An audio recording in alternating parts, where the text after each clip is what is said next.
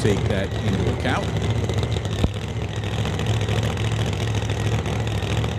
A little bit different, Gerry. We were just talking with Kevin from the West Coast Pro Modified Association. Obviously, you don't have to make the car last for 1,320 feet. It's only 660 feet as Belushi is carrying the front wheels to the 330-foot mark. Wow, a 368 with a 9 at 204 miles an hour. I think you got to be happy with that one. They do look pretty pumped down there on the starting line. What a way to kick things off for Khaled Belushi with that 368 with a 9 at 204.64 miles an hour for Belushi. And yeah, they are going to be happy with that one and probably want to try and make one more hit going into the afternoon there, maybe just to get that baseline for qualifying tonight. Making a statement, you could say that. Yeah, I would not be surprised they try to find out where that threshold is. Like, okay, if we can do a 68, where is the line on that? And then, of course, there's qualifying then where you're going to either back it down or tune it up for racing as well to try and make sure that that thing gets down the racetrack guaranteed, because there is not a lot of breathing room when it comes to 8th mile racing. You only have a few seconds as opposed to the quarter where you can kind of reel a guy in that last few hundred feet. Exactly. Ted Buss taking the 34 Ford down the track. 9:11 he runs. 9:11 on that test pass. And that brings up our first motorcycle of the day, Tom Turand, a regular runner for the motorcycle events. Good to see Tom out here. Calls his bike the Kraken. Sponsors Daytona Motorsports and Boulder Designs.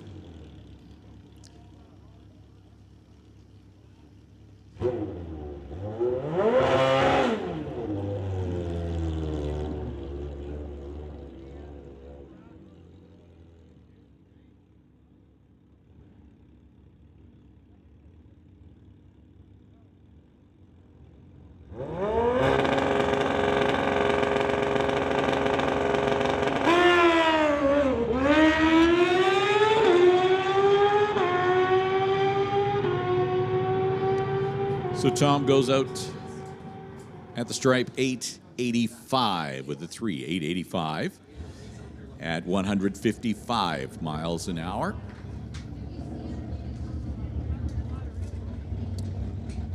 Saw a lot of John yesterday, John Bashinsky here in his Barracuda.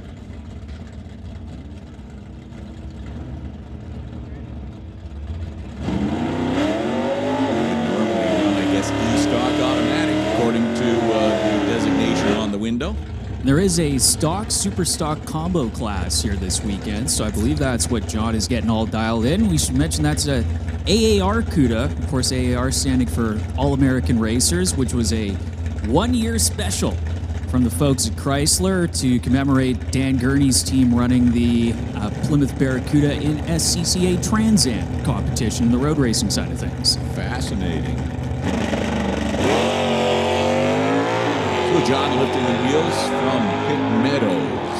That is where home is. 1970 CUDA. 1099 with a 2. 1099. 119 miles an hour is the time for John Bashinsky.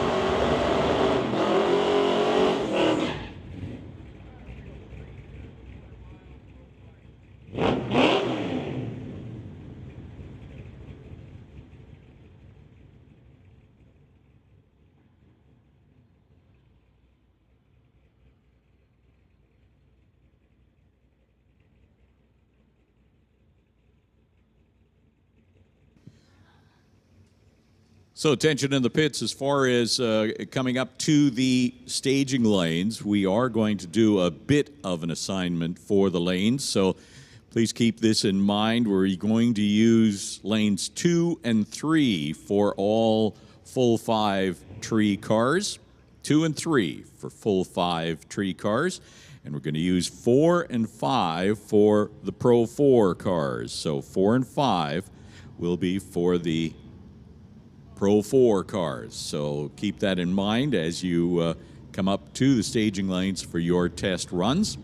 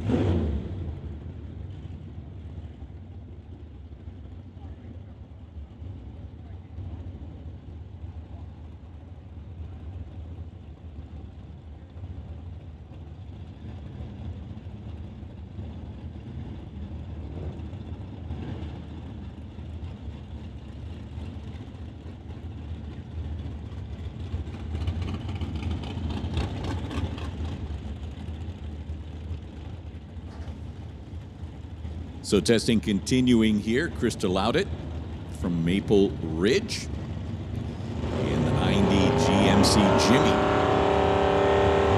Obtaining Winter Group sponsorship.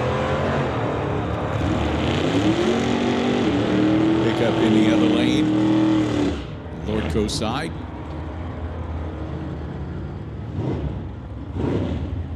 Pickup goes 12:03 at 109 miles an hour. Krista in the Jimmy, 13:54.96.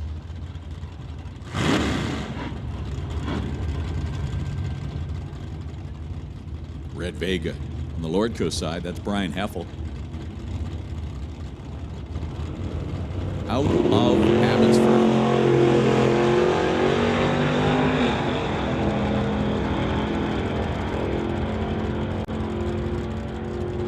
Heffel runs a 946 at 142 miles an hour. Pickup goes 1099, 125 miles an hour.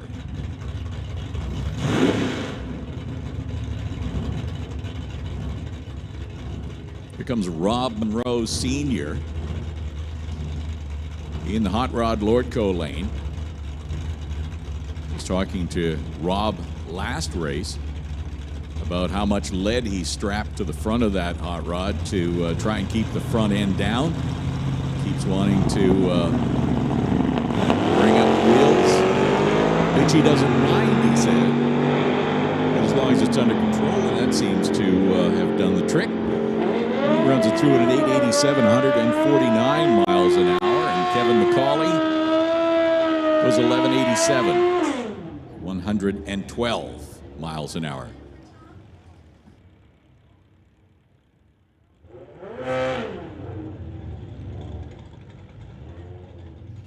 Tom Turand making one more pass.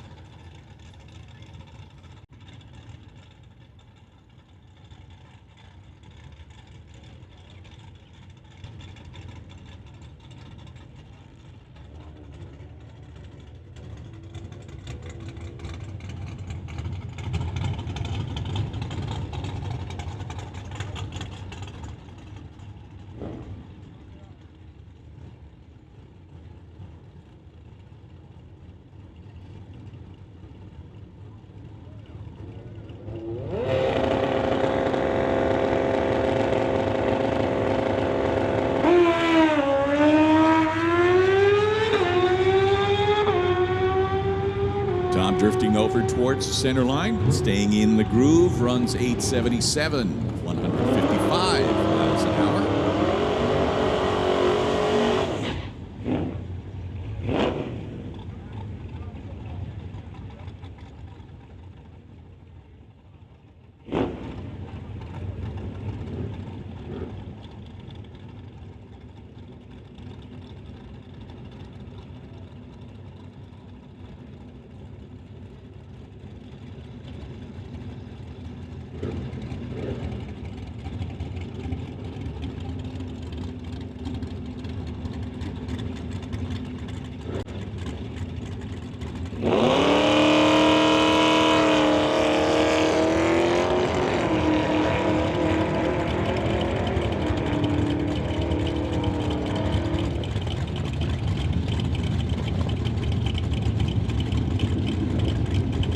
Mile past 792 with 85 miles an hour for the pickup.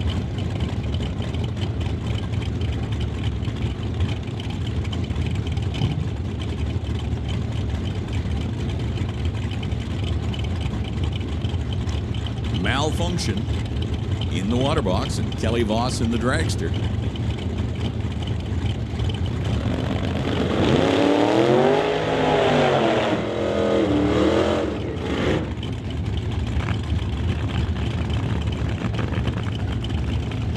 Kelly Voss talking about the trials and tribulations of putting over 500 cubic inches behind him in that dragster, having to reinforce the chassis.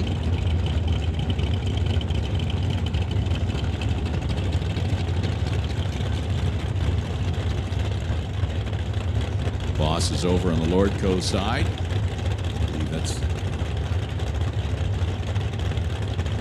Malfunction Patterson over here, tower side.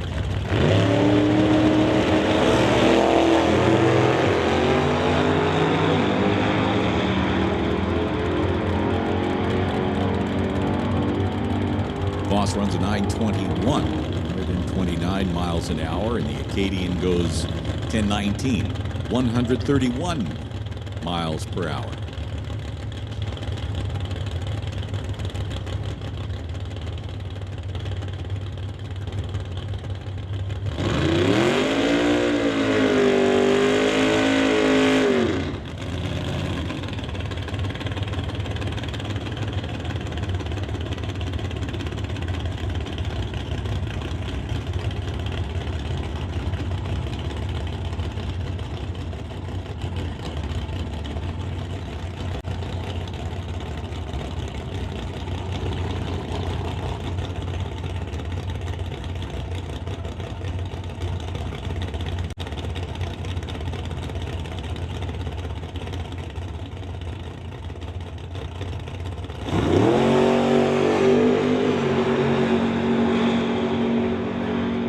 Camaro belonging to Kevin Garlock. 8th mile run goes 569, 121 miles an hour. Kevin coming on the boat from Victoria for Door Wars 11.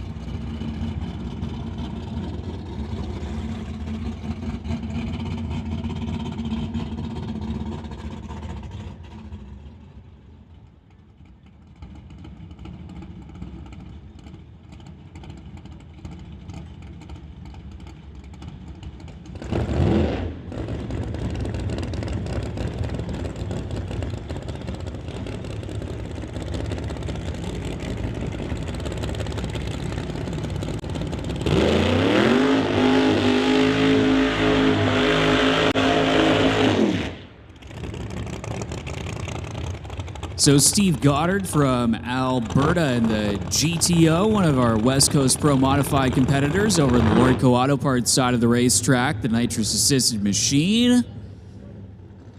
That unfortunately sounds like it's gone silent after the burnout. Steve's got her back to life, trying to get that thing in reverse. Steve making some decent test hits yesterday. Was down in the 14s for the regular runner at Rad Torque Raceway in Edmonton. Making the step up from top sportsman in the last few years with this GTO that, of course, was a fairly popular body style in pro stock in the mid-2000s before the Pontiac GXP.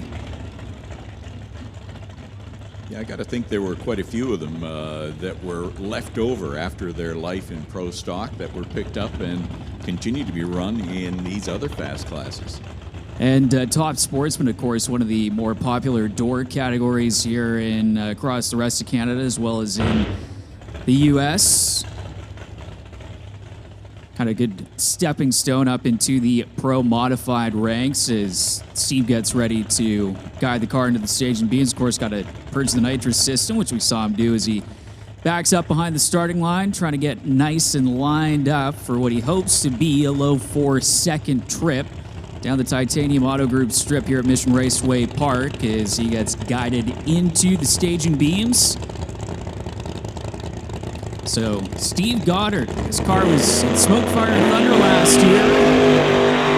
Solid launch, decent 60-foot time, the 4:13 at the top end of the racetrack. 4:13 with a 2 at 178.43 miles an hour for Steve Goddard, getting a good test hit under the belt. Now, that machine was saying that that car was at Smoke, Fire, and Thunder with Scott Blake driving it last year with Pro Modified portions. Scott and Steve, I believe that's actually Scott Blake's old race car from back in the day.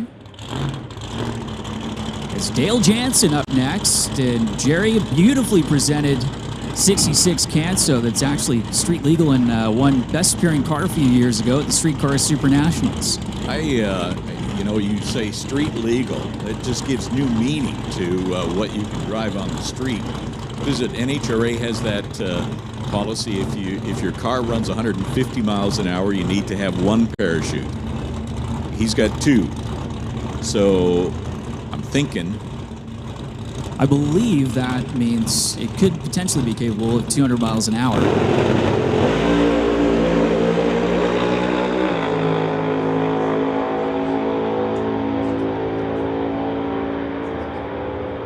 nice clean run, 782, 173 miles an hour. So Dale will be competing in Canada West Doorslammer competition. They got quite a bit of money up on the line, and as you mentioned, Gerry, about 30-plus race cars in the pits for this weekend, and Canada West Doorslammer is one of the prime fast door car racing organizations here in the Pacific Northwest. One of the primary rules for them is you got to run 870 or better to be in the program, but with over 30, we paused for the burnout there. At the last event, they only had one qualifying session, so everybody got to run, but wouldn't you know, everybody ran better than 870. So, kind of worked out. It's good when a plan works out like that. Tony Moretto next up, another one of the West Coast Pro Modified competitors in his 1955 Chevy Bel Air, and Tony was at the first DOORWARZ, and up until this year, that was the only DOORWARZ that Tony was at. Took some time out to get this race car rebuilt after an incident in 2014, but it is back and made a few test hits last year here at Mission Raceway Park for the driver that formerly was out of Edmonton, Alberta, now residing in Kelowna in the Okanagan Valley as he backs it up for the burnout. Another big cubic inch nitrous combo, 903 cubic inches underneath the hood of Tony Moretto's machine.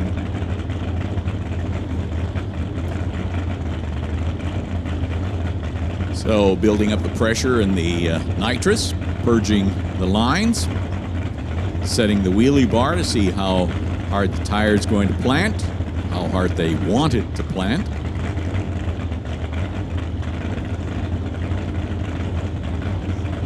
Word on the track preparation is that it should be nice and tight out there. That means you really got to dial in the tune-up and throw all the power you can at this racetrack here, the all-concrete surface at Mission Raceway Park. As Tony Moretto gets ready to stage the Bel Air over in the Lordco Auto Parts side of the racetrack. Trying to get a full pass under his belt. Carrying out the front wheels, and that thing kind of drove over towards the center line. Early shutoff for Moretto. He's going to coast through to a 575 with an O at 82 miles an hour for Moretto and the Lordco Auto Parts side of the racetrack. So let me put you on the spot, Cole. So front end comes up and they're drifting. What are the adjustments they need to make? Well, you got to actually get the front end down first to have any sort of steering input. Okay, that part I knew. Exactly. Yeah, that's kind of what what you need. And really, I mean, there's only so much you can do at that point. And you can kind of gauge where the car is. Suspension? There is a little bit in the suspension. You can kind of tweak that, and most cases it's either the car kind of torquing over to one side when it launches, or in the case of tire spin, you see the one wheel hook up and kind of drive the car over towards the wall. Nonetheless, back in the pits. Hey, if you're joining us here in person, we always encourage you, head into the pits and take a close-up look at all of the cars on the property. It is a fairground back there, and you'll see all kinds of things that are absolutely amazing. Mark Thompson in that Studebaker, he made a number of hits yesterday, I saw, so he's definitely doing some work on that car. Seemed to be going nice and straight. Mark's driving that 54 Studebaker.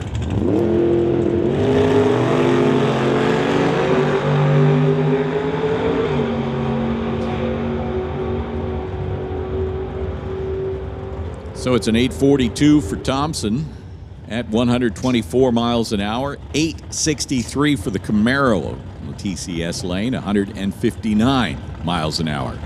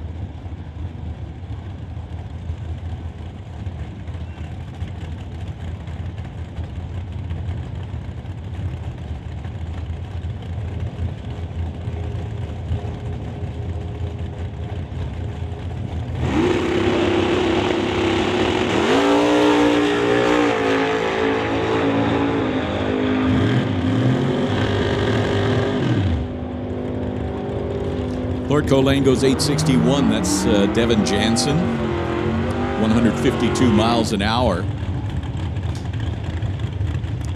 Pickup in the other lane ran at 1089, 120 miles an hour.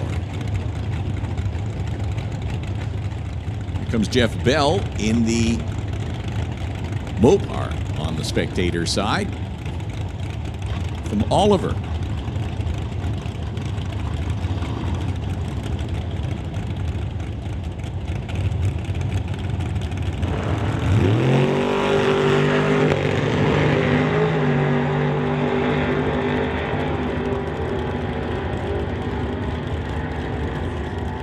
Roadster on the tower side goes 865, 152 miles an hour.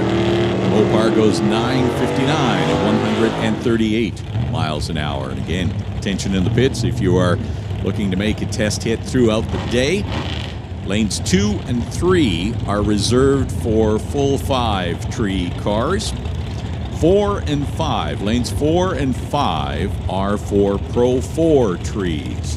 So those are your lane assignments. Junior dragsters, you'll be coming up. Your runs are at 11, 12:30, 2, and 3:30.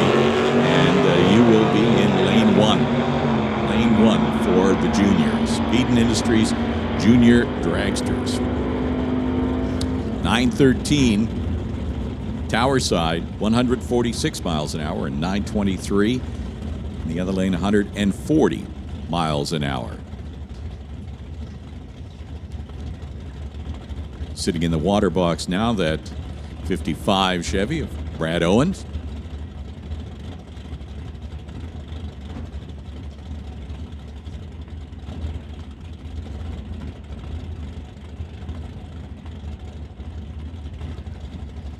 And it looks like Darren Burt over here, Tower side, will be the next pair.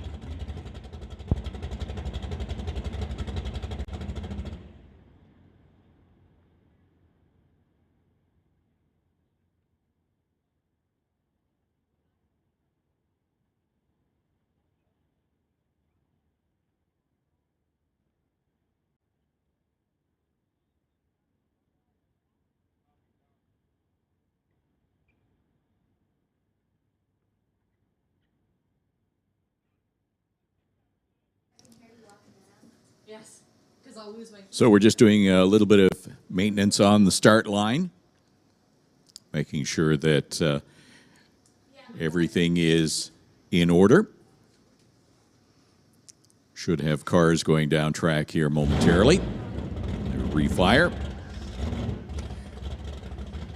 It is going to be a big field of cars this weekend here at DOORWARZ 11.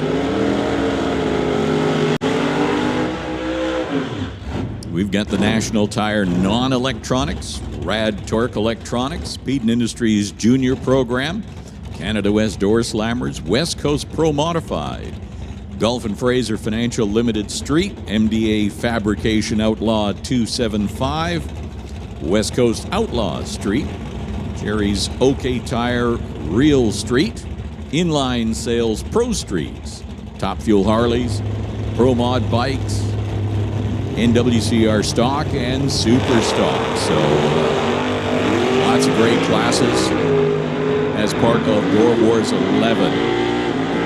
This is day 2 of testing. Brad Owens goes 994, 135 miles an hour. Darren Burt, 1014, 113 miles an hour.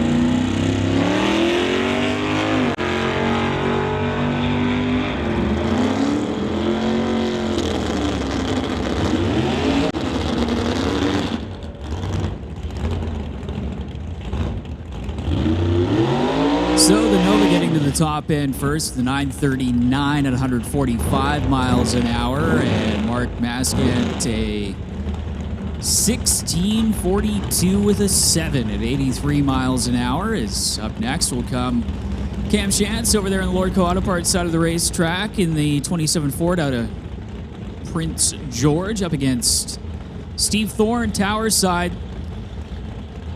Thorne already staged in the big Plymouth.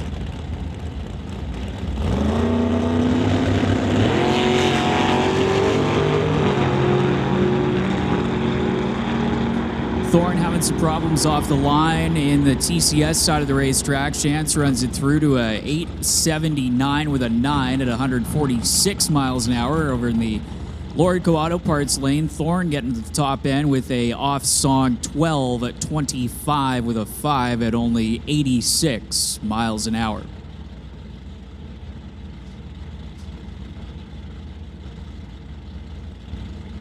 So in the water box now, Jim Banky, Tower side, the Rad Torque Systems, Plymouth Barracuda up against Chris Stone and Willowbrook Chrysler Dodge Dart.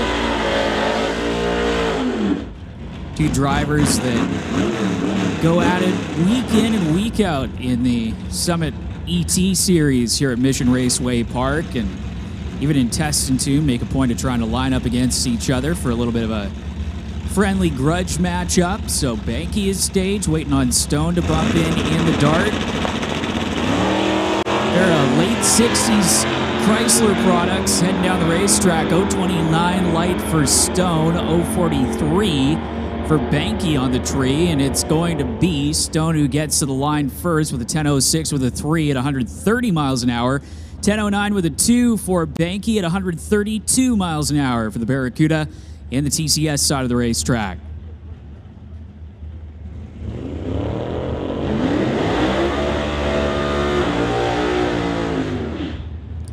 Chris allowed it.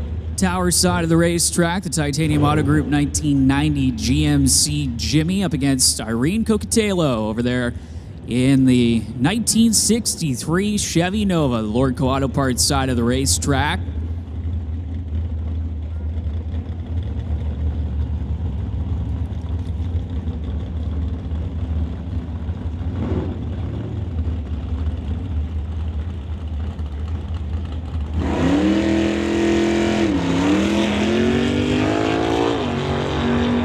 So Cocatello's 032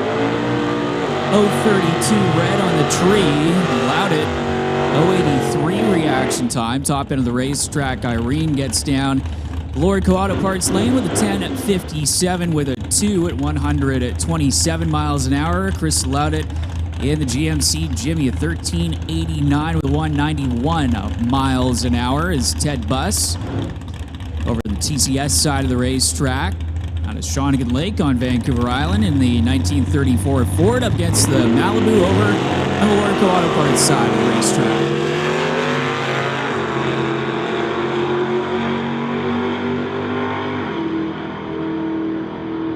Not too shabby in the reaction time department for Buss. 054 light, 909 with a 2 at the top end at 144 miles an hour for the Vancouver Island racer. A 1072 with a 0 at 123 miles an hour over in the Lordco Auto Parts side of the racetrack for the Malibu.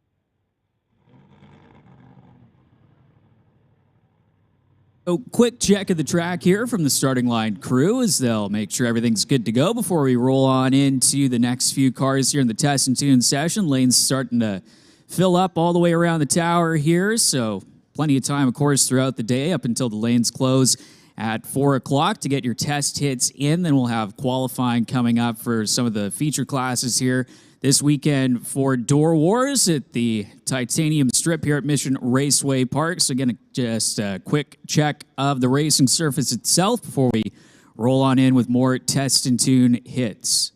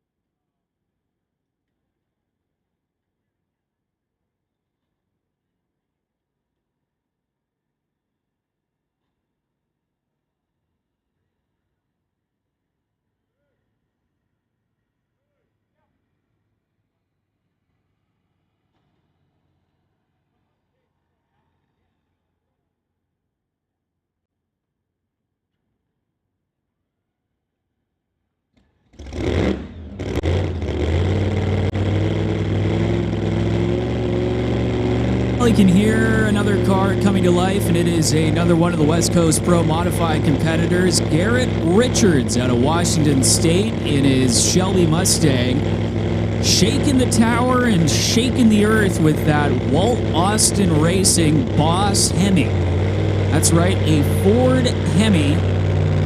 The screw supercharger on top, running on methanol as Garrett Richards gets ready for the burnout over the TCS side.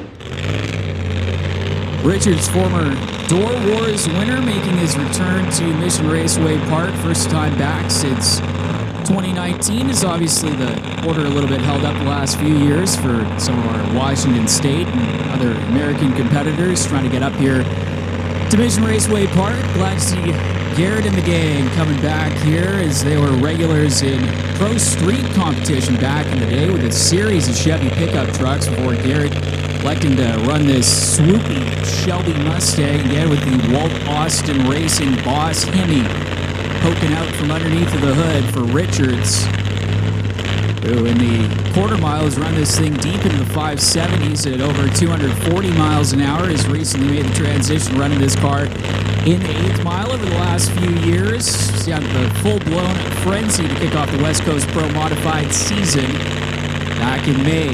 In 2023, it was a home game for Garrett down at Pacific Raceways, his home racetrack. Of course, where the Northwest Nationals are run each and every year. Crew chief giving the pound on top of the injector hat, and Garrett Richards getting ready for test pass. Richards, decent 60-foot number, 1008 to the 60-foot timer. And a 5:28 with a 5 at 95 miles an hour. Of course, obviously early shutoff for Richards as he coasts down the TCS lane, trying to get some notes going into the rest of the weekend. And Richards so far yet to make a full pull in that Mustang, but still plenty of opportunity to do that this afternoon. So the team will head back to the pit area, get those notes together, and get ready to roll on in as Ryan Hayward is up next over there on the Lordco Auto Parts side of the racetrack. Another one of our Washington competitors out of Marysville, Washington. 959 cubic inches of rare Morrison power, assisted with some nitrous, of course. Just a little bit of nitrous. The 2022, pause for burnout.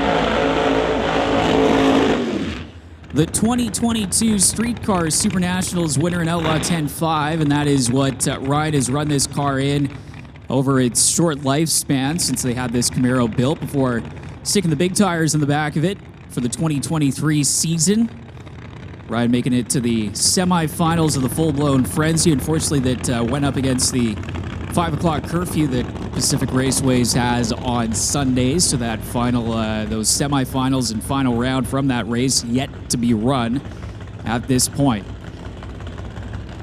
So Hayward getting ready to bring the Camaro into the staging beams is the nitrous car. You can see the ejectors coming out of the hood. Some guys run the scoop, and in recent years, they've actually had quite a few drivers taking off the scoop. You see guys switching back and forth, trying to find which one's the best setup or which one they think is the best setup. As Hayward purging the nitrous system, and you can see that there is a lot of purging to do. Quite a lot of spray for Hayward trying to assist. Again, 959 cubic inches of rare Morrison power. As you can see, most of those nitrous cars have that big cubic inch combo, whereas the supercharged cars, obviously running smaller motor size cubic inch wise, but having their choice of power adder in the supercharger. Wheels up for Hayward, runs it down the Lordco Auto Parts side of the racetrack, deep into the 3-second zone, 386 with a 9 at 194 miles an hour. For Ryan Hayward out of Marysville, Washington, it is 1969 Camaro, and you can actually see that they've got the Yenko-style stripe on that car. It's kind of cool. They left the carbon fiber as the stripe. So the rest of the car is painted, but the stripe is left as the carbon fiber on that carbon fiber replica of a 1969 Camaro. Painted, not wrapped, apparently. Yes, I believe it is actually painted. I got in trouble a while back saying that something was wrapped when it was actually a very lovely red metal flake paint job. So great run, 386 at 194 miles an hour. Again, one of those statement runs early in the weekend here. Qualifying starts tonight as Martin Rochelle and Everett Heath roll up. And attention in the pits, Junior Dragsters, this is your 10-minute standby call. Junior Dragsters, this is your 10-minute standby call. So we see Martin Rochelle here at the racetrack a lot. Everett Heath, not so much. Heath driving the Chevy Nova on the Lordco side. Martin Rochelle, one of those regular 1090 cars, goes 1017, 128 miles an hour. And the Nova goes 1115, 117. We always talk about how the 1090 cars can obviously go quicker than that 1090 that their index is. You have to be able to go quicker. The trick is to slow the car down so that it runs consistently 1090. Here's an example. Runs 1017, wide open. Yo, Gerry, I'm going to try that 10-minute standby call with the mic on. That's a good plan. It's always a solid plan. 10-minute standby for Junior Dragsters. Again, 10-minute standby call for juniors to head to the lanes. That's right, juniors. We've got you scheduled to be on track testing at specific times throughout the day. Those times would be 11 o'clock, 12:30, 2 o'clock, and 3:30. Those are your 4 designated times in Junior Dragster. Kimberly Johnkind now in the Dragster on the Lordco side. We're having lots of issues maintaining, keeping the car lit for the runs, and they seem to have overcome those. Runs an 8:15, nice, clean, down Broadway, 8:17 at 164 miles an hour. Playing it's a 10:72 at 126.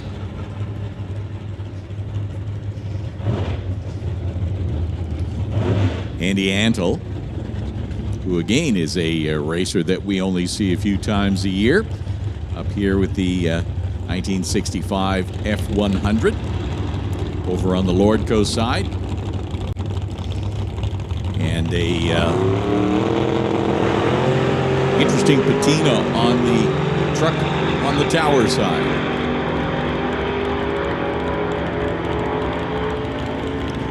Andy runs an 884 with a 9, 149 miles an hour. Pickup in the other lane, 1031 at 109 miles an hour.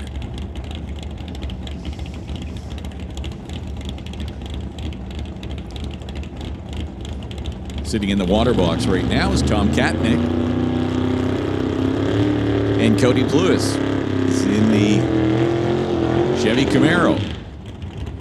Lordco side.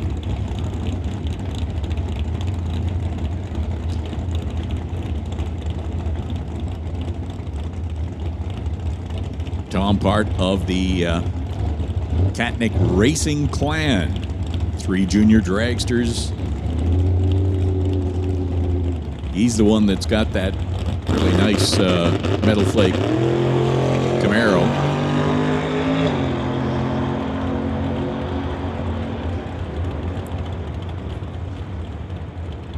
Goes 898, 898 at 151 miles an hour on the TCS side.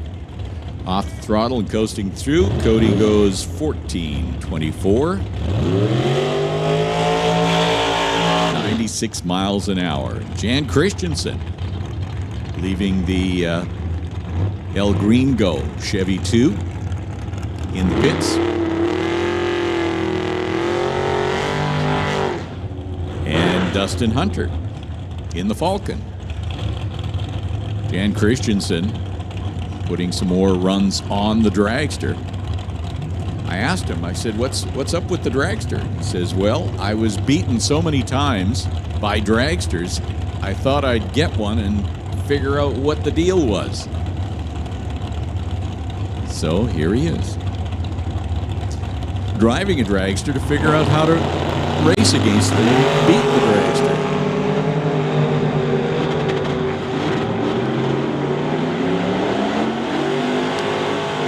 Jan Christensen goes 795 at 168 miles an hour. Hunter in the Falcon 916 at 146 miles per hour. As Kevin McCauley brings out the grocery getter, the station wagon on the Lordco side, Mustang over here on the Tower side.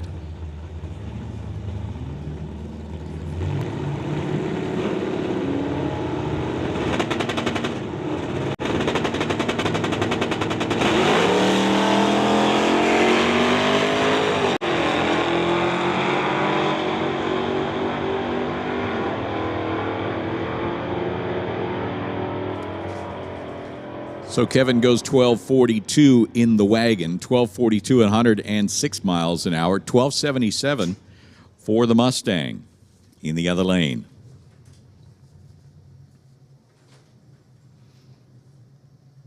Hey, as most of you know, the Half Track Snack Shack is certainly open for business, and they have some great meal options there. All sorts of hamburgers, hot dogs, French fries, combos, chicken strips, you name it. And then in the pro shop, there's all sorts of lighter snacks like chips and chocolate bars and ice cream. It's going to be a warm day, so hopefully you brought your sunscreen with you. If you did not, lots of times I understand they have sunscreen in the pro shop. They have earplugs in the pro shop. They have bug spray in the pro shop. I think they have all those things. So while you're at the Snack Shack grabbing a bite to eat, head into the pro shop, grab your necessities, and also look at some NHRA and Mission Raceway souvenirs. Get all those birthday presents and Christmas gifts in one fell swoop. We'll also have some food trucks here this weekend, and they will be located on the spectator side of the property between the grandstands, so you can check out the great food shop selection over the course of the weekend. They will be over on the spectator side. Hey, and I see them setting up for the beer garden, sponsored by Jack's.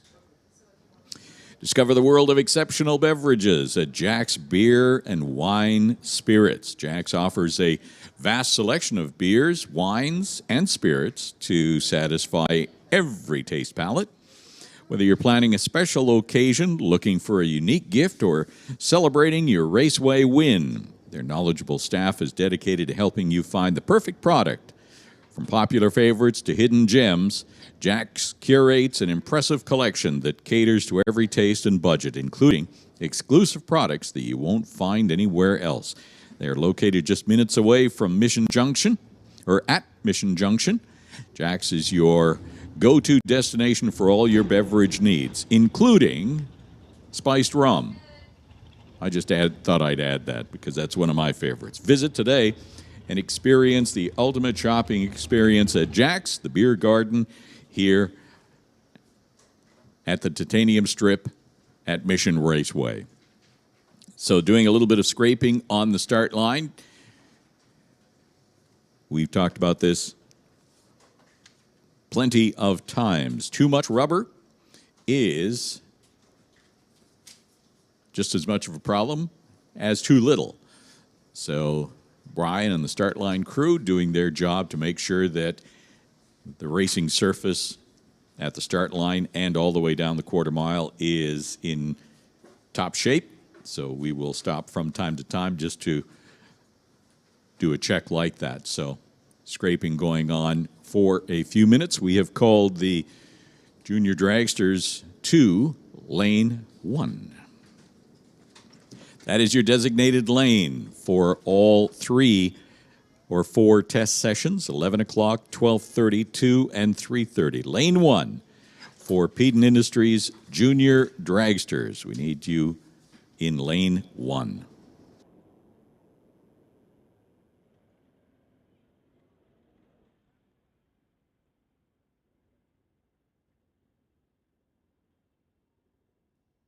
Here at Mission Raceway, we are proud to keep drag racing alive with a new generation of racing kids with our junior programs. Nobody has made that more possible than a gentleman by the name of Neil Smith. We thank him for his support. The kids can now win cash prizes, so they are racing for cash. The program has grown. The number of racers in the junior program has gone from about 6 racers to over 30. So I have to say the junior program is a smashing success. Now, Neil Smith is himself a car lover and a drag racer, like many of us here today. He is also in the excavation business, helping farmers make better use of their land. So if you own property and want to clear out some trees and make room for crops, or get some of your bushes turned into rich mulch for your soil, well, Neil Smith is the guy that you need to call. And right now, if you mention drag racing, Neil will give you 5% off and match that in a donation to the junior program. That's right. So if you're looking to develop your land and you want to help keep kids on the racing surface, well, call Neil for a free quote on your project. Find him online at pedenindustries.ca, or you can call him 604-341-7374. To start your development, call 604-341-7374 and mention drag racing for that 5% discount. We want to thank Peden Industries for their sponsorship of Junior Street and Junior Dragster in Thunder and Lightning.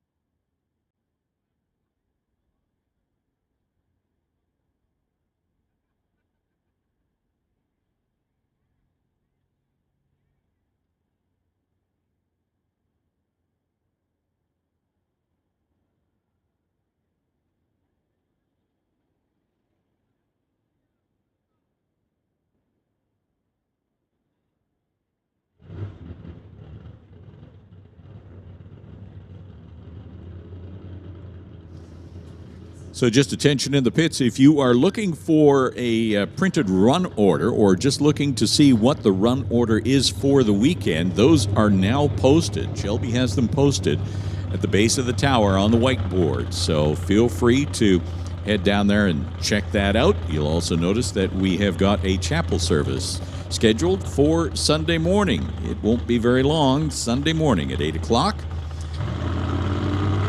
Everyone is welcome to that non-denominational chapel service. 3rd floor of the tower, that's where we'll be. So hopefully we'll see you at 8 o'clock for a short service. Kerry Young, Port Moody, 2003 S10.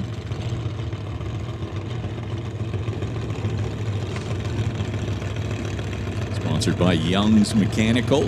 406 cubic inch small block Chevy under the hood of that pickup.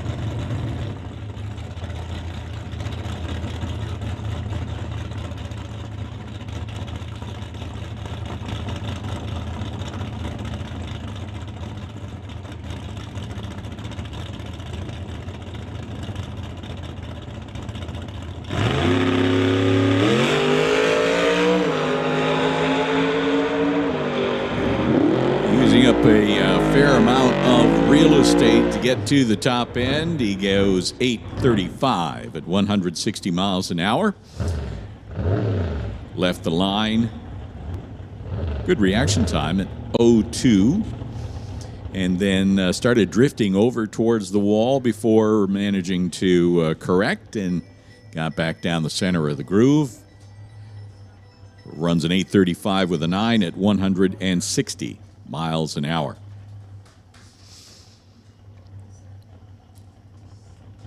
Next up, the Angry Pumpkin. That's what Steve Wilson calls that 68 Camaro, the Angry Pumpkin.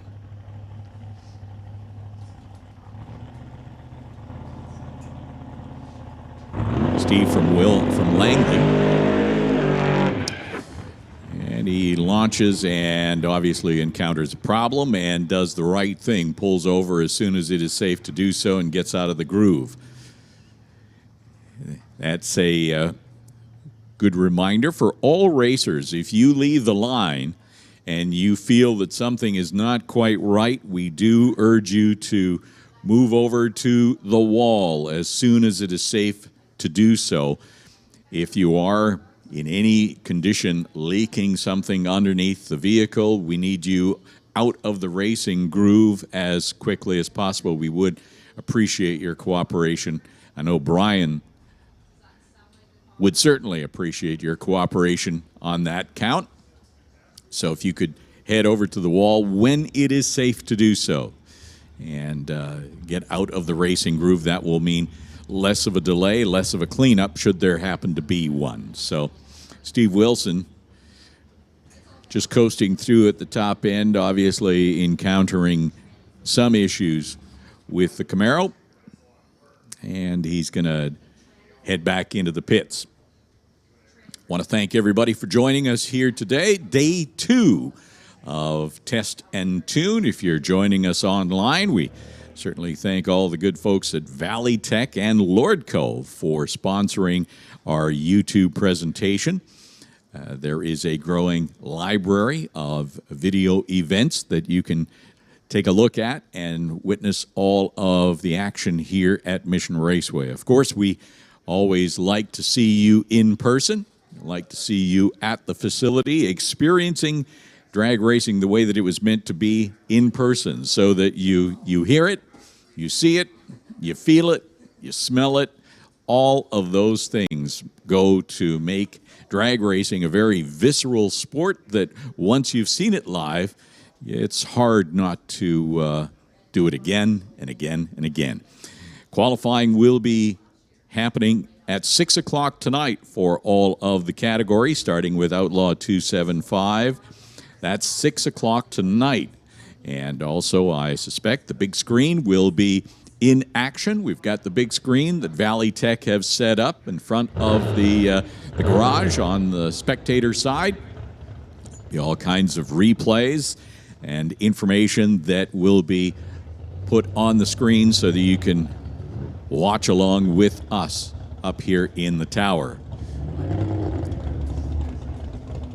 Commenting today, myself, Gerry Lucky, and Cole Sorensen will be here through the day and into the night. Giving you loads and loads of information and details about the racers and the events.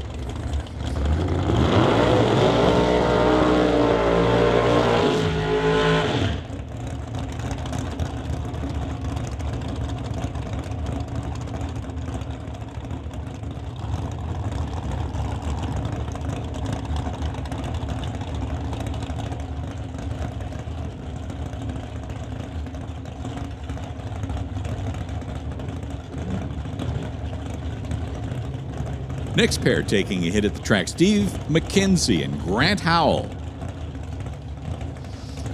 McKenzie driving the Black Cavalier here, tower side. Got the DS on the window, means he's running in Doorslammers, as is Grant Howell. Over 30 cars intending or expected to be here for Doorslammers. You got to run 870 or better to get in the program, so it's a fast field. Grant Howell from Victoria goes 781 in that 37 Chevy. 781 at 171 miles an hour. McKenzie goes 910 at 152 in the Cavalier.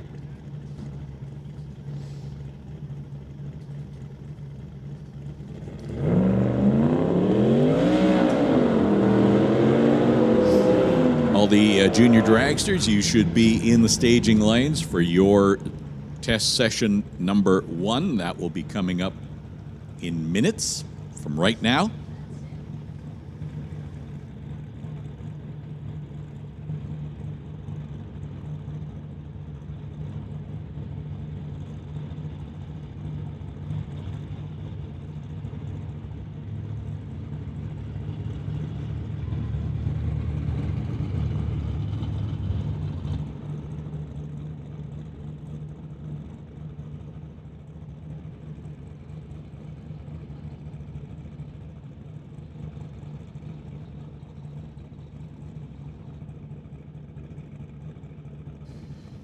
So I just need to make sure that all racers understand when the juniors are the only category that have designated run times, and that is because we need the lanes to be clear and safe for all of the juniors. So when the juniors are running, we would ask that all racers refrain from heading into the staging lanes. Wait until the juniors have completed their test runs. All right, we ask for your cooperation, please, on that. We just want to make sure that it's safe for all of the juniors. We have a big field, so if all of the other racers would stay clear in the lanes and let the juniors do their runs, that would be very, very helpful. They're all getting back in the lanes, I see right now, so we would ask all of the other racers to just hold off coming to the lanes until the juniors have made their test runs.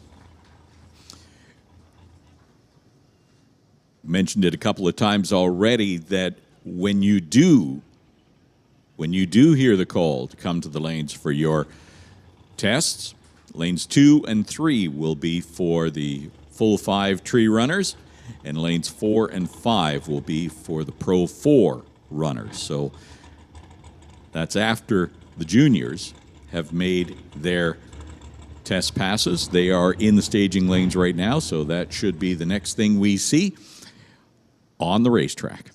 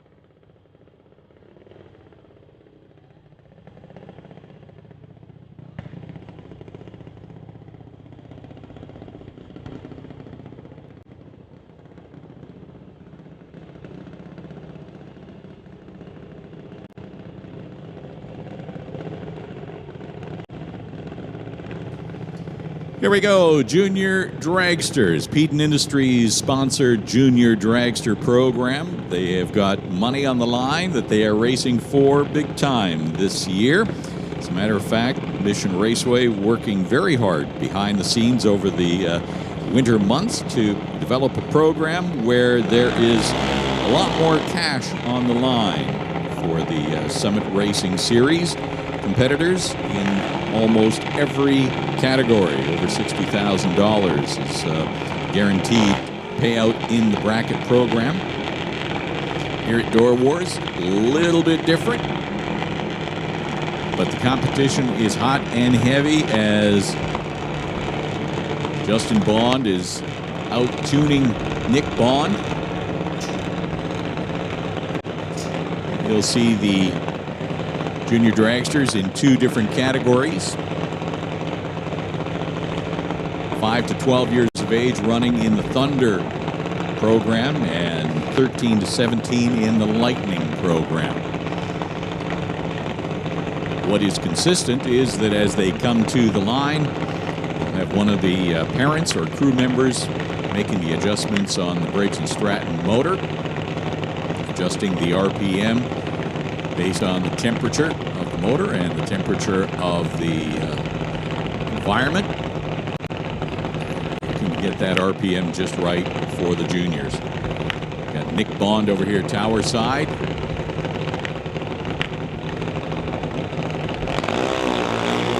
Looks like Hunter Gallant over in the other lane. They race to the 8th mile as well. Nick goes 793 at 81 miles an hour. 895 in the Lordco side, 70 miles an hour.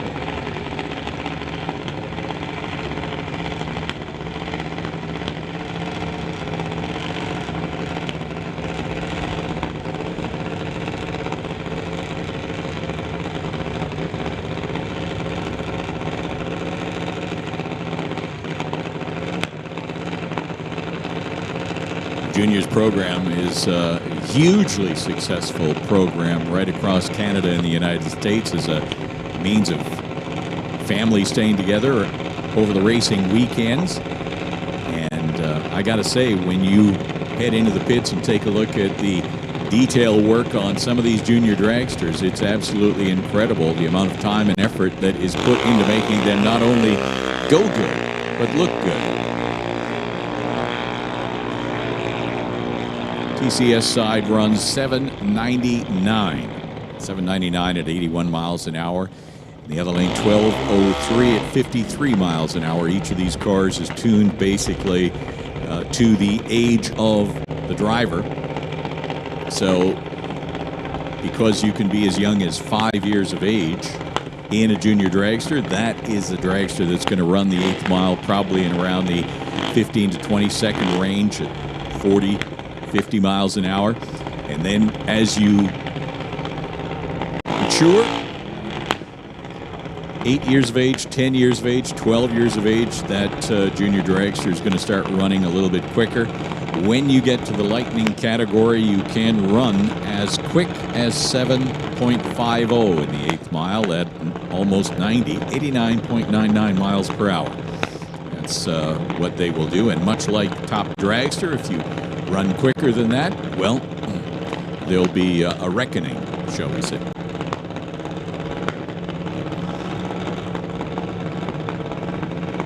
They go through the same staging process as the big cars. Tree comes down, full tree. Red lights, of course, not a factor in qualifying, time trials, and testing. 895 at 73 miles an hour for the TCS side, and 1187 at 53 miles an hour on the Lordco side. April Bond getting the hammer down for the burnout. April Bond in the pink dragster here, tower side.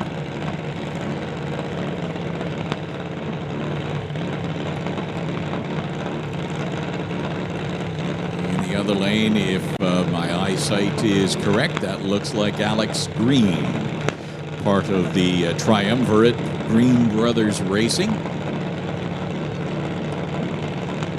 They are over on the Lordco side. Alex, the middle of the three. Nate is the oldest. Jack is the youngest. April Bond over here, tower side. We'll get there first on that pass, 899, 73 miles an hour for April.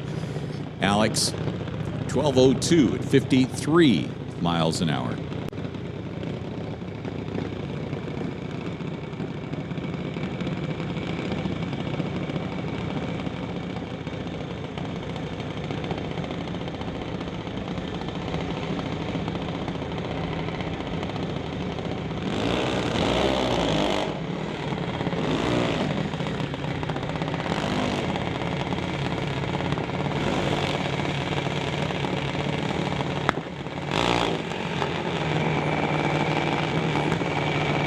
See that junior dragster here very often.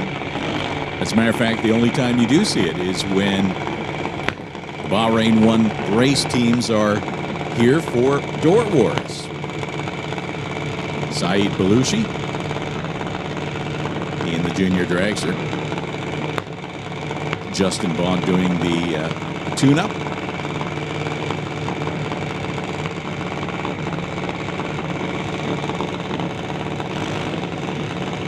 Connor Jackson.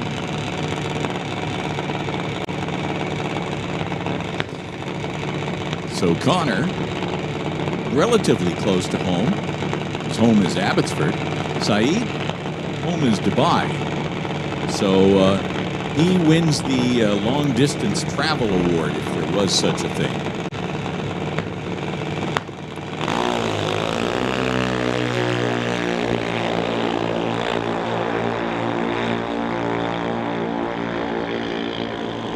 Runs 807, 80 miles an hour, 73 for Connor Jackson, 73 miles an hour, 890.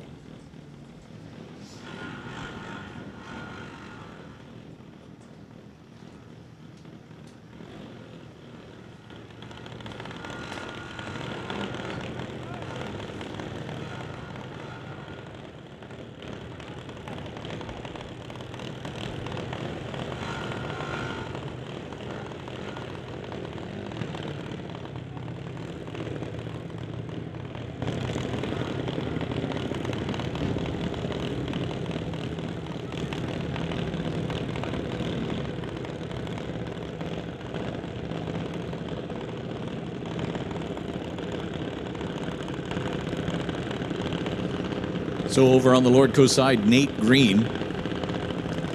Nate racing the dragster that Lincoln Shirk ran last year. Reroute with the green patina this time, keeping with the family name.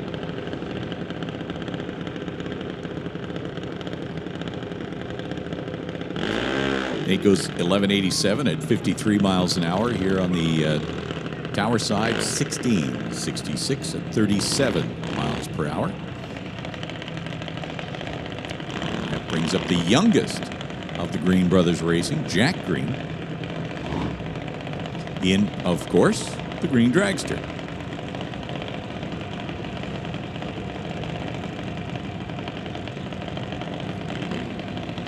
No information in the computer yet on the junior dragster over on the spectator side. That is coming.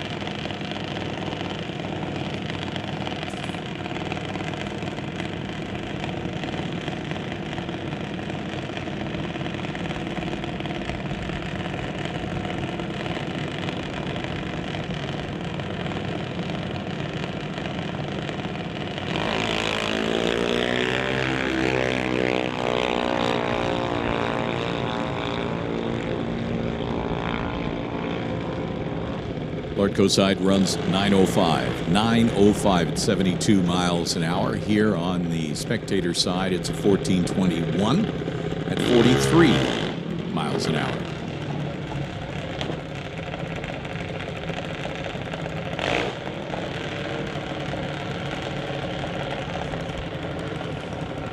Here comes one of the other triumvirates running in Junior Dragster, and that's the Catnick clan.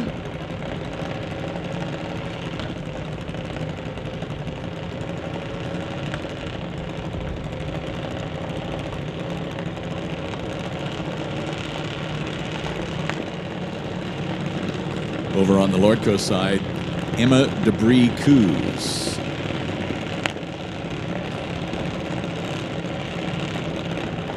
Emma in the Lightning category.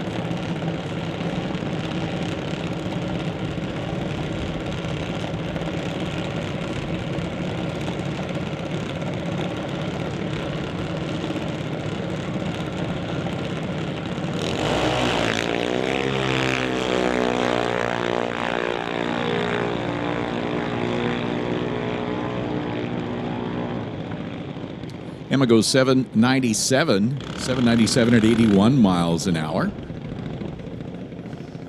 Over here, Tower side, 1194 at 53 miles an hour.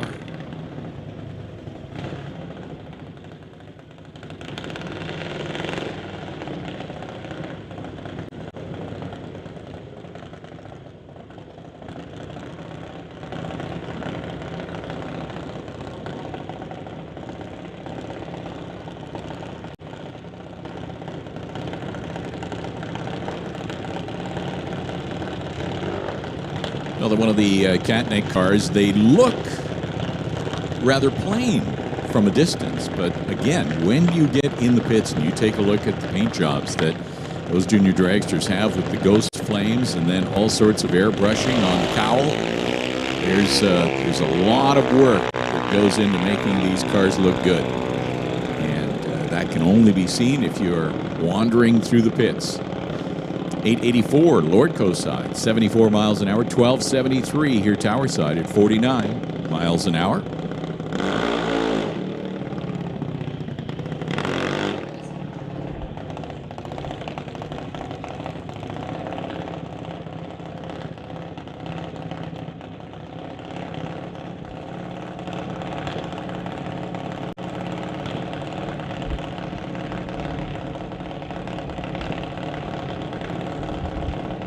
Working our way through the program. Looks like we've just got a few more Junior Dragsters left to run. They will be back on track at 12:30 for a second session.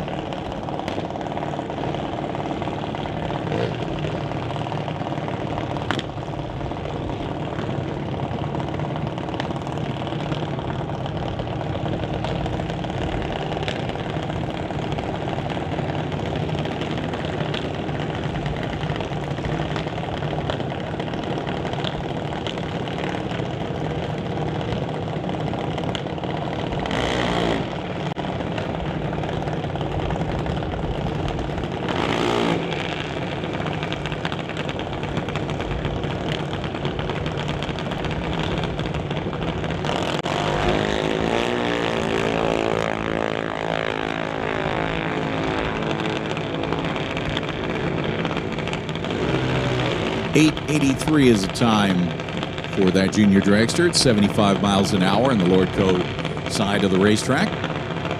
As Lincoln Shirk rolls up, carrying sponsorship from the Titanium Auto Group, of course, Rad Torque, JBS Systems, the other lane. That's one of the Catnick clan.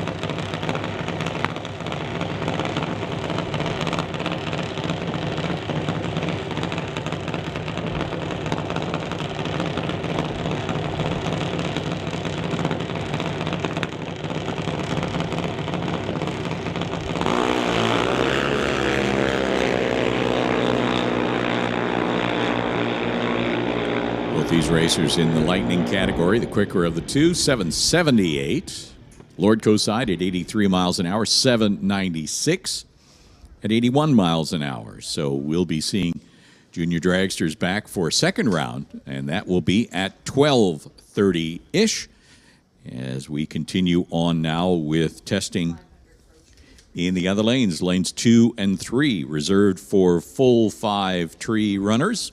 Lanes 4 and 5 for Pro 4.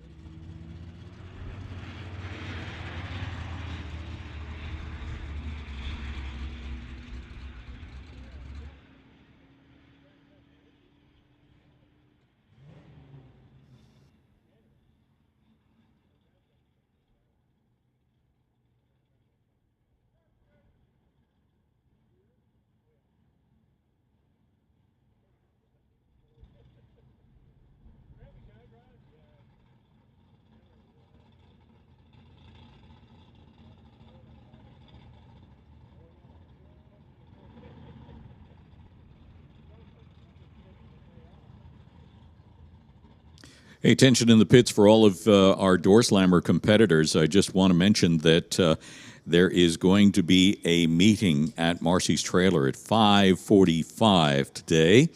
That is going to be to collect entry fees for this weekend's race. She has indicated that obviously you need to pay the association before any of your qualifying is going to count. So 5:45, all Doorslammer competitors, we need you to check in with Marcy at her trailer and take care of that business. The race sponsor for the weekend, of course, is Paradise Homes. That is for competition starting on Sunday.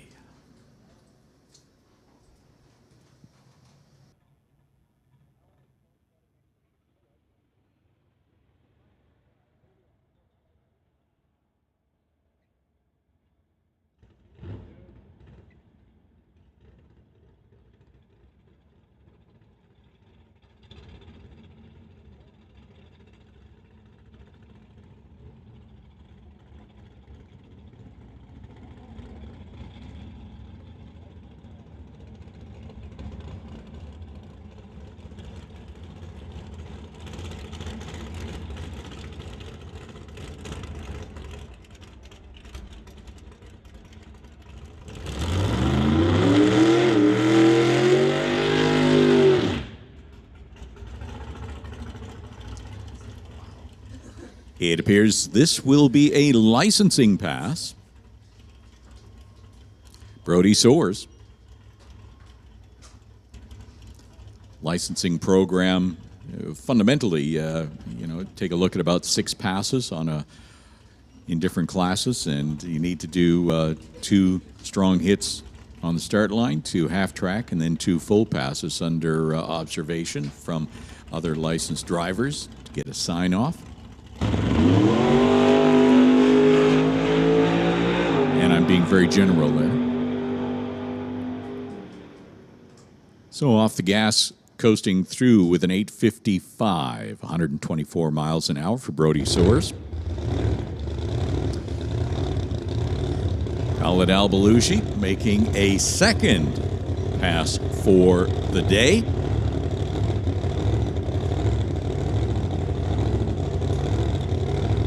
And Gerry again on his first pass, Khaled running a 368 to the 8th mile at 204 miles an hour.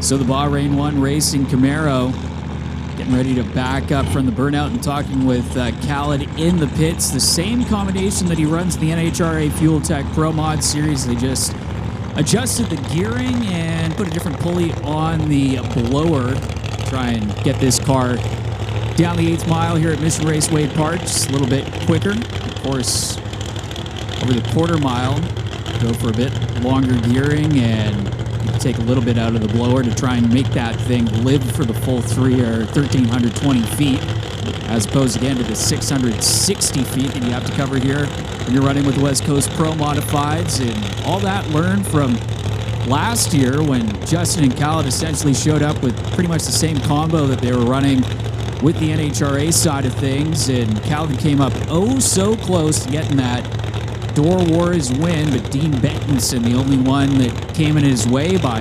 1/1000th of a second, as they ran nearly identical 375s in the final. So Balushi being guided in. Again, you can see a little bit tough seeing the tree there, especially when you're in the left side lane with the supercharger sticking up through the hood for Balushi as he gets ready for his second hit of the day. Again, wheels up in Holland, 371 with an 8 at 204 miles an hour. So again, 371 with an 8, another solid pass for Khaled Balushi. Not quite as quick as a 368, but the track's starting to heat up just a little bit, and they are going to be happy with that one to have it in their back pocket heading into qualifying tonight. Was moving around a little bit too, but kept his foot right in it, and yeah, that's a nice one. It's 371. So we resume. Here's a couple of regular runners. Man, oh man. It is a rare sight to see either one of these racers on their own. They qualify together, they test together, they race as much as they can together. Jim Benke and Chris Stone.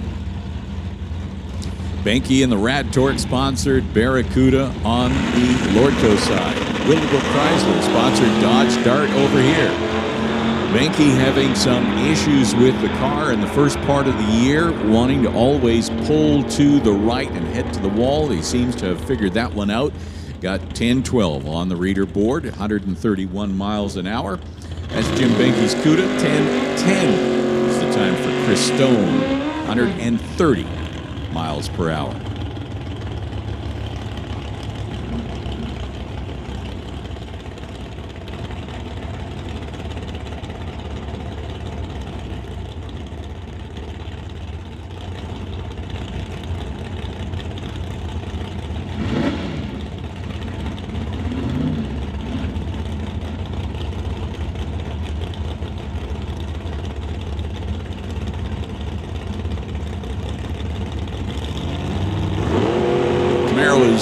Kevin Garlock on the motorcycle, Al Oman.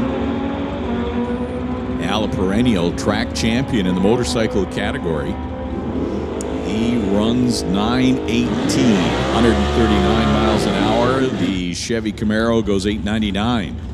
146 miles an hour. Hey, we haven't seen Irene Cocatello out here for the year, and so good to see Irene and Bob at the racetrack for Door Wars 11. Irene behind the wheel. White Rock is home base. Neighbors of mine, in fact. 63 Nova.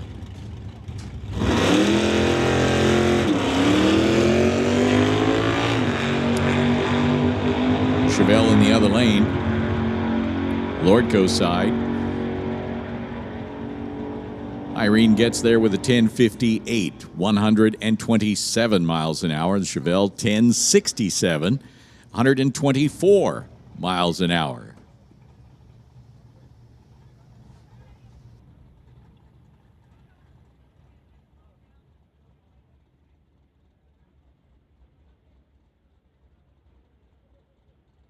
See the start line crew with the brooms out, as the Chevelle had a little bit of sediment, shall we say, in the wheel wells. We would ask all racers before you come to the staging lanes, do check underneath the wheel wells for any excess gravel and that kind of thing. It'll save some time on the start line crew, wear and tear.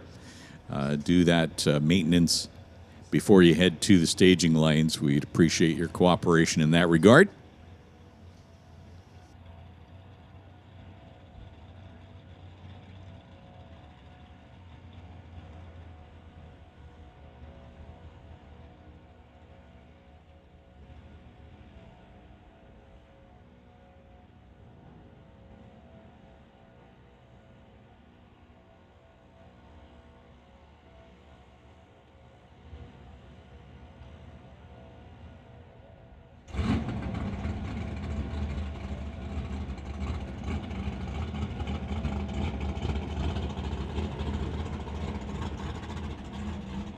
Hey, just got a note. I need to give a shout out here to the administration from Pacific Raceways. They're watching and supporting their racers up here, and we're really happy to have all of our American race friends back at Mission Raceway. And if you're watching on YouTube, we certainly appreciate that. Shout out to everybody from Pacific Raceways that is tuning us in.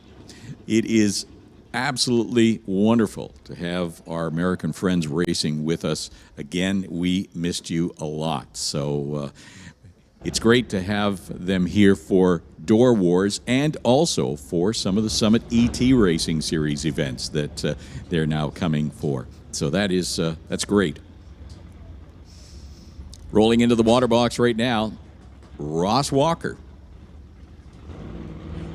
He's driving the Chevy too.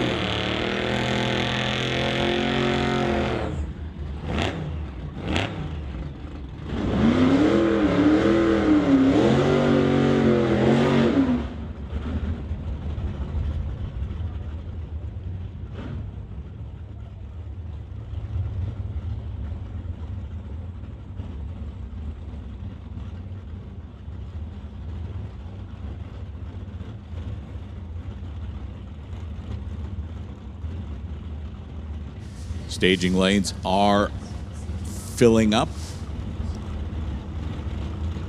and that's always good to see. This is Friday Test and Tune for Door Wars 11. Qualifying for the event begins at 6 o'clock tonight.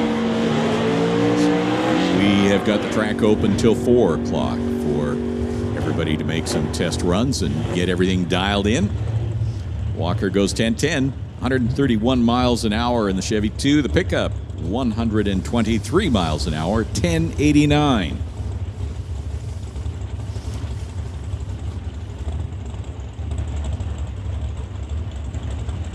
Here's another pickup, tubbed out, running in, looks like pro bracket.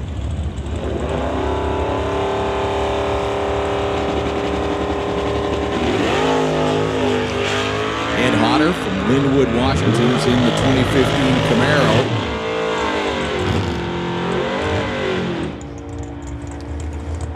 Ed stops the clocks at 10:26. 132 miles an hour. The pickup goes 1186 at 108 miles an hour.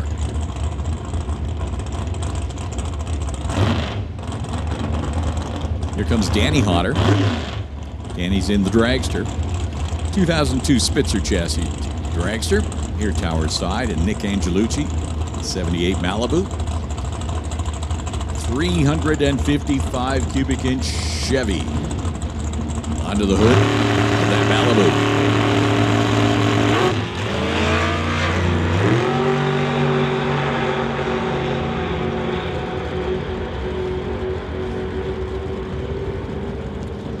Hodder goes 916, 167 miles an hour. 916, 167. 1074 for the Malibu at 125 miles an hour.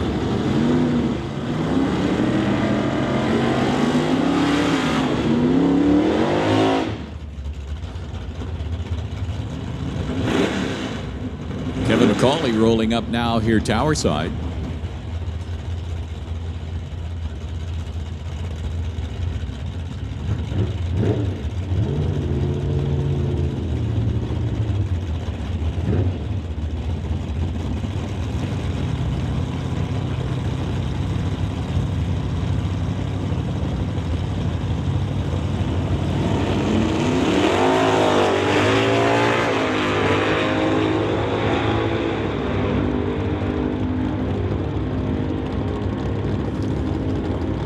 Lordco Lane, 978.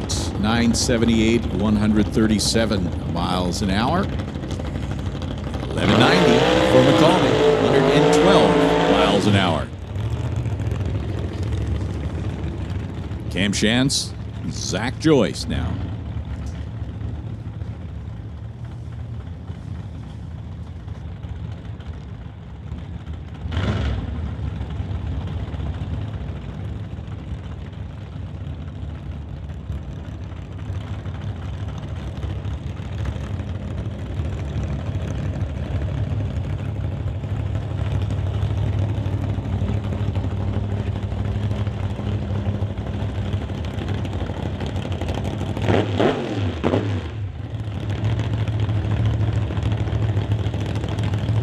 Ever vigilant start line crew noticing something emanating out from underneath that 1948 Austin says, nah, time to shut it off, thanks. Looks like there'll be a little bit of spot cleanup happening as Cam Shantz rolls up in the 27 Ford.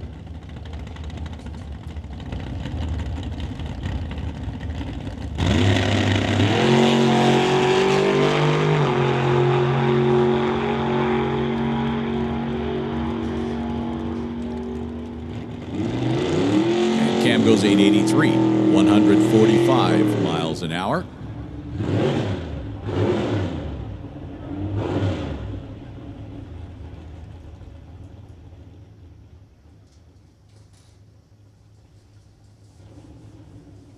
So we'll still be using the Lordco lane for some runs while this cleanup crew makes quick work of the start line.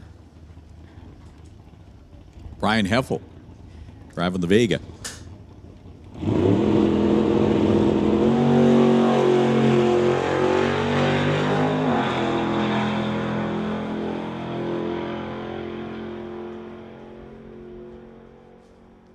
And the Vega runs 941 at 142 miles an hour.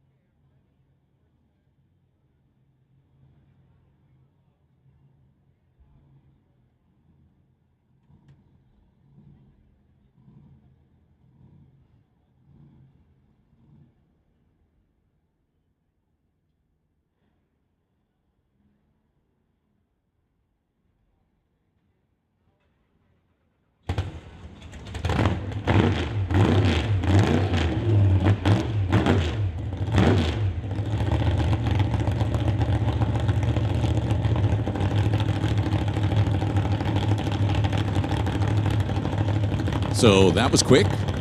Start line ready to go for Zach Joyce. 1948 Austin. Although I sense that that's not a showroom version. Looks like we got a little bit of chopping, a little bit of sectioning going on, and a little bit of swooping up with the rear wheel covers. He's off the gas, 861, 115 miles an hour.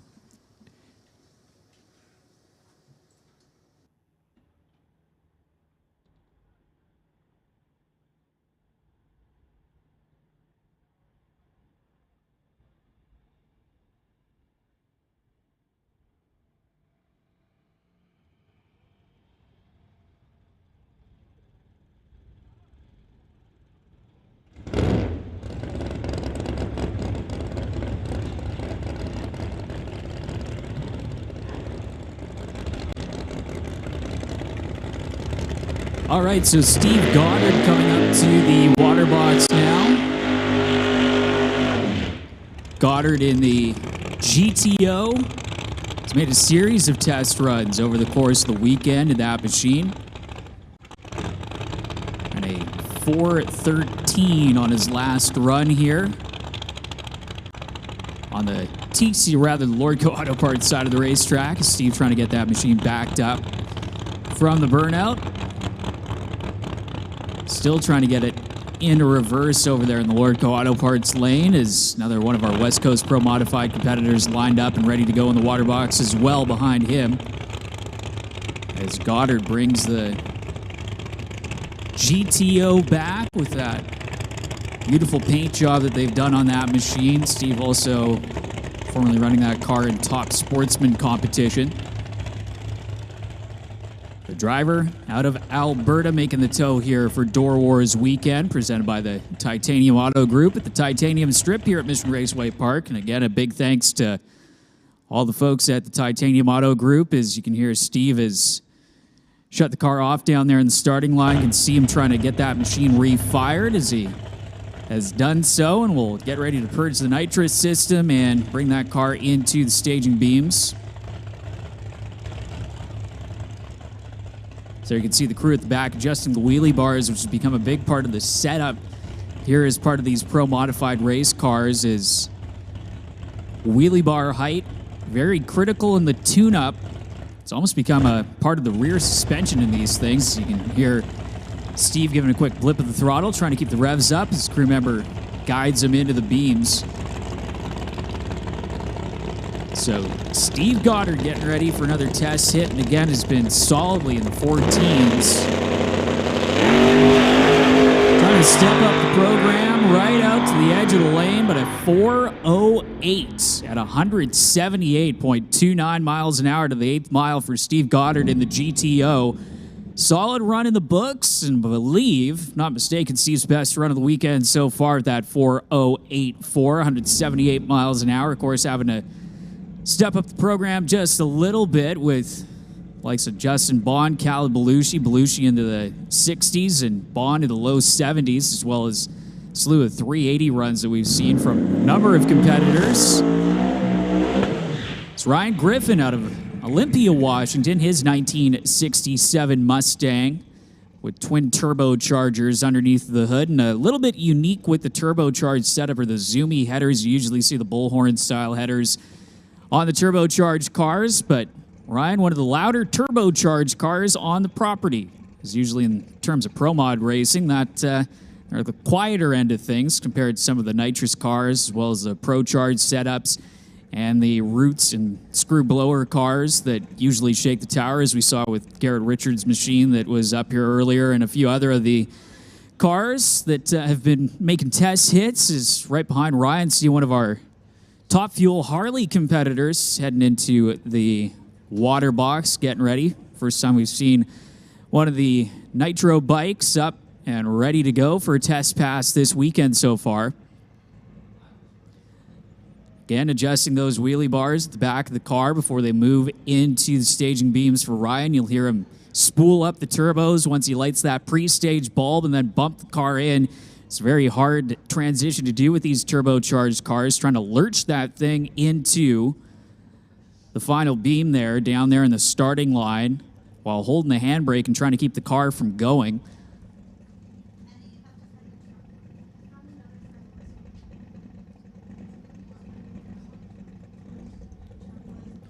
Ryan's saying he's only got 289 cubic inches of Ford power underneath of the hood with twin turbos. Strong launch for Ryan. He's going to just shut it off shy of the 330-foot mark, but still with that early shutoff runs a 459 with a 133 miles an hour for Ryan Griffin, and that is still a fairly new combination for Ryan. They're trying to get that thing dialed in. Ryan had that car built so that he could run Outlaw 10.5, but throwing the big tires on this year. He was down at the full-blown frenzy at Pacific Raceways and just trying to get that dialed in with the extra tire to work with a lot more extra grip on the back of that Mustang. It is always fascinating to me, the diversity that exists within the pro mod category. I mean, from day one, it has been a racing category that is as close to run what you brung and get ready to race, because it's not only fast, but it is just so exciting to see the variety. The fact that he puts 289 on his tech card to make us announcers look the fool is, I mean, that's classic. That is classic. Well, sitting in the just shy of the water box right now, again, one of the Big Kids Racing Top Fuel Harleys, part of this West Coast series that they've got going on with some sponsors stepping up, such as Rad Torque Systems, of course, Big Kids Racing, Comox Valley Bobcat and Excavating, and ChopMyRate.ca, as they have fired the bike down there in the starting line. You can see that the rider is off of the motorcycle, and that's in case the thing hydraulics when they turn it over. Yeah, you're laying right on top of the manifold, so you definitely want to be clear of that until it's nicely running. Of course, the running joke there is, why is it safe to get on after they fired it up? Well, they've got more guts than I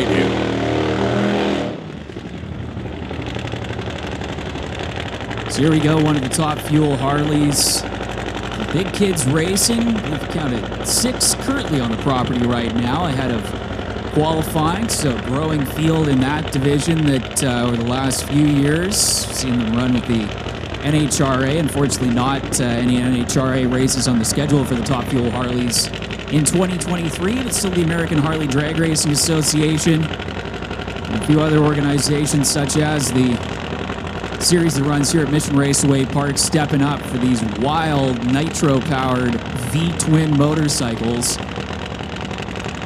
Getting ready to trip on that top bulb, trying to go deep into the 6-second zone at over 200 miles an hour.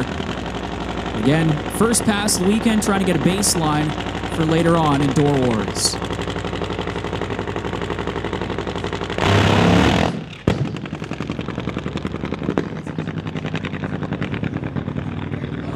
Right up into tire smoke right there, and having to wisely shut it off. You heard a little bit of a backfire as they got out of it, and it's going to coast all the way down the Lordco Auto Parts lane.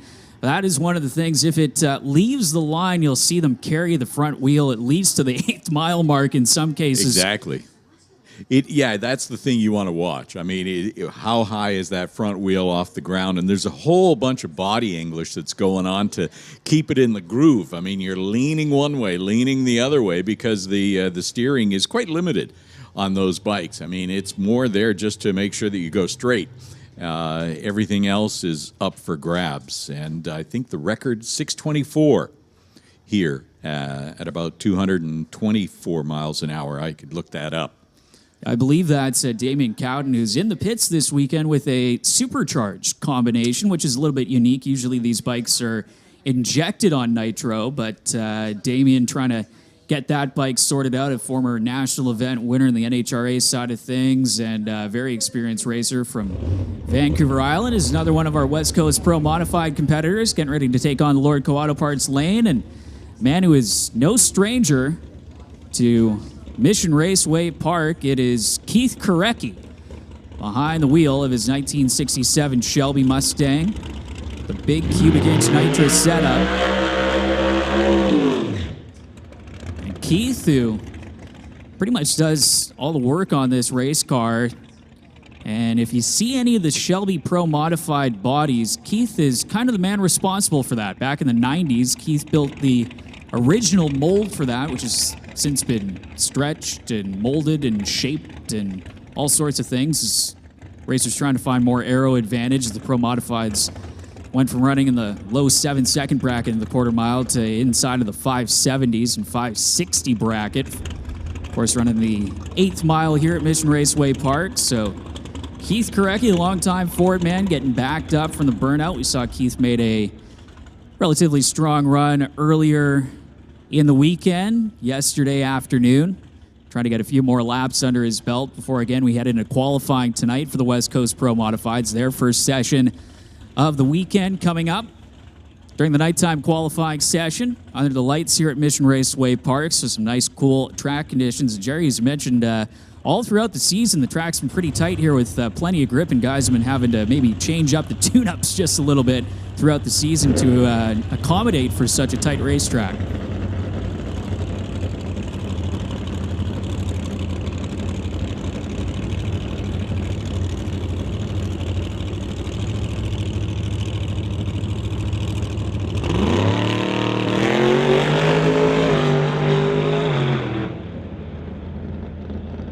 Off the gas before the stripe there at the 8th mile goes 432. 432, 135 miles an hour.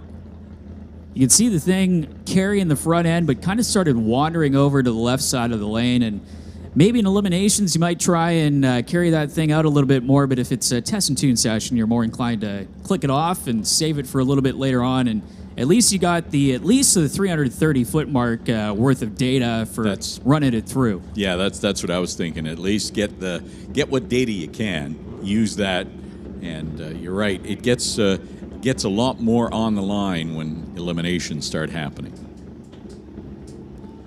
So we saw one of the Top Fuel Harleys. I believe this is one of our Pro Mod bikes coming up for its first test pass.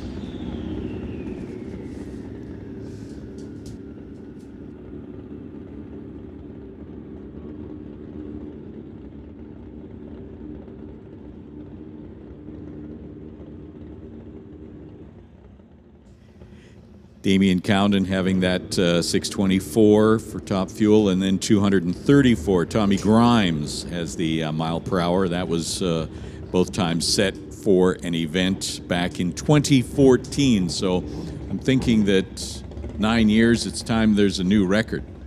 I'm just guessing. I'm just throwing it out there. I mean, I know that Nate has it on his sights.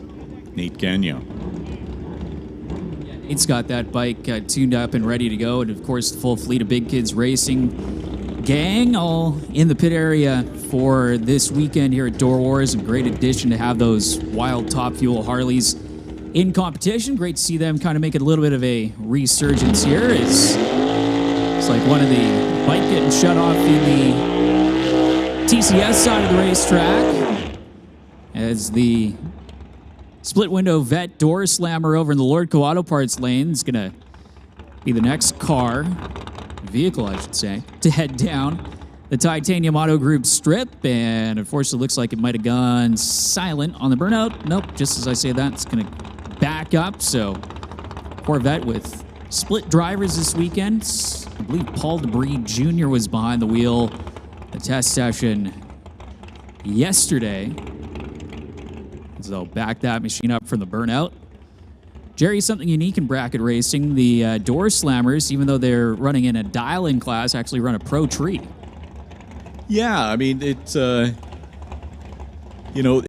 of the things that makes that class such a fascinating class to watch. I mean, the fast cars, 200-mile-per-hour cars, wide range of vehicles. It's almost like a mash of Top Sportsman and Pro Mod all together. So we're really fortunate to have them racing in their series here at Mission Raceway, and it's a lot of fun to watch. Competition is tight. I was under the impression that Paul Debris Jr.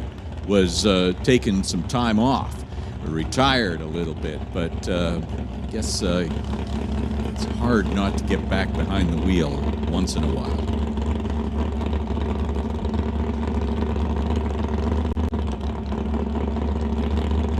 So the vet rolls forward, stage is up.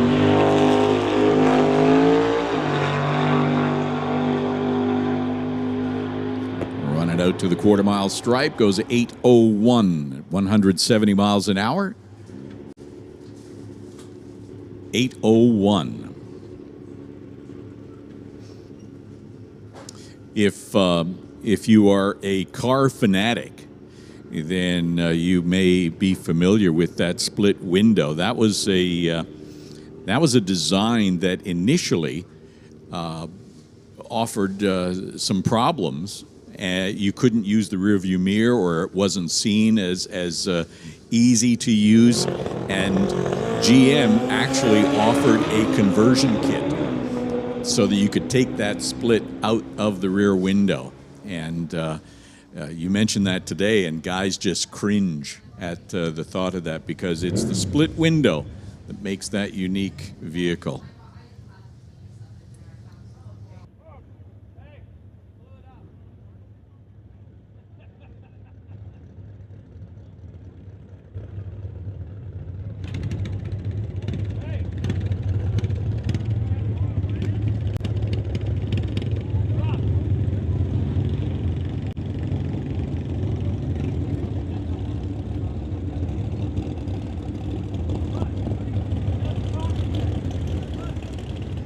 So here comes a couple more in the Doorslammer category.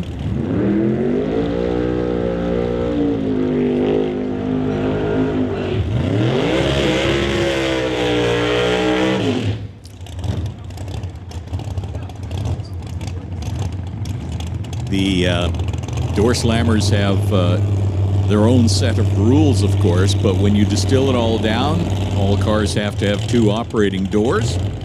Cars must have left-hand steering, front and rear suspension, must have a roof. No throttle control devices are permitted in Canada West Doorslammers, and lane choice will always go faster cars. So you got to run 870 or quicker. Here we are on a test day.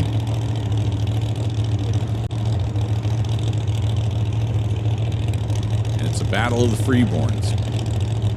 Ford versus Chevy.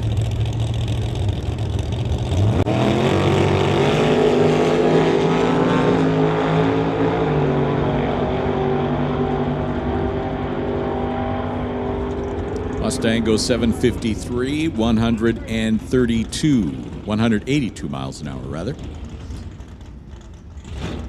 And in the other lane, 861. Camaro goes 159. Here comes Andy Hatton. Had a discussion some years back about putting a name on that car. It's gone by a variety of names. The Grinch, the Hulk. I think they're sticking with the Grinch for now. Sponsored by Titanium Auto Group, Bubba's Speed Shop, Taves Roofing. That's Andy Hatton. Here, Tower Side.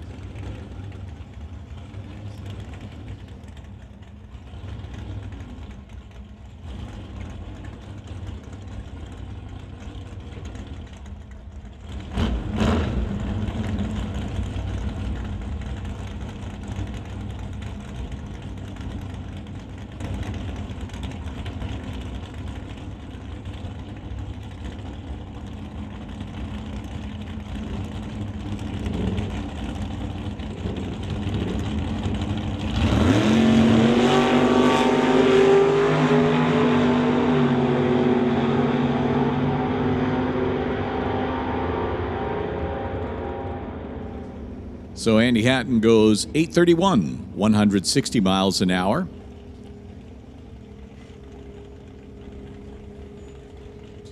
The other lane, 154 miles an hour, 872.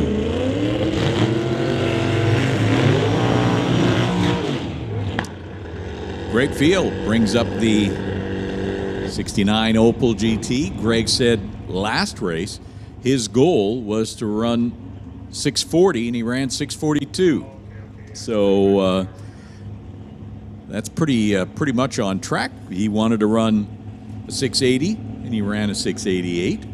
And so I'm not sure what he wants to run today, but the car is running good. If it hooks up on the start line, it sails through. It's a 200-mile-per-hour Opel GT, homemade car. And it's hard to imagine that thing has actually had the wheelbase stretched a little bit from stock. Yeah, the original GT, 96-inch wheelbase, I believe. And he's at about 120. Doesn't look 120 inches at all. That's the weird part. It looks really short. So 120-inch wheelbase and 220-plus miles an hour if everything goes correct, and deep into the 640s. And Mike McMahon over there from Chilliwack, classic-style injector stacks poking out of the hood of the 69 Camaro. Yeah, I love to see that. Those injector stacks taken out make that's a statement again.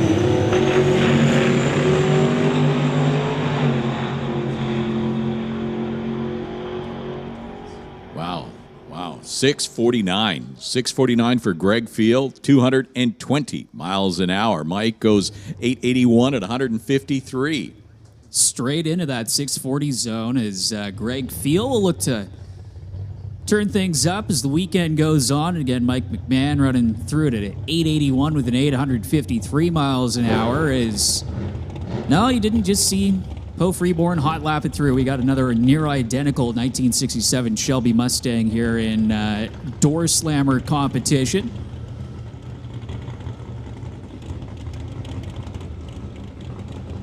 Over in the Lordco Auto Parts side of the racetrack, Dale Jansen back with the beautiful 66 Acadian Canso with the supercharged small block Chevy.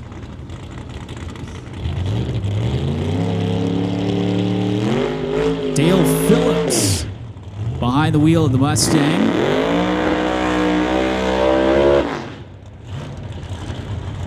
Dale, a regular in what we mentioned is the top sportsman category, which is part of the NHRA Lucas Oil Drag Racing Series. Running with the Doorslammers this weekend here at Mission Raceway Park. As Dale Jansen had some problems with the Canso yesterday. Got those all dialed in, ready to go, and Dale already making a 7-second run earlier on this morning as we continue our test and tune. Jansen, how about an 027 light? If he can keep that up during eliminations, he's going to be looking pretty good. 791 with a 172 miles an hour for Jansen. The other Dale, and the TCS side of the racetrack, runs through with a 786 with a 175 miles an hour. Both drivers popping the chutes down there at the top end. Classic situation of a race. Had that been a race, one on the start line. Big time. 027 against reaction time that starts with a 1, and margin of victory there was easy, 37 thousandths of a second. So 791 for Dale Jensen, 786 for the Mustang in the other lane.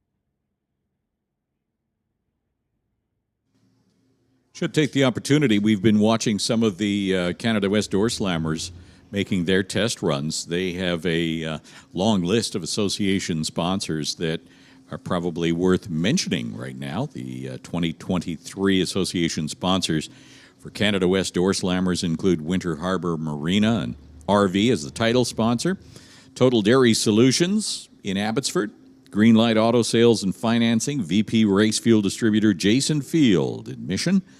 Paradise Homes in Victoria. Associated Tire and Auto, Campbell River. Alpine Backhoe and Lance Racing.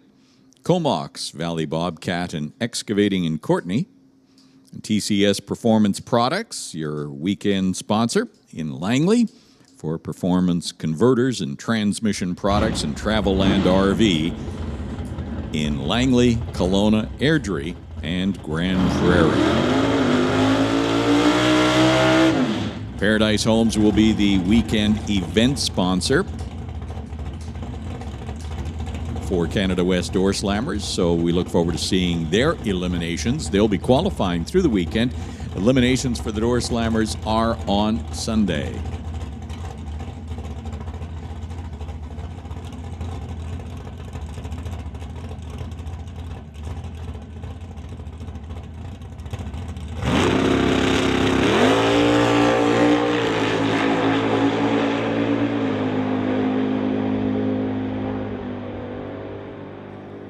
Devin Jansen goes 857, 152 miles an hour.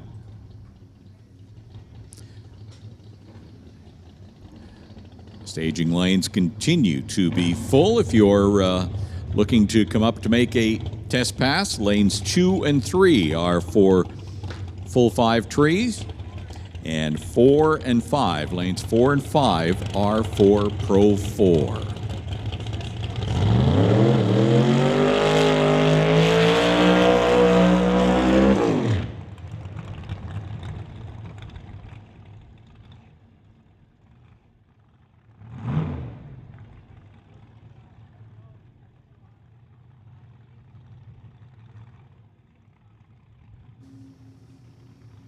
So Rod Leclerc, brand new look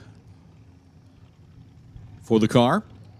Paradise Homes is his business.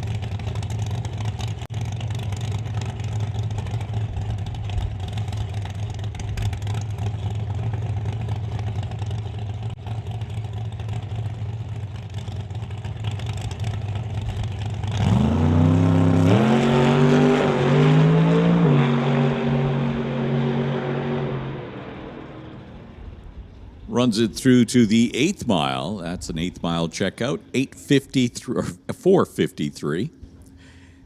453 and 157 miles an hour.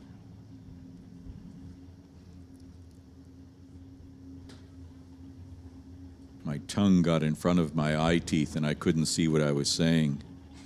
It happens to the best of us, Gerry. Wow. It's happened to me a few times over the weekend as well. Well, rolling into the water box right now, one of our limited street competitors this weekend for the West Coast Outlaws. This is Matt Black from the Okanagan in the Jeep Cherokee, the wheel-standing Jeep Cherokee. We saw this thing last night in the radial test session going all over the TCS lane.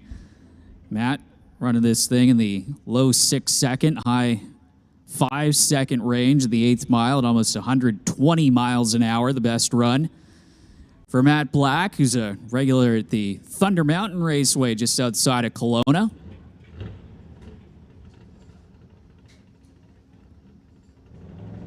Matt getting ready to stage, building up the boost. And we'll see what Matt Black can do in his first hit of the day here in the Test and Tune session.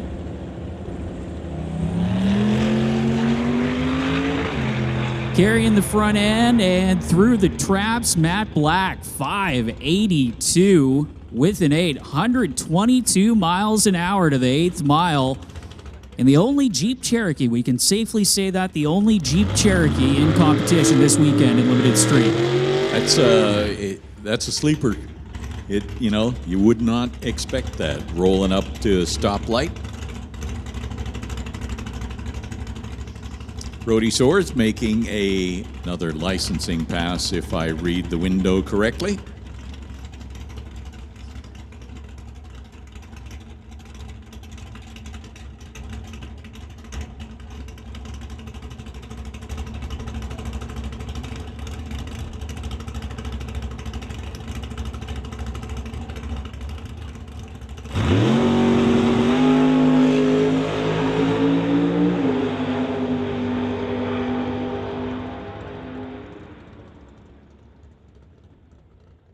So at the stripe, 836, 133 miles an hour, so it looks like off the gas. 836, 133 miles an hour, and here comes into the water box, 41 Willys of Terry Langdon Davies.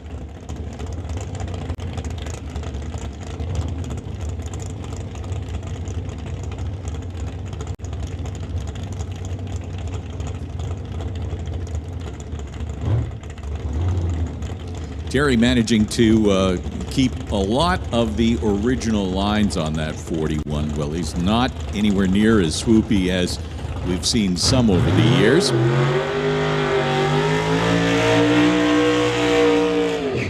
But there's no way that that wing came as a factory option.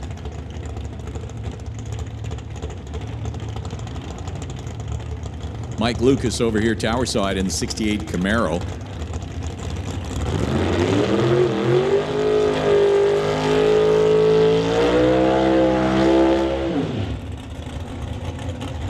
Lucas listing a raft of accomplishments. 2017 NHRA Top Sportsman Divisional accomplishment there. 2018 JEGS All-Star Qualifier. 2019 JEGS All-Star Qualifier. 2016 IHRA Top Sportsman Champion.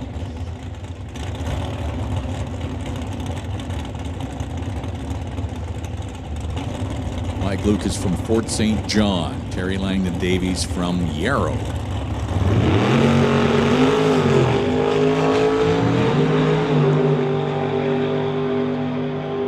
So Lucas off the gas as Langdon Davies goes 811, 164 miles an hour.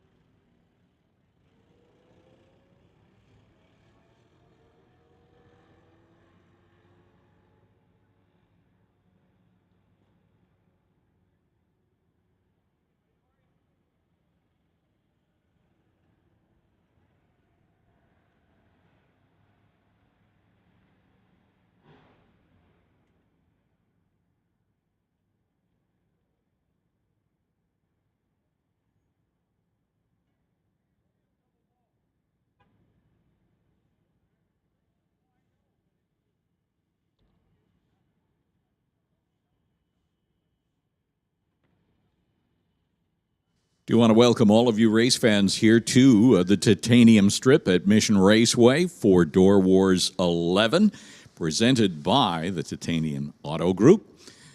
As I'm sure you are aware, the Half Track Snack Shack is open for your business. All kinds of great food available at the Snack Shack. And while you're there, checking out the various menu options, whether it's chicken and chips, or whether it's a hamburger, whether it's a hot dog, whether it's all combos of all sorts. After you've taken advantage of the food, head over to the Pro Shop and take a look at all of the NHRA Mission Raceway souvenirs available in the Pro Shop. Also, we've got all kinds of food trucks that will be joining us this weekend. The food trucks will be over on the spectator side, Helms Mobile Kitchen and Yardie Grill. They will be over on the spectator side between the grandstands. So do frequent the food trucks that are here.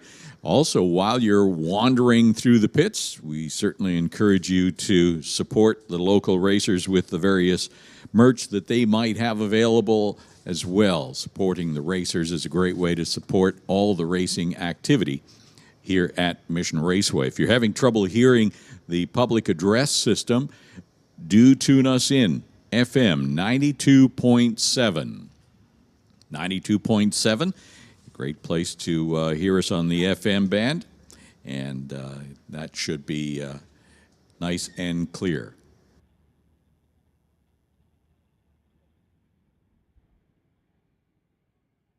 Hey, we're going to make a 10-minute call for the junior dragsters. 10-minute standby call for the junior dragsters.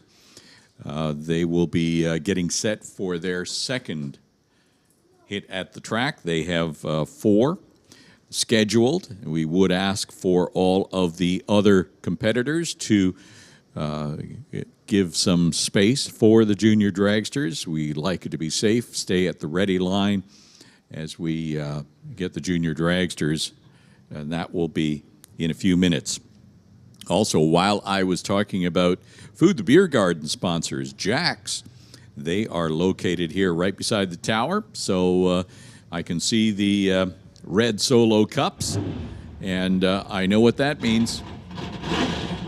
Who is that song by? Red Solo Cup. I gotta remember. Is it Toby Keith? I'm not sure. No, it's not Eric Church. No, but it's somebody. I keep hearing it. So, beer garden sponsor is Jack's, and they are located right beside the tower here. It is Toby Keith. I was right.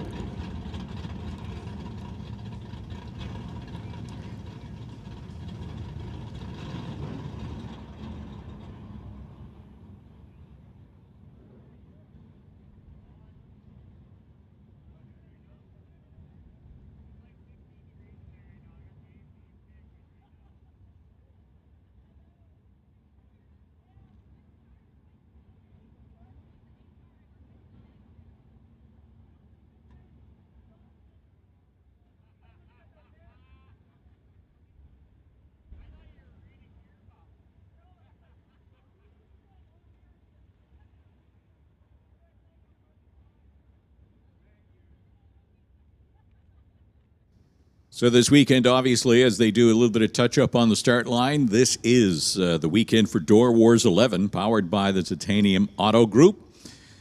Going to be fast. It's going to be exciting all weekend long. One of the biggest Door War races on the West Coast, featuring West Coast Pro Mods, running 3 seconds in the 8th mile, passes at over 200 miles per hour. We've got some nitro-burning top fuel Harleys. We've got MDA Fabrication Outlaw 275, bringing the quickest radial small tire racing with a 16-car field. All sub-5 second runs in the 8th mile. So it's going to be just absolutely spectacular as qualifying gets underway tonight at 6 o'clock. And then the big day tomorrow for a lot of those classes, and then we continue on in Sunday. Canada West Doorslammers and Pro Mods running on Sunday. Cars back on track, testing. Cody Plewis and Mal Patterson.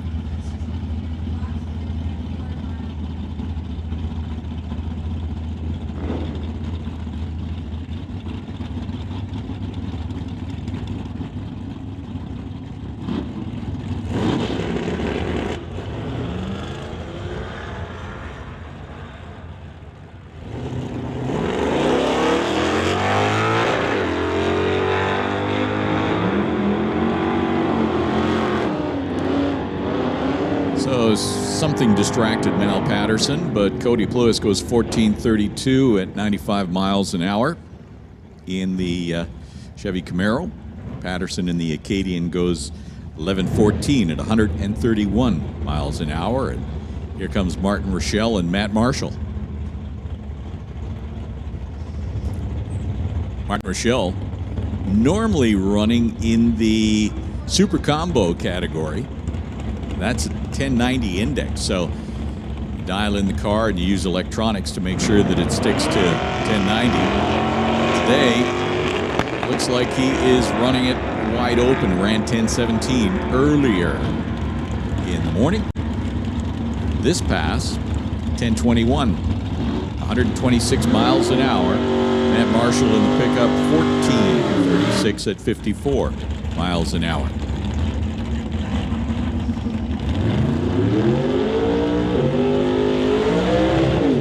Burnout complete for Andy Antle in the F100, 1965 vintage. Sponsored by Antle Towing.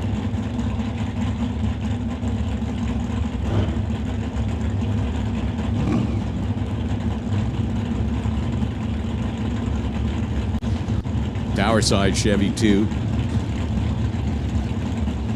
Waiting for the top end to clear. Safety crew out at the top end, picking up some debris.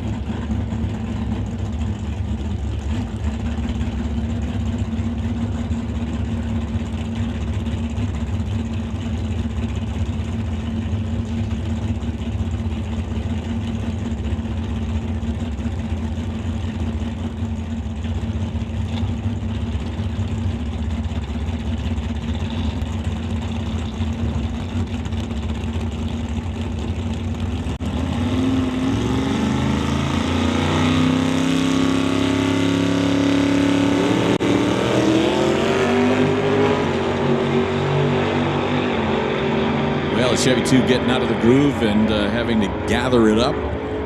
Andy Antle goes 887, 149 miles an hour, 887. Chevy went 936, 144 on what was not necessarily the straightest run.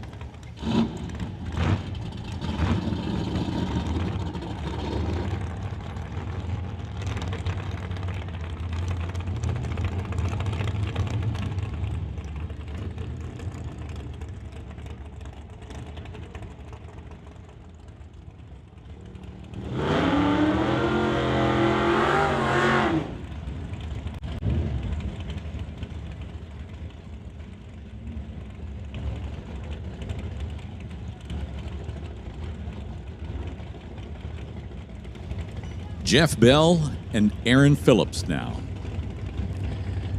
Bell driving the Dodge over here, tower side. Aaron in the dragster.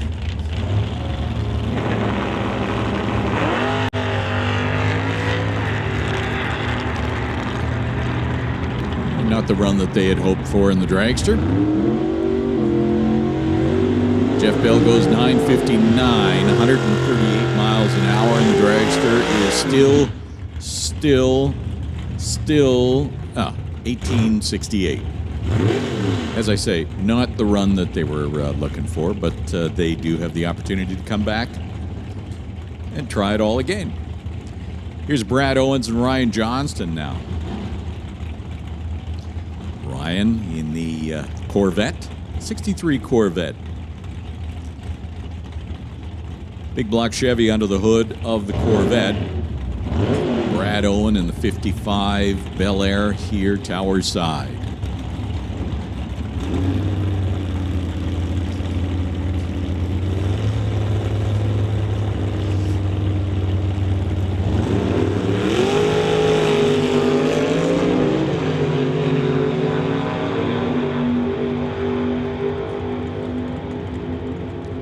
Johnston goes 820.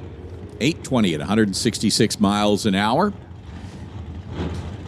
Brad goes 966, 136 in the 55.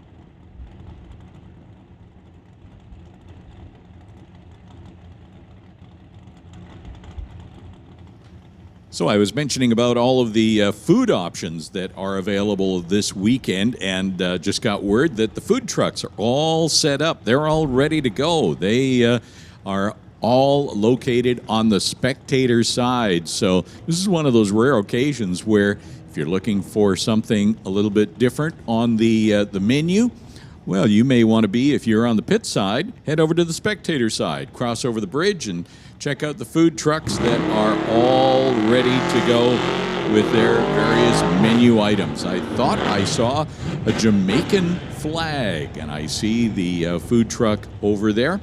So it looks like some Jamaican food options and all sorts of other things that are there. Helms Mobile Kitchen, Yardie Grill, and there's, let's say, there's chicken on tires and all sorts of good stuff. So check them out, food trucks. They're open for your business over on the spectator side by the grandstands.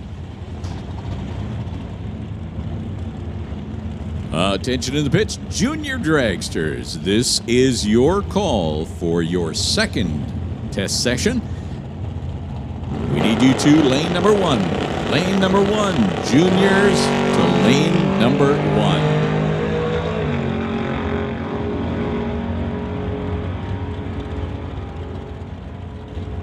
.905 for Dustin Hunter and the Falcon, 148 miles an hour. As Jan Christensen completes the burnout.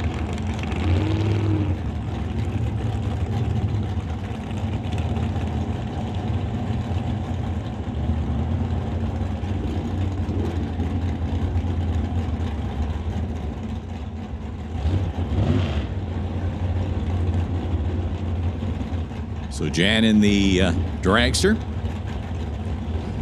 not the Nova, which even to me is clearly obvious. Burt Worrell in the Dodge Dart, the Swinger, sponsored by Lordco.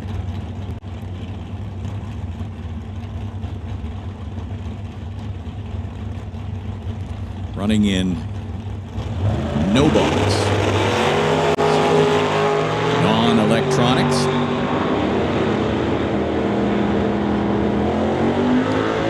Christensen goes 794, 168 miles an hour. And Burt goes 1012, 131 miles an hour.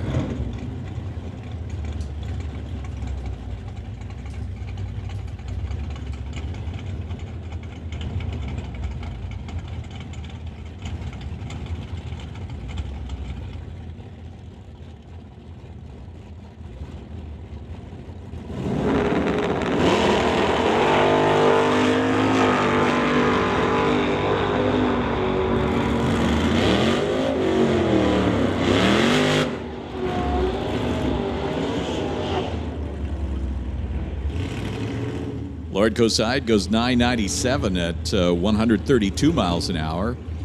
Everett Heath was over on the tower side. Ran 1124 to 116 miles an hour.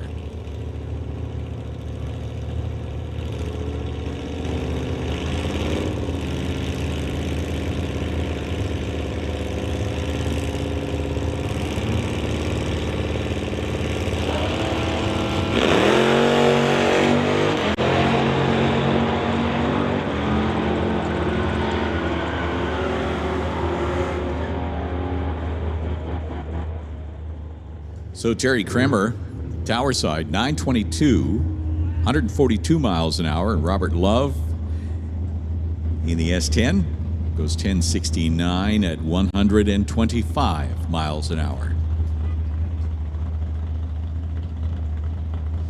Here comes Bobby Ehlers and Mark Muscant.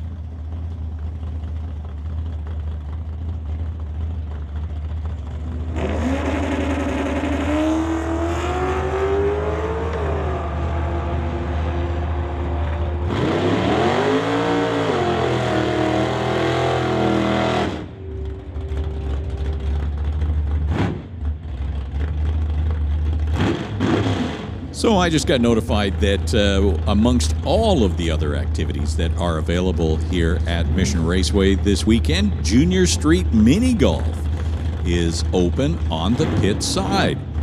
Closest lane to the racetrack, so if you're so inclined, looking for something else to do in between racers, the Junior Street Mini Golf sounds like a good plan to me.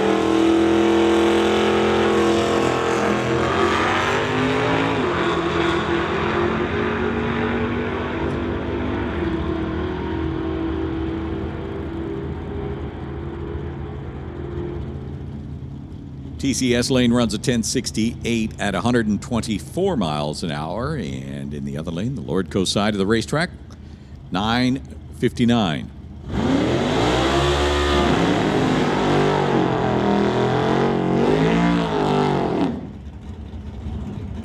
Irene Cocatello making another pass here.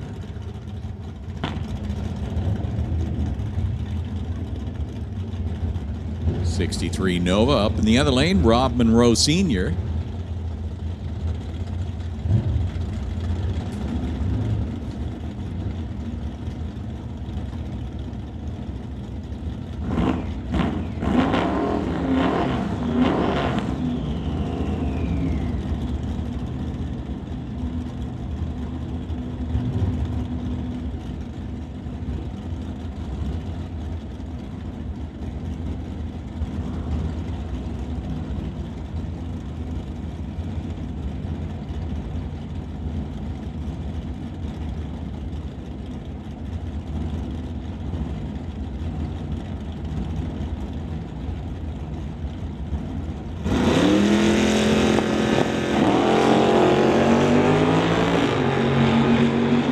So Monroe seems to have figured out the front end lift situation. Is just picking up the wheels a little bit, but it's staying straight and true. Runs 887 at 148 miles an hour. And over here, Irene goes 1063 at 127 miles an hour.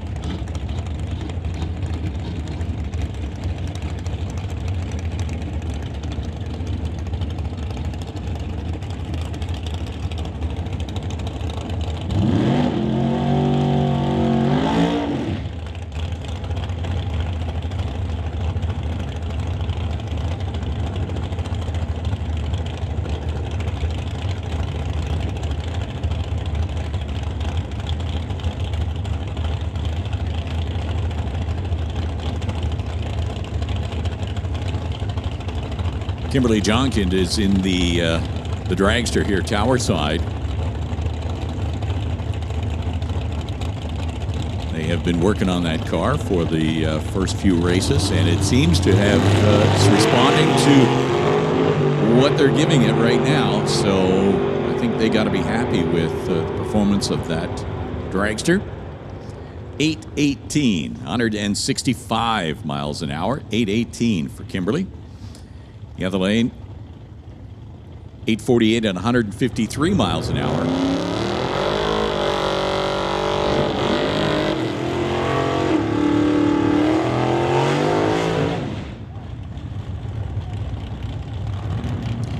So it looks like Mike Robinson over in the spectator side, the Roadster. Used to be, you're probably familiar with Mike's car when it was blue. It's been blue for a number of years and recently repainted. I asked him in the staging lanes last race, I said, what prompted that? He said it's been a long-term project. Wanted to get to it for a long time and finally buckled down and gave it a nice coat of metallic red. It is very smart looking with that black trim. The other lane, Dave Shirk. Titanium Racing sponsored Blazer. So Robinson goes 921 at 140 miles an hour in the Blazer. 11:53, 115 miles an hour.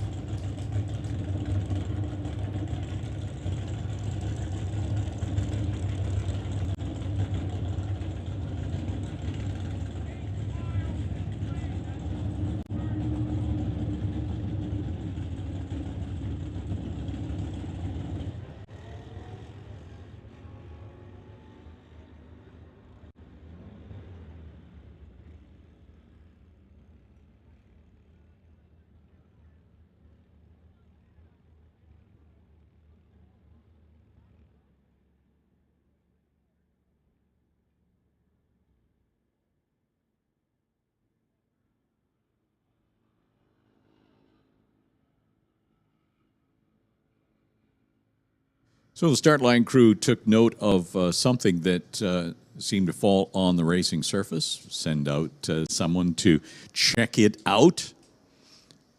That is part of what they do. They have eyes like flies. And so they're out there just taking a look at what might be on the track.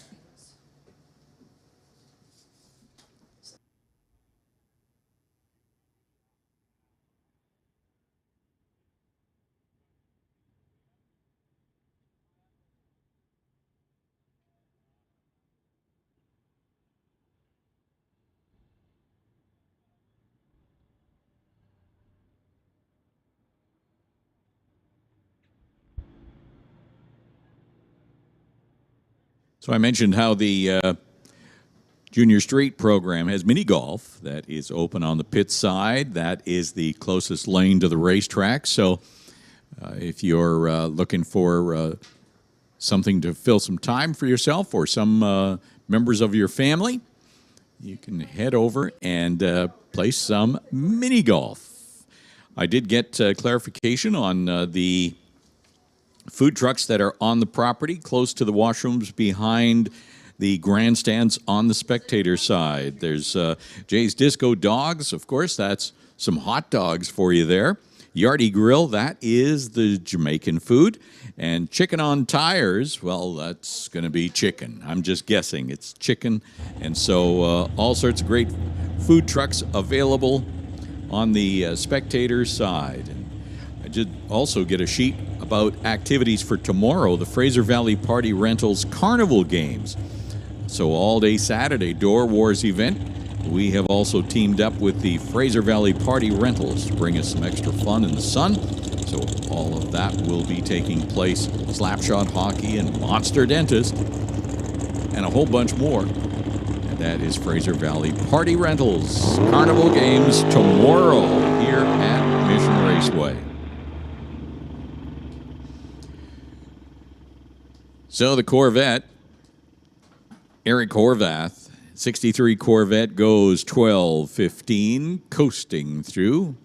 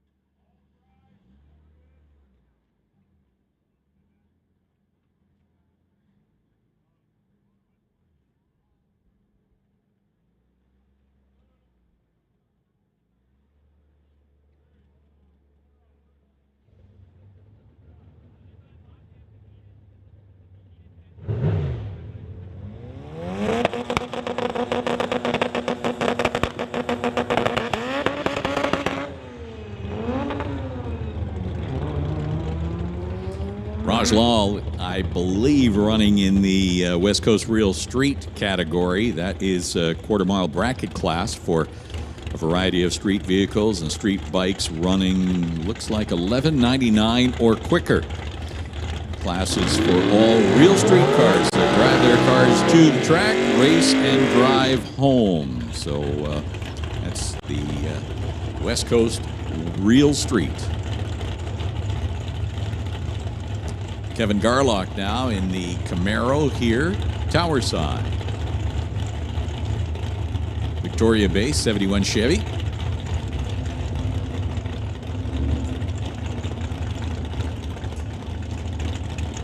There's Camaro in the other lane as well.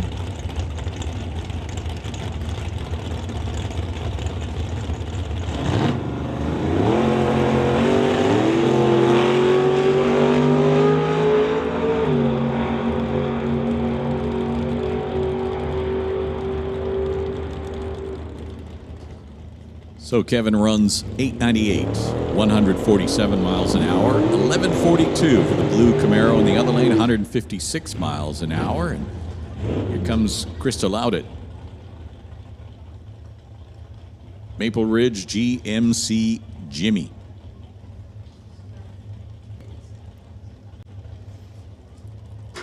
Sponsored by Titanium Auto Group.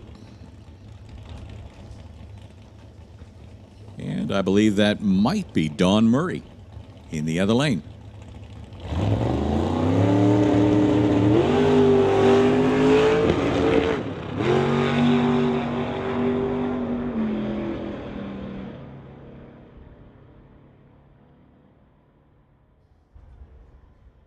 So it looks like both racers is off the gas, just coasting through the top end. 1358 against the 1394. And that is, I think, going to do it for right now as we get set for the second scheduled session for the Junior Dragsters. They are all in the staging lanes, getting ready for their second hit at the track. This is the 12:30 session. They'll have another one at 2 and another one at 3:30.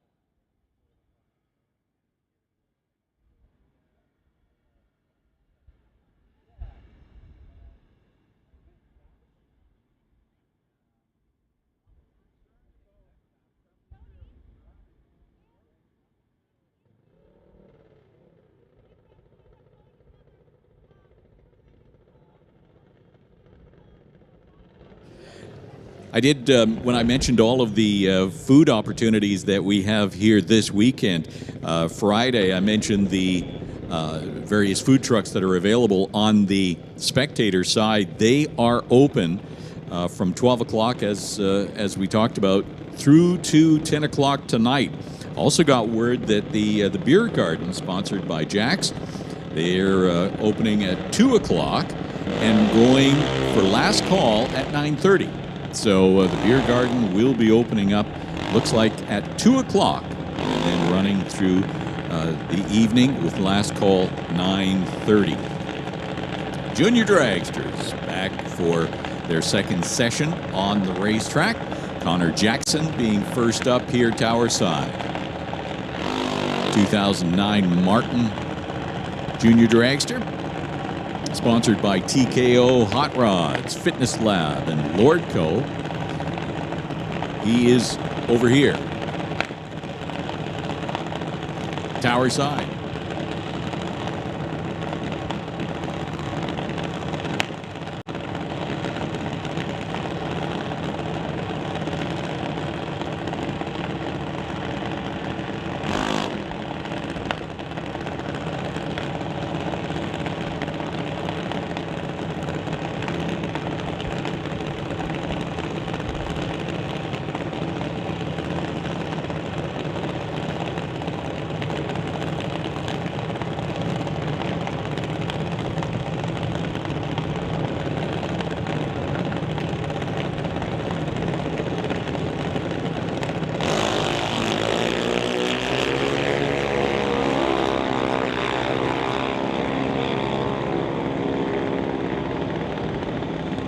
.893 on the Lordco side of the racetrack at 74 miles an hour. 895 on the TCS side, 73 miles an hour.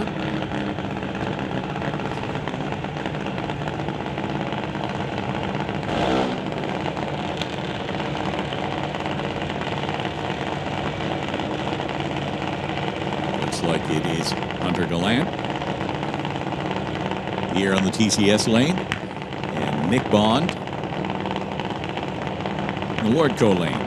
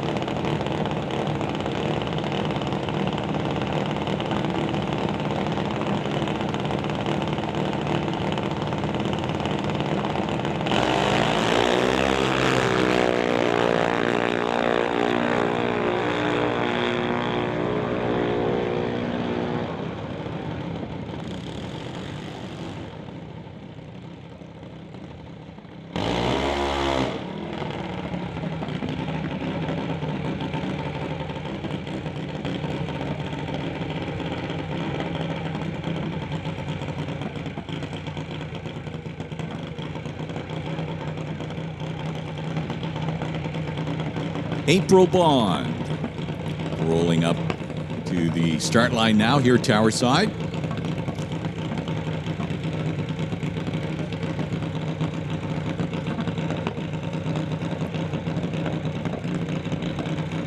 Talked earlier about how the Junior Dragster program is split into two categories, ages 5 to 12. That's right. If you're 5 years of age, you can get behind the wheel of a Junior Dragster and race to the 8th mile. 5 years of age. That's pretty wild, actually. Of course, you're going to run a Junior Dragster that is about 14 seconds, 15 seconds, and goes about 40, 50 miles an hour. But as you get older, you will run quicker and quicker. By the time you get to 12 years of age, you're running in the Lightning category, and you could go as fast as 89 miles an hour. April goes 73 miles an hour at 8:98 in the 8th mile. So that is April Bond's second pass on the track.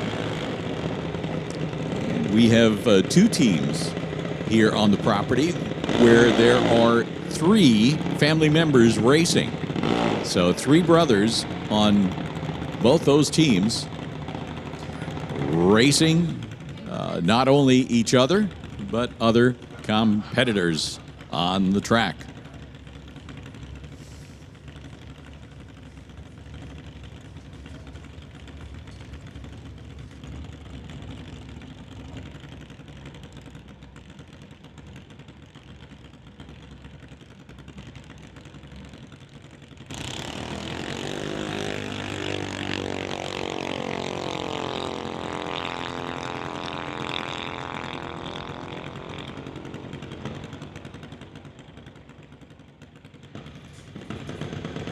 .1175 at 53 miles an hour.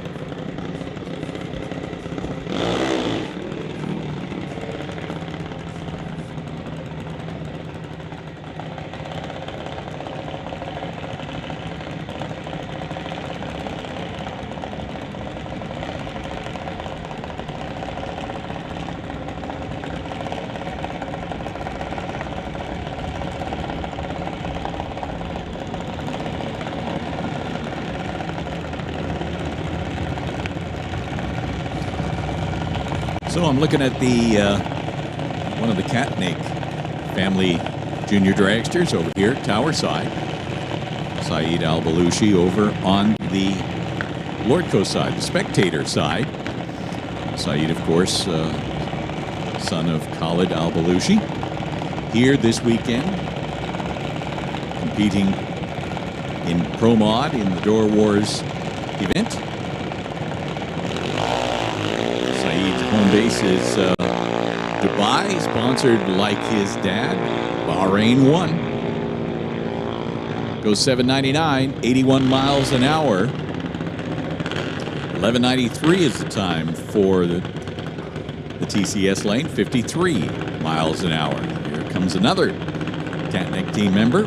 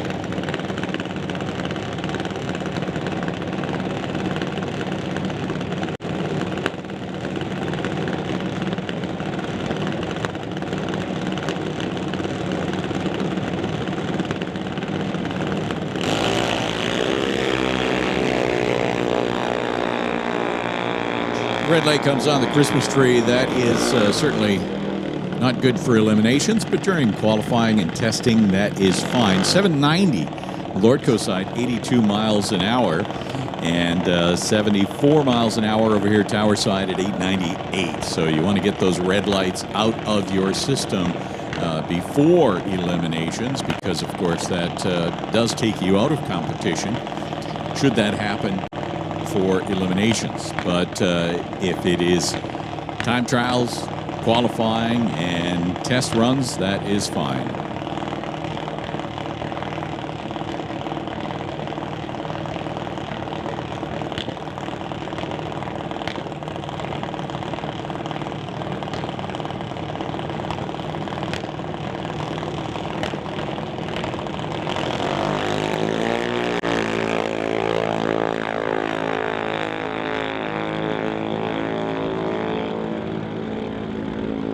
.882 is the time on that run, 75 miles an hour.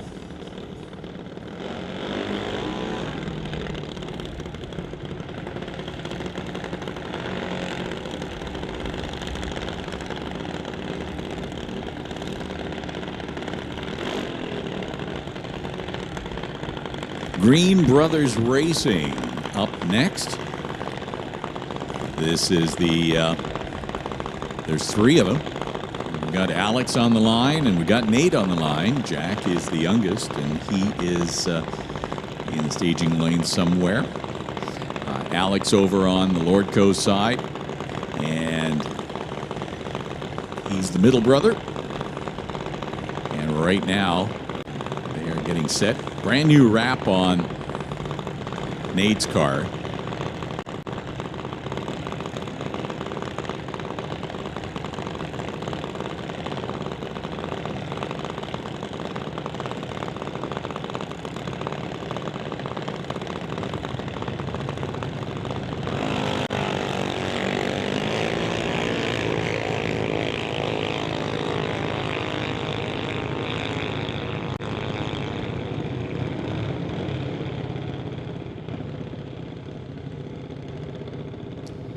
So the Green brothers go through a 1184 for Nate, 53 miles an hour. 53 as well for Alex, 1191, as he stepped up into a quicker car this year over on the Lordco side.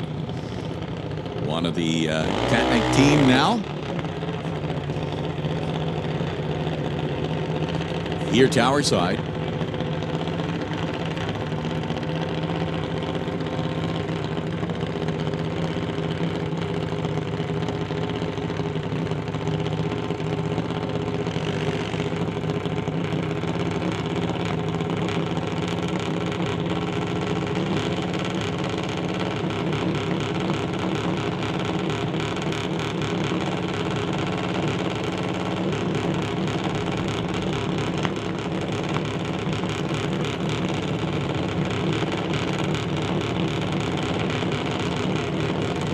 So Wesley Armstrong, Fountain Tire, sponsor Junior Dragster.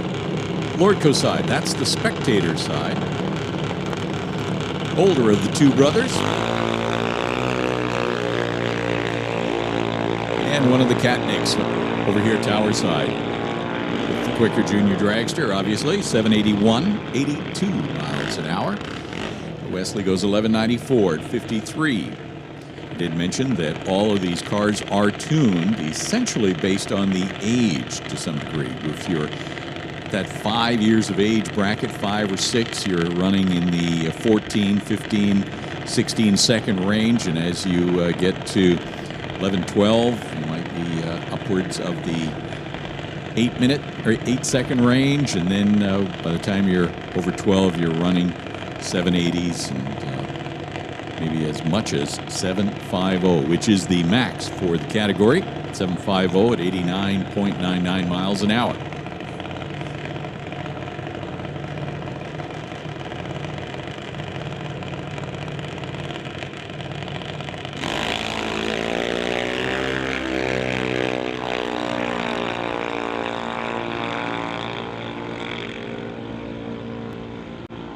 .902 at 72 miles an hour, Lordco Lane, and 48 miles an hour over here, tower side at 1285.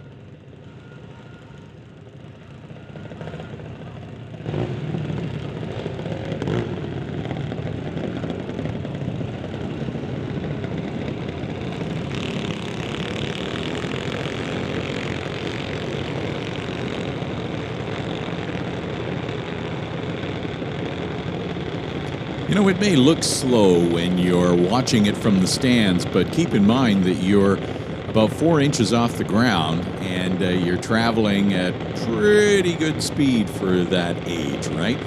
44 miles an hour, 38 miles an hour. And those two complete their runs. These two, much quicker. Emma Debris Coos over here, tower side, and Lincoln Shirk On the spectator side, this is two cars that run in the Junior Lightning category, so it is definitely the quicker of the two. You can hear it, and you'll definitely see it when they leave on the green.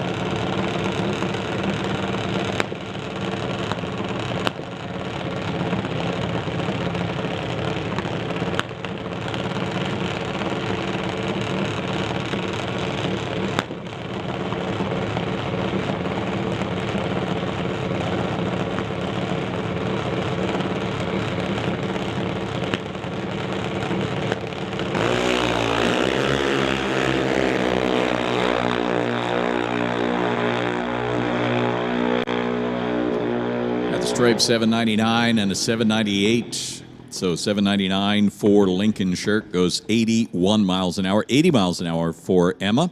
798. So reaction times. Emma took a bunch out of the tree, went red.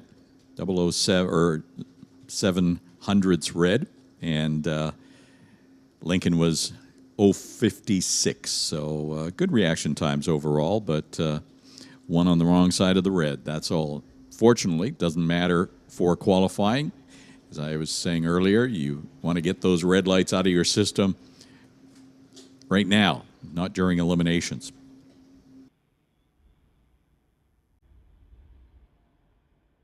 So that's going to take care of the junior category. They'll be back for their third round of testing at around 2 o'clock. And for me, I think it's time I go grab a bite to eat somewhere, and I'm going to turn things over to Cole Sorensen. Cole, it's all yours. Well, thanks, Gerry. Looks like we're about to roll into Peden Industries Junior Street coming up. New addition to the NHRA program for teenagers aged 13 to 16 to try their hand at eighth mile racing with full-size vehicles. Just have to have a licensed driver riding in the passenger seat as our first two competitors come into the water box here in the test and tune portion to get some laps in and head down the track here at Mission Raceway Park. Again, just like the junior dragsters running to the eighth mile, you can see where the cones are set up to help with the staging process, just to let those drivers know where the beams are, where they're going to be rolling in, and how they can place their vehicles, and just regular street vehicles mostly. But again, these young drivers are getting experience in before they make the move up to running down the eighth mile or the quarter mile here at Mission Raceway Park by themselves. The titanium strip here at Mission Raceway, and of course the Titanium Auto Group sponsoring and presenting DOORWARZ 11 for this weekend. As again, our first two competitors here in Junior Street getting ready to go down the eighth mile.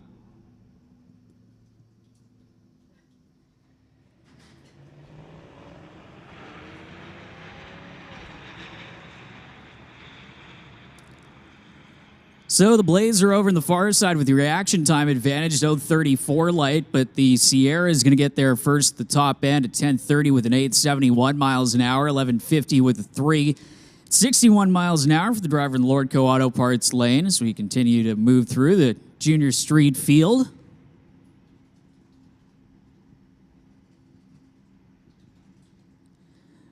It's on a West Coast Pro Modified boss man Kevin Peterson over here in the Ford pickup truck in the TCS side of the racetrack up against the Ford Mustang over the Lordco Auto Parts lane.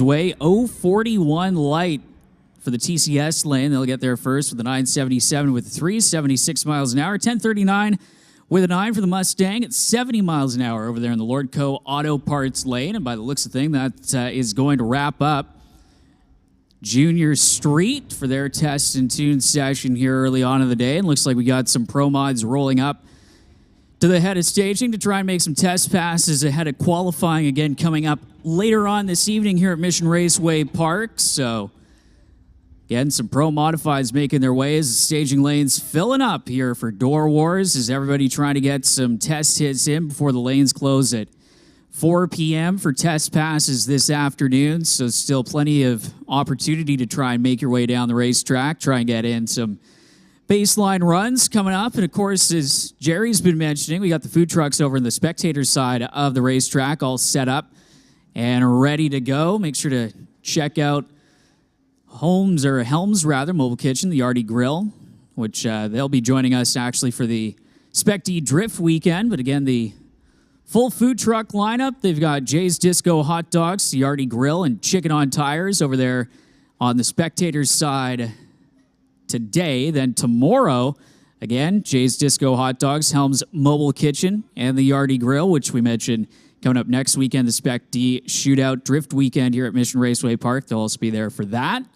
So back-to-back big weekends here at Mission Raceways. We await the next few cars after a quick check of the racing surface, and then we'll head on in and continue on with test and tune action here. You can also check out the mini golf, the Junior Street mini golf down along the pit side of the racetrack, down by the 8th mile mark, right up against the fence line. Also, coming up on Saturday, Fraser Valley Party Rentals. They're going to have some carnival games coming up tomorrow for some extra fun in the sun, bringing games like Slapshot Hockey and Monster Dentist, as well as a Pixar Cars theme inflatable bouncy castle coming up for the kids tomorrow here at Mission Raceway Park. You can also check out the AFD Lubricants and Fury Race Fuels setup. They've got their truck driving simulator located right behind the tower. Try your hand at driving one of their trucks on the AFD Lubricants, their award-winning lubricants truck simulator that is behind the tower.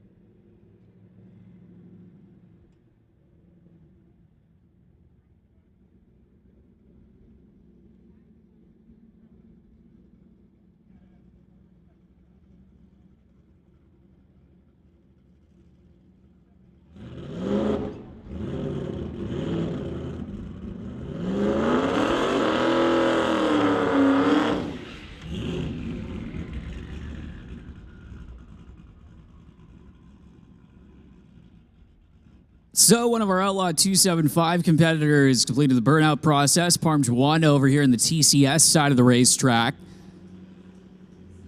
Parm having a fairly strong run last night when there was a dedicated radial test session coming out here in the heat of the day to try things out, to tune up the Ford mod motors. I would say under the hood. Parm's got it removed for some extra cooling there in the TCS side of the racetrack as he'll bring that Mustang into the staging beams, build up the boost, see what kind of run he can do down the 8th mile.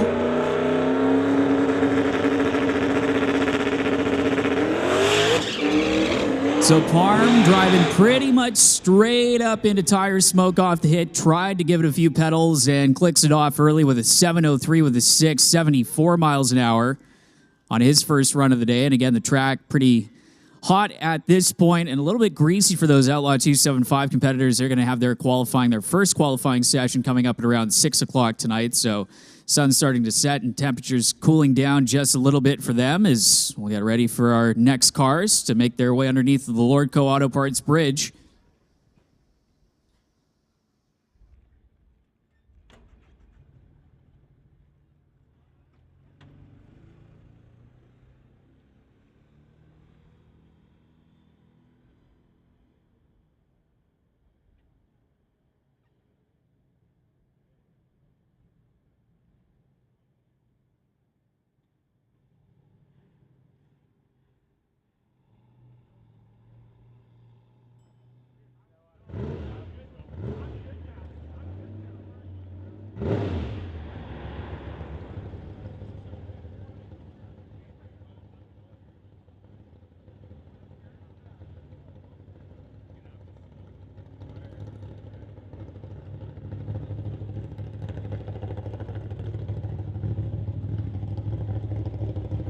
You can hear it firing up, and now emerging from underneath the Lordco Auto Parts Bridge, Zach Joyce, the 1948 Austin.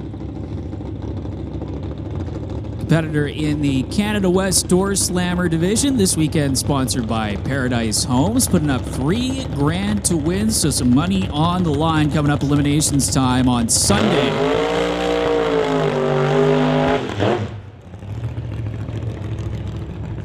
Zach Joyce completes the burnout there in that Austin that, again, very short wheelbase race car with quite a lot of horsepower that can push well into the 8-second zone here at Mission Raceway Park. And again, when it comes to qualifying for the Canada West Doorslammers, not too many rules for the class other than you have to have 2 functioning doors, a roof on the race car, and you have to run quicker than an 870 to make it into the elimination bracket. Again, that's taking place on Sunday here for DOORWARZ 11.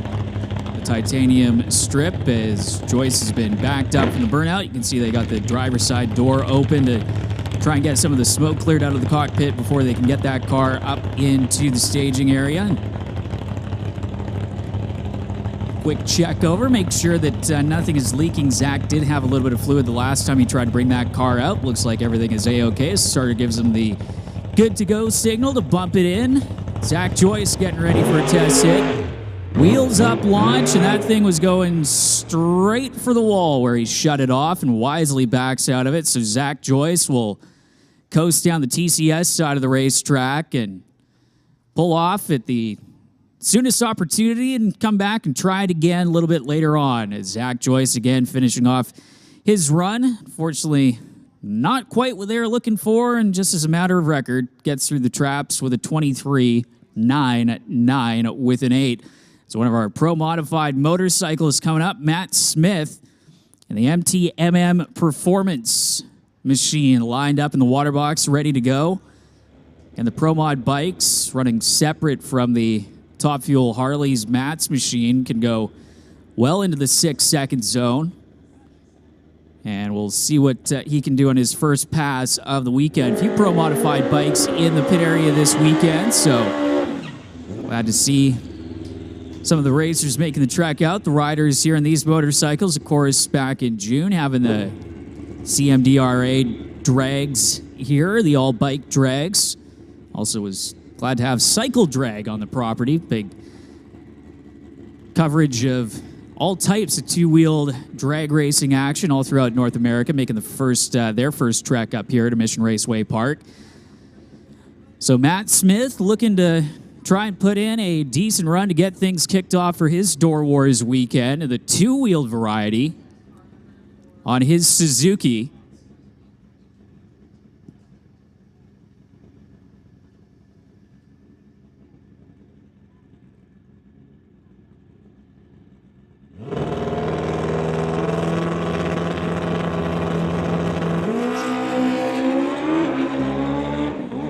So Matt, a little bit of a soft launch in comparison to what we've seen. Sounds like he's off of it just past the 8th mile mark. So Matt Smith still coasting to a 9:47 with a 9, only 96 miles an hour for the Suzuki over there on the TCS side of the racetrack. So Matt will make his way off the top end. We'll get ready for some West Coast Pro Modified action, test and tune hit.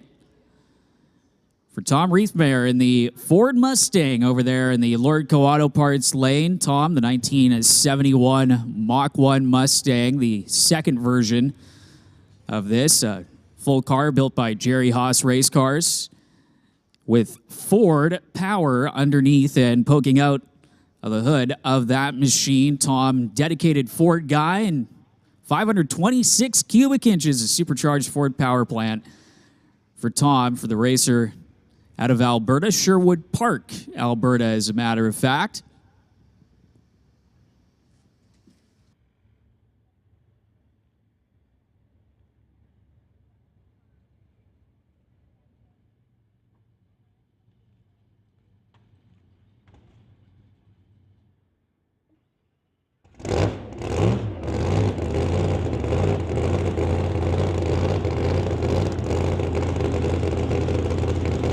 Blown Ford comes to life. Tom Reithmeyer getting ready for the burnout.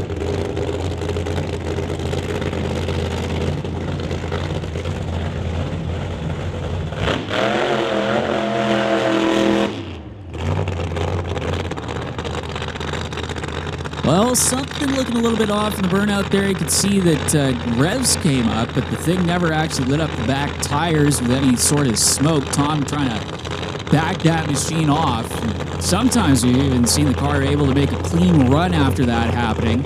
It's all a matter of just getting the tires cleaned off now with the burnouts as opposed to actually heating them up like it was in the good old days.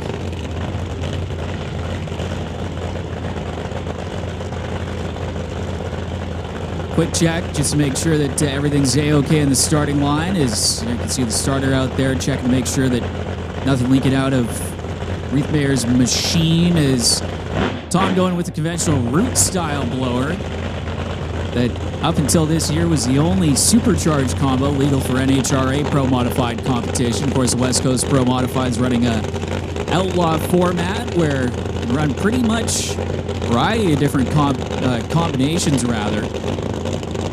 Reithmeyer is pre-staged, waiting on him to trip on that bottom ball.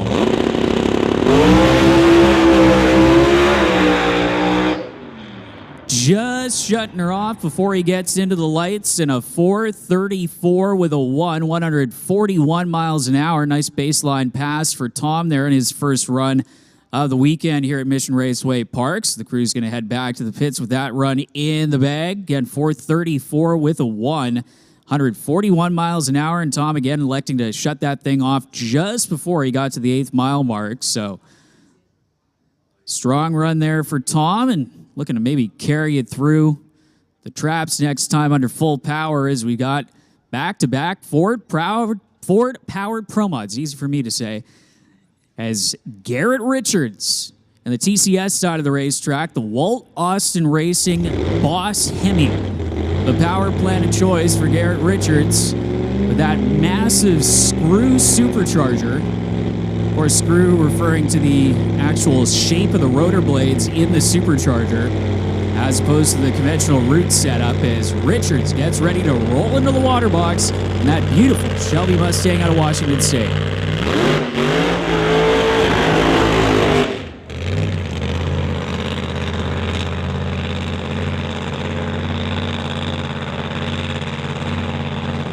Of course, Walt Austin, if the name sounds familiar, father of top alcohol funny car world champion Pat Austin, originally made this combination for competition in top alcohol funny car before the NHRA kind of wrote the engine out of the rule book. And then Garrett Richards, hard to believe, about 10 years ago now, picked up this motor when he switched to running a Shelby Mustang and has been running this car with quite some success here in the Pacific Northwest and on the West Coast. Former DOORWARZ winner in this machine.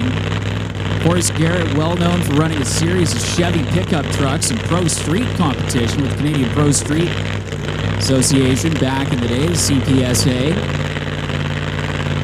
As Richards will get guided into the beams as the Cackling Boss Hemi burning through a whole lot of methanol, getting brought into the beams. And again, with that supercharger, making it pretty hard to see the Christmas tree when you're in the left lane. Gerry able to look around it and get ready. See if he can make his first full pull. He's had a few early shutoffs.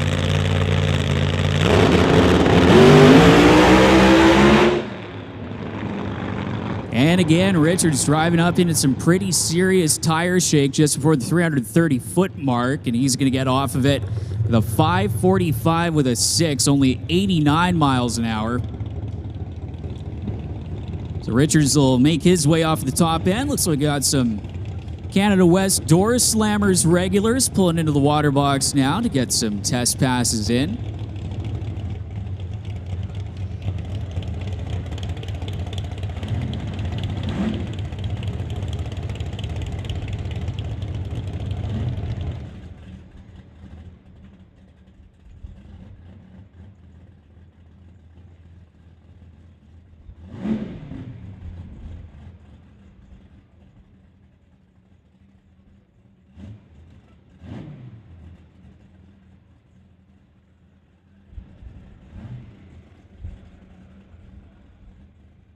So Scott Robinson over here on the TCS side of the racetrack in his Rad Torque Systems Chevy Beretta up against Jason Field over the Lordco Auto Parts lane in that small tire Chevy Nova, the Ritchie Race Engines powered machine. And Jason, one of the few guys in the Doorslammer category, making the small tire work on the back of this machine, trying to push that car deep into the Doorslammer field. Scott Robinson, former champion in the Canada West Doorslammers division. This field get ready to back up from the burnout in that beautifully prepared Nova. And again, Brian Ritchie with Ritchie Race Engines, the man behind that, also running a Doorslammer competition. Builds quite a few of the power plants for some of these competitors throughout the Doorslammers. Scott Robinson backing up from the burnout. You can see the crew member just checking the height of the wheelie bars at the back of Scott's machine as he gets ready to bring it into the beams. Jason Field making his first pass of the weekend is, and quite a few racers taking the opportunity today to get some early test passes in before the weekend really heats up. Both cars leaving the line. How about a 007 reaction time for Scott Robinson? And he's going to get to the stripe first. 770 with a 2. 177 miles an hour. Jason Field runs her through to an 851.8 at 161 miles an hour. So strong runs for both drivers. As Steve McKenzie is up next. The 1987 Chevy Cavalier with big block Chevy power underneath the hood for Steve, and you can see that it's got a sunroof on that thing that still functions. Steve opening that up to try and get some of the smoke out from the burnout. Over there in the Lordco Auto Parts side of the racetrack. Steve was running in the 19s, having to pick up the program here to get into the 870 range. He'll go 884 at the top end, 884 with a 156 miles an hour for the Chevy Cavalier. So Steve's still looking for a little bit more speed to try and break into the Doorslammer field so that he can comfortably try and do that when qualifying comes around. Is another one of our West Coast Pro modified competitors getting lined up and ready to go underneath the Lordco Auto Parts bridge. So we'll switch things back from the quarter mile over to the 8th mile settings and get ready for Dave Kowalski to come underneath the Lordco Auto Parts bridge in that beautifully prepared red C7 Corvette that was actually the first C7 Corvette Pro Mod body was ever built, and Dave managed to get his hands on it. Started running that thing in top sportsman competition. Dave from up in the north of BC, Fort St. John, was actually running that car, getting some test passes in at Northern Lights Raceway up there. His local racetrack is Dave Kowalski comes to life, the Daycow Ventures vet, getting ready to roll through the water box.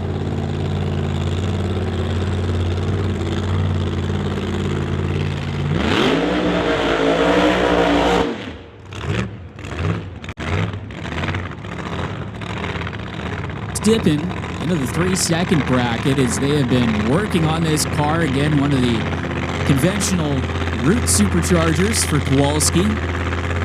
521 cubic inch Sonny's blown alcohol Hemi for the vet as he gets backed up from the burnout. And Dave has been a big supporter of the West Coast Pro Modified here at Mission Raceway Park throughout the West Coast, also at Rad Torque Raceway just outside of Edmonton, and Pacific Raceways, who I know have been watching the program with some of their representatives here on the YouTube live stream supporting some of the Pacific Raceways racers. They just had their full-blown frenzy back at the end of May. So Kowalski getting the car, you can see it jump as he puts it in gear, getting it backed up from the burnout. We'll see what Dave can try and do here, looking for low 4-second pass, maybe a 3-second run. This is his first run of the weekend for Kowalski.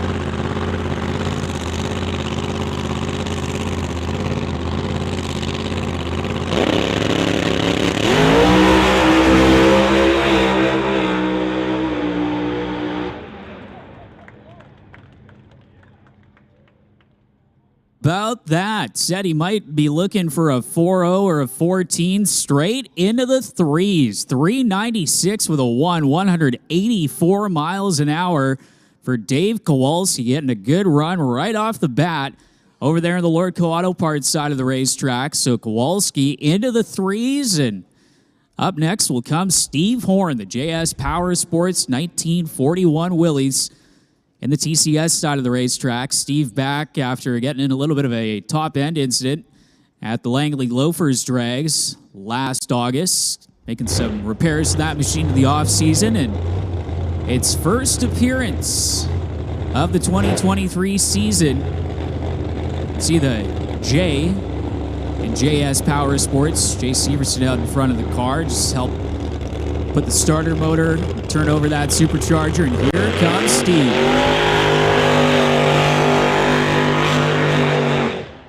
Steve yarding it out on the burnout as he'll let that thing coast almost all the way to the 8th mile mark and get that car backed up. Of course, Steve experienced driving behind a wide variety of machines, all the cars in the JS Power Sports fleet, and knows how to tune them and work on them as well, and very dedicated to getting this race car down the racetrack. Had some solid runs last year, down again in the 14s, high 3-second range, and trying to get that Brad Anderson powered Willys headed in the right direction. Another one of the Roots supercharged combos. As you can see, a pair of Camaros coming up after Steve Horn lined up and ready to go in the water box with two different combinations. Kind of the beauty of Pro Modified. You get a variety of different race cars, variety of different combos that all pretty much run around the same ET, same speeds, and almost a 100th and sometimes 1,000th of a second. Again, DOORWARZ last year in the final round decided by 1/1,000th of a second at the stripe. So Steve Horn, you can see crew member out front guiding Steve on where he wants to line up, trying to get him right in the center of the racetrack. Sometimes these guys actually back him out of the groove laid down from the burnout, just based on how the track is, with Steve Horn lined up, ready to go right in the center of the racetrack, and trying to get a good run on the board in the Willys. Steve Horn almost taking her all the way to the stripe. That thing started sashaying just past the 330-foot mark, and Steve clicks it off and coasts her through to a 425 with a 133 miles an hour for Steve Horn in his first pass of the weekend. So Steve will make the turnoff at the top end. We'll get ready for our next pair, and lined up and ready to go the TCS side of the racetrack. That is Justin Bond, the Bahrain 1 Racing Camaro, the second half of the Bahrain 1 team. We saw Khaled Belushi making 2 test hits earlier on in the day. Justin making his first hit of the day against Ryan Hayward in the 1969 Camaro. The nitrous-assisted machine, 959 cubic inches of Rare Morrison power for Ryan Hayward up against the screw-blown Camaro of Justin Bond, Mission Zone at TCS side of the racetrack.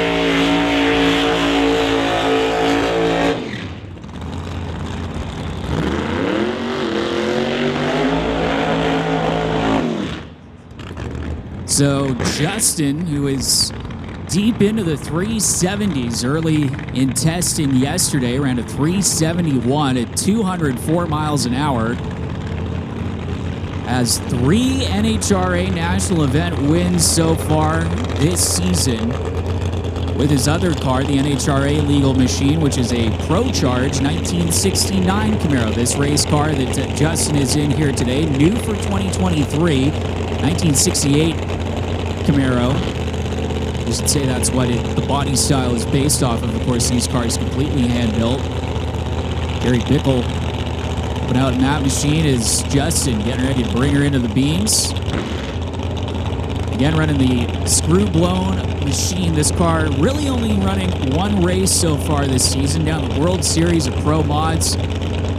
Bradenton Motorsports Park in Bradenton, Florida. As there you can see Ryan Hayward doing one last purge of the nitrous system before he brings his Camaro into the beams. Ryan's been deep into the 3-second zone as well. We get ready for side-by-side Pro Mods here in the testing tube at Door Wars.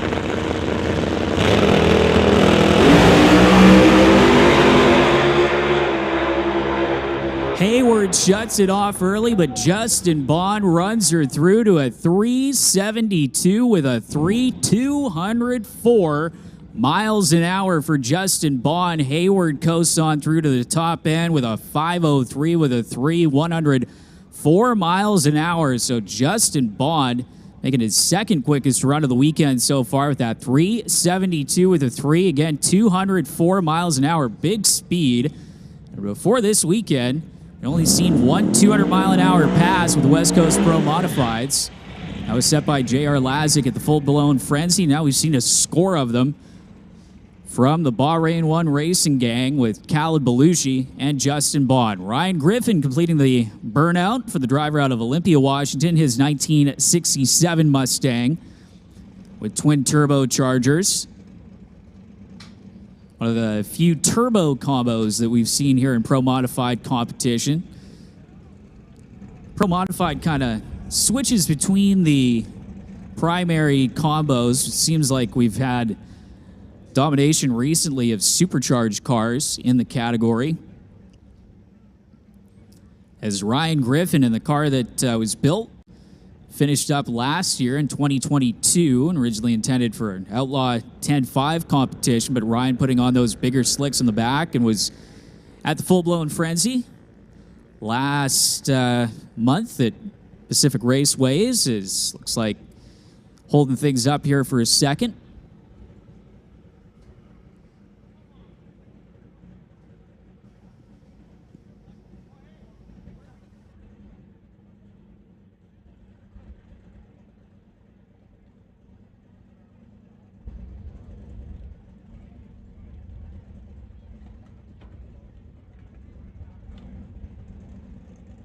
So Ryan Griffin ready to go over there in the Lordco Auto Parts lane in that 67 Mustang, the beautifully prepared machine for Ryan and the gang, another one of our U.S. competitors building up the boost. Griffin, strong launch, and then that thing was driving towards the center line over there in the Lordco Auto Parts side of the racetrack, having to shut it off as the car was pretty much out of the groove at that point, which is, I want to try and stay in the sticky stuff right in the center of the racetrack. And so Griffin coasts through a 551 with a 988 miles an hour for Ryan Griffin. There's another pair of Canada West Doorslammers rolling into the water box.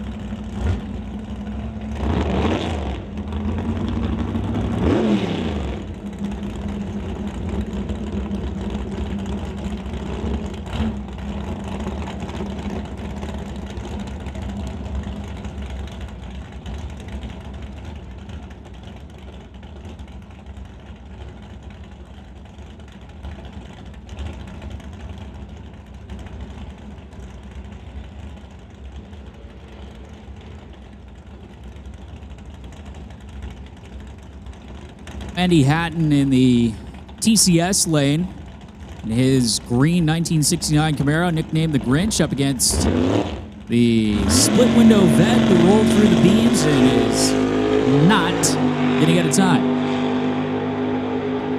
So Paul Debris Jr. unable to hold the car into the beams and running on through is Andy Hatton to a 832 with a 0 at 161 miles an hour for the Grinch.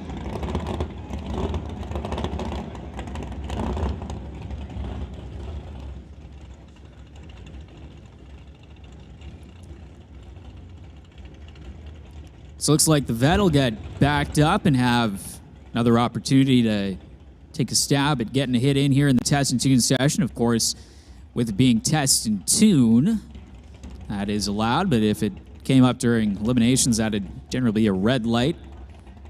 And again, in qualifying, probably have no time for that run. So Paul Debris Jr., Larry Morris sharing the driving duties of this machine. And getting a little bit sideways right at 330-foot mark, so shutting it off. It's Corvette Lordco Auto Parts lane and having to coast all the way through the traps to an 1180 at 67 miles an hour. Jordan Brandon coming up next for Outlaw 275 as your defending DOORWARZ winner for the division, sponsored by MDA Fabrication in the water box next. And Jordan also one of the feature cars on this year's DOORWARZ t-shirt. Jordan putting down a 4:47 last night in the radial test session of the 8th mile and saw quite a few decent runs as the temperatures cooled off. Still, as we mentioned, a little bit greasy and a little warm for these Outlaw 275 competitors, but still drivers having to get these runs in the heat of the day when it comes to eliminations in the early runs. Try and get some data for that so that they can try their best, take some power out of these machines and try and get them down the racetrack.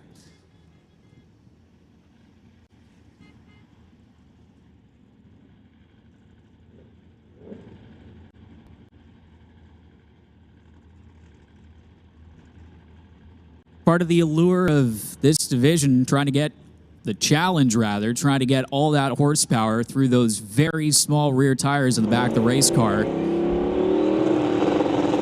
Brandon building up the boost.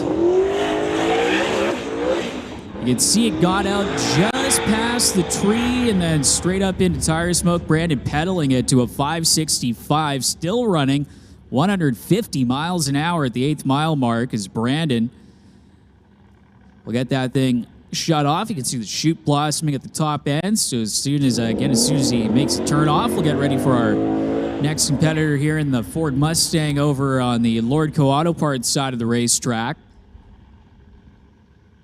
Our Alberta competitors, looks like making second test pass of the day so far.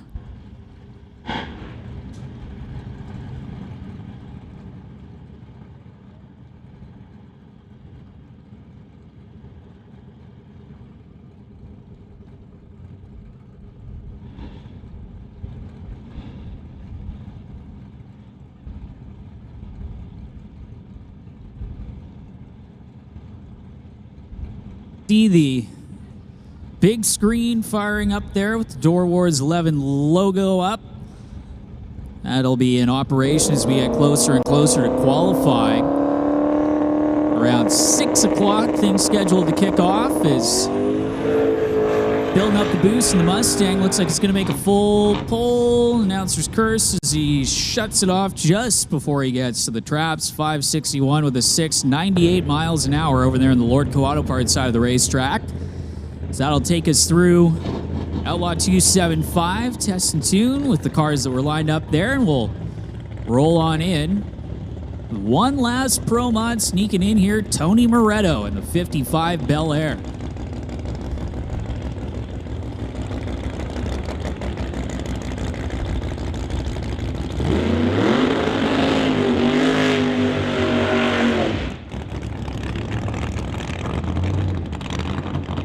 Attention the pits, junior dragsters, this is your 15-minute standby call. Juniors, this is your 15-minute standby call.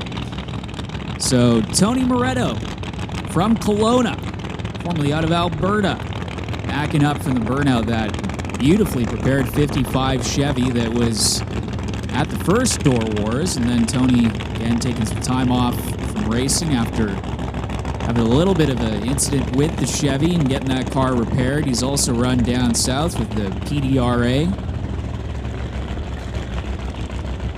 Backed up from the burnout and ready to go, and then you can see all the purging that they have to do with the nitrous system as these cars run multiple nitrous bottles in them.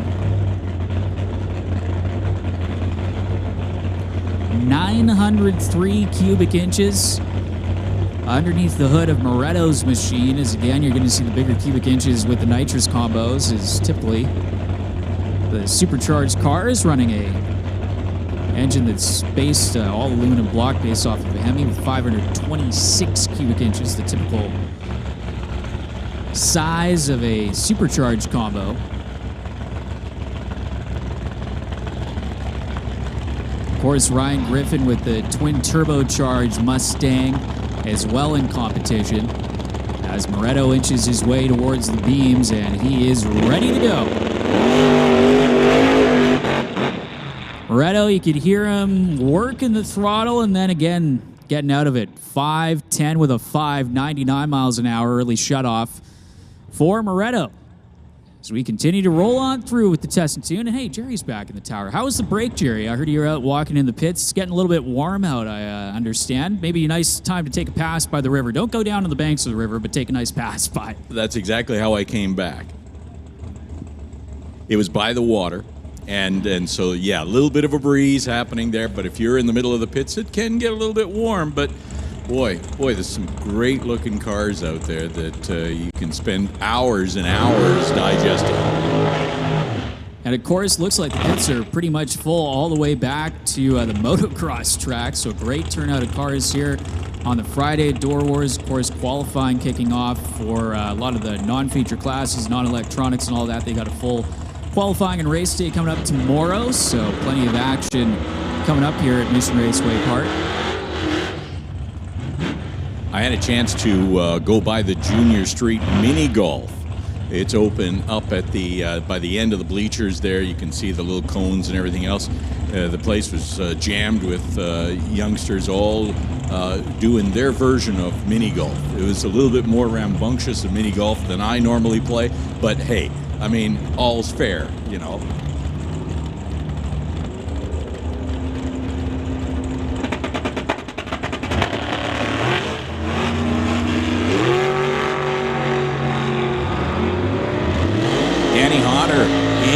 Dragster.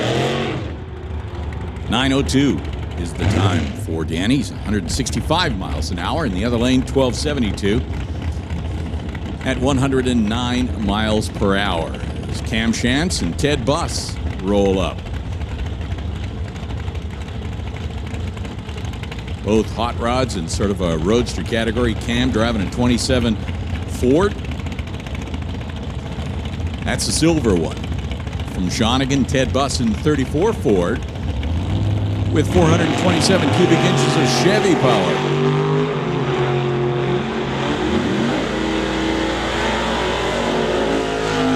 So Ted goes 917, 142 miles an hour, and 882 for Cam, 148 miles an hour.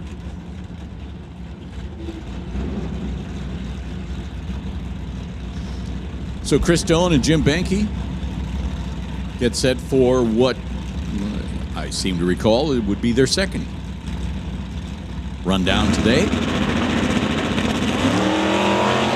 In opposite lanes from before, Chris, sponsored by Willowbrook Chrysler on the Lordco side of the racetrack, and Rat Torque sponsored CUDA. Well, look at that, 10:01 at 132 miles an hour for Jim Benke, and 10:10 for Chris Stone at 130 miles an hour. Here comes Ross Walker now and Neil Cutherson. Couple of Chevys. One's a 1997 pickup and the other's a 1966 Chevy 2.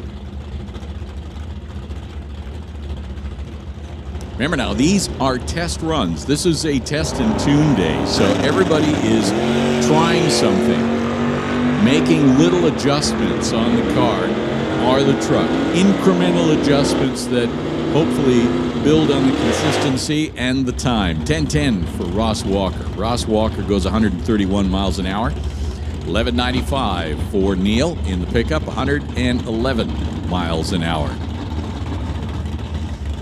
Mal Patterson calls his car malfunction.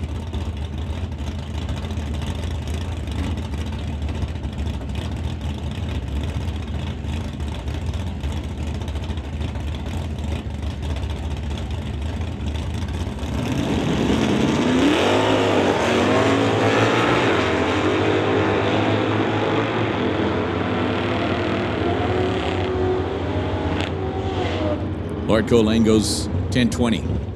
10:20 with an 831 miles an hour. Here, Tower side was a 985 at 137 miles an hour, which brings up a couple of pickups. Robert Love is one of those. Reflections Guest House sponsorship. 1989 black S10. Pickup over here on the Tower side, running in the non-electronics category that we will see racing through the weekend.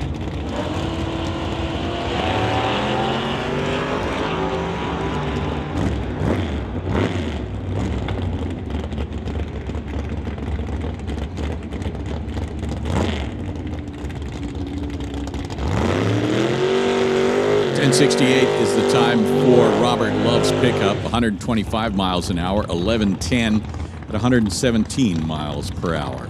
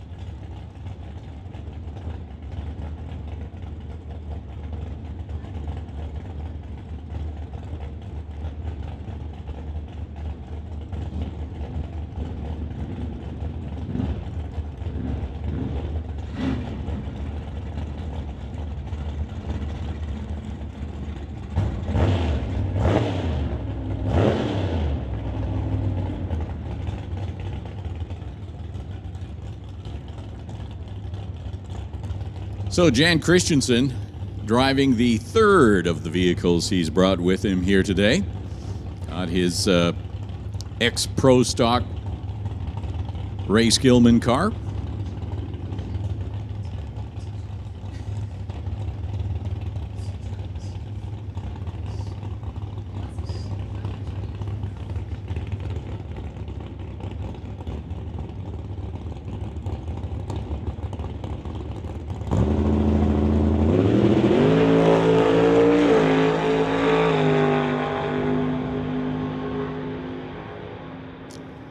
Run 712. 712 pops the chute, both of them.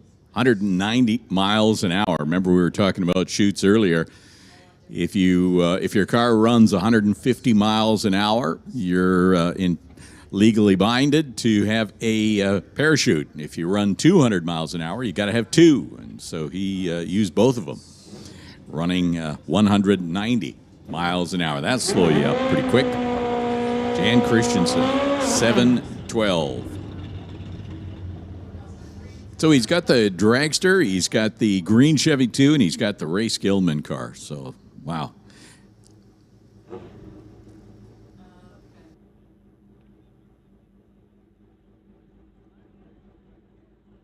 So Al Omond making another hit now, and his day is a little bit more complicated. He's working with a delay box. And so it's caused him to refine and modify his whole leave process, because now you're leaving on with a button, and you got to be looking at the right place at the right time, and have your feet in the right place at the right time, and it's all different from what it was before. It goes 912, 141 miles an hour. Sponsored by Thrifty Machine Shop, 2007 Kawasaki.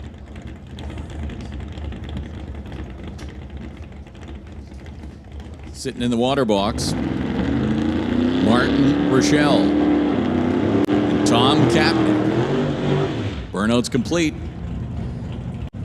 Martin Rochelle normally running in the index categories, 1090s. Today running it a little bit more wide open. So let's see, he has run as quick as 1017. He ran 1021. So see where he winds up on this pass. Hey, attention in the pits. Attention in the pits. Junior dragsters. Bring them up. Bring them up, junior dragsters. This is your call.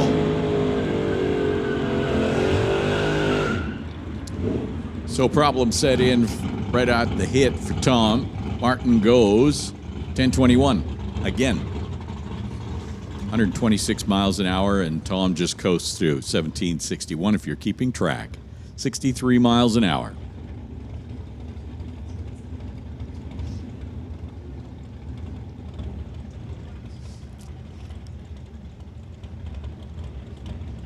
Mark Biscant over on the spectator side. Little small block Chevy under the hood there.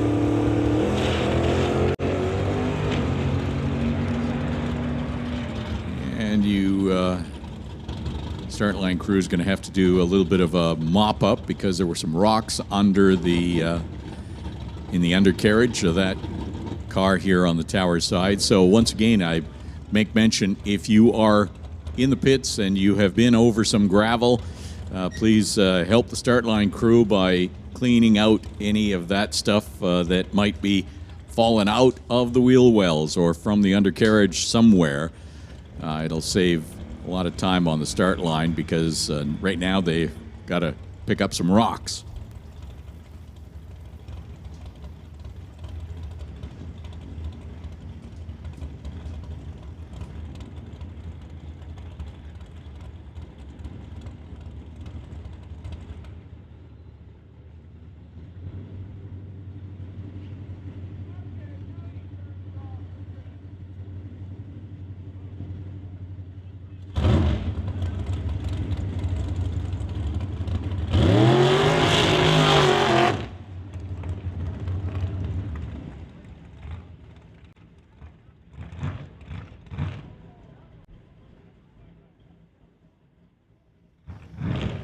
Dragster lost fire and manages to refire and backing up now.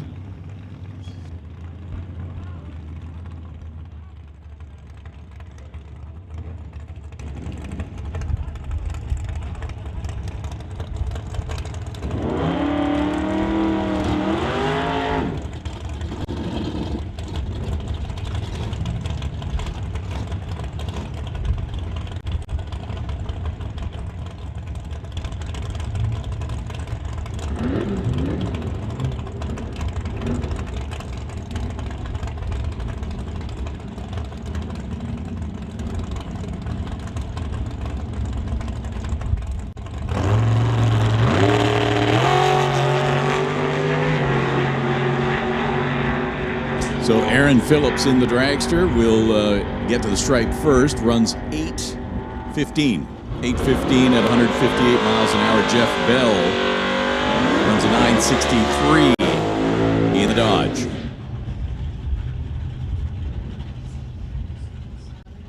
Here comes Irene Cocatello, 63 Nova.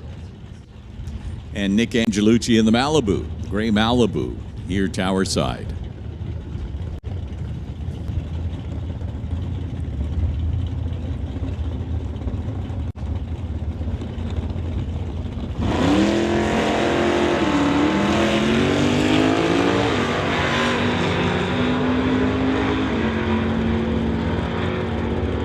So Irene's reaction time, 0:54. You see on the reader board, she runs 10:56, 127 miles an hour. 10:81 for Nick at 125 miles an hour.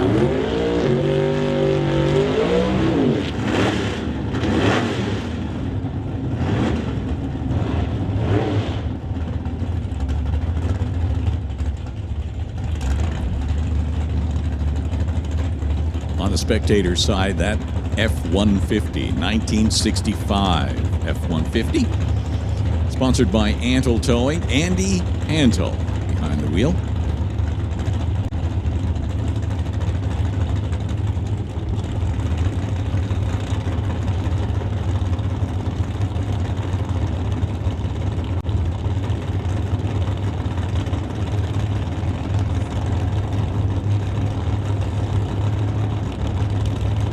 Both cars staged. Here comes the tree. Striking the tires here, tower side, off throttle, has headed to the center line. And he goes 880 at 150 miles an hour. Here, tower side, just coasting through.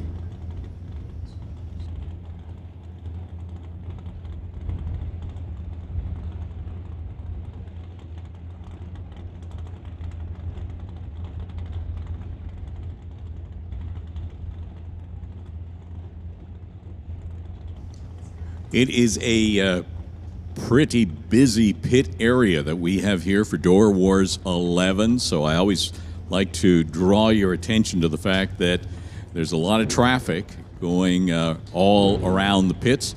They are directions that they have to take, so if you are walking on the paved areas, make sure that you keep a good eye open for any traffic that's coming your way. A lot of racers will be working their way to the staging lanes, and they will use those traffic lanes in the pit area. So as a spectator, you do need to be cautious, keep an eye out. If you are driving on the paved pit lanes, we do remind you that there is a speed limit.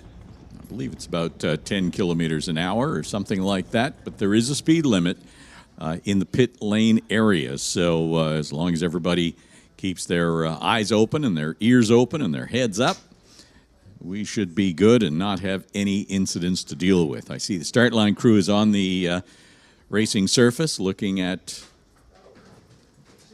what may have been left from the last run. And so they're checking that out just to make sure that it's safe before we send more cars down the racetrack. Did want to remind the Canada West Doorslammers that you do have a meeting.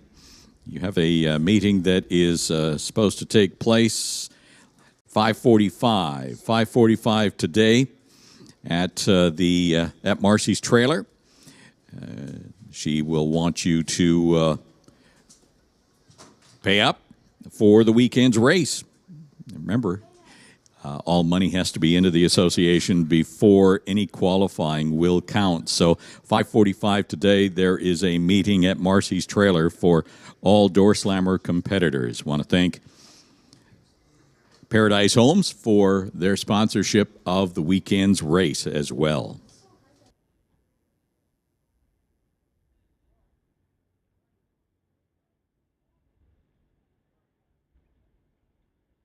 While it's quiet, the ability to tune in to the tower on the radio, 92.7. 92.7 on the FM band, and you should get us in nice, loud, and clear.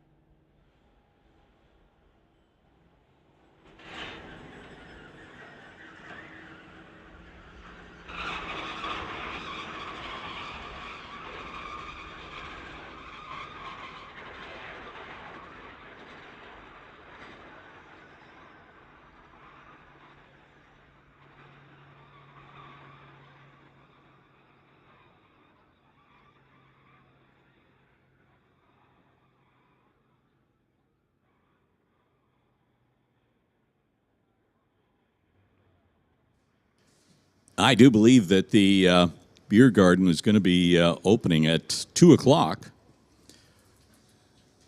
Wow, it's 10 after 2. So I'm guessing that they're open for business. Oh, they will have last call at 9:30. The beer garden is sponsored by Jack's. Good place to get refreshed. It is warm out there. Hopefully you got your sunscreen on. And if you don't, you could probably head over to the pro shop. I'm guessing that they would have some sunscreen there. But the beer garden sponsored by Jack's. Great place to get a refreshing, sophisticated adult refreshment.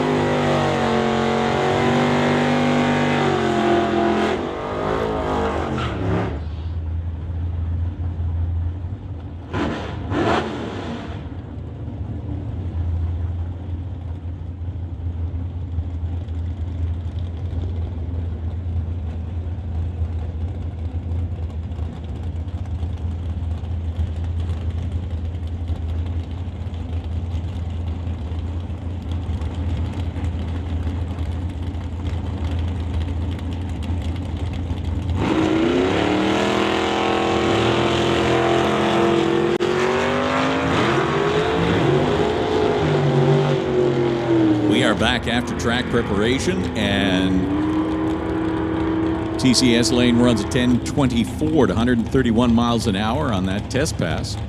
11:28, 111 miles an hour on the Lordco side as all racers continue to make some runs and do some tweaking to their cars to get them to the level of performance that they want to see come eliminations later tonight and qualifying tonight and eliminations tomorrow.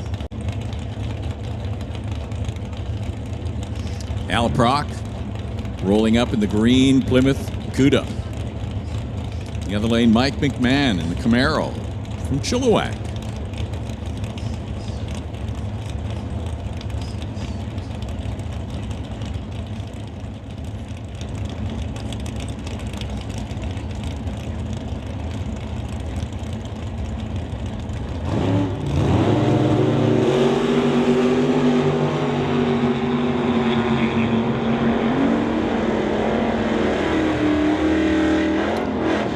.78 is the time for Mike McMahon.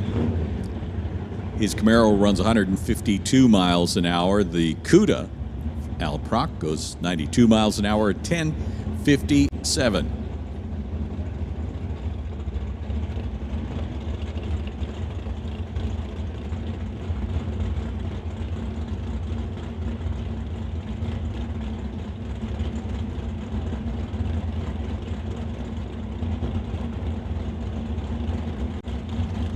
Krista Loudon and Bert Worrell. Krista driving the Jimmy here on the tower side, sponsored by Titanium Racing. Bert sponsored by Lordco. In the Dart Swinger, Bert runs a 10:22 at 129 miles an hour. Jimmy goes 95 miles an hour at 13:65.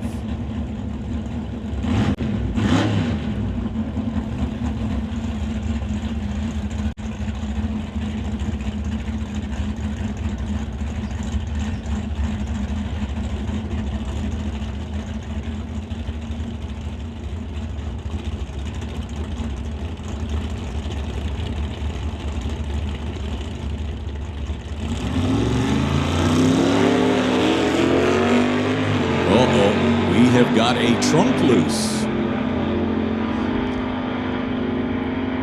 Hopefully that stays connected to the car.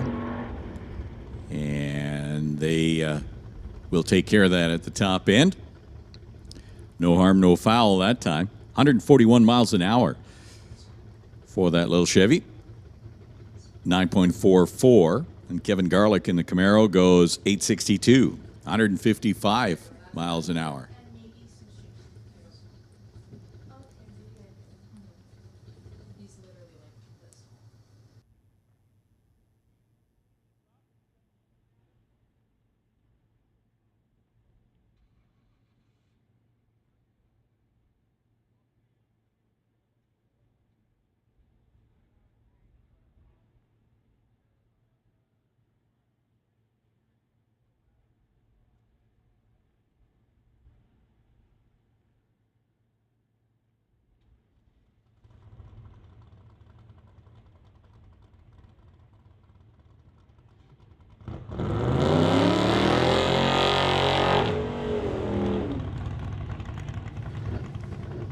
So coming out of the water box now, Dave Shirk and Everett Heath. Everett driving the white Chevy.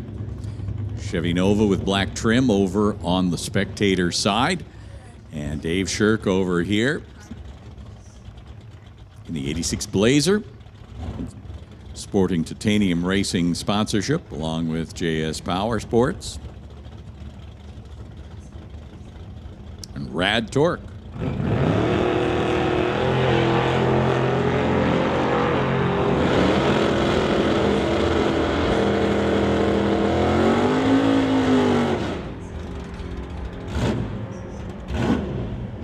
.11:30 for Everett Heath at 116 miles an hour, and 11:58 for Dave Shirk, 114.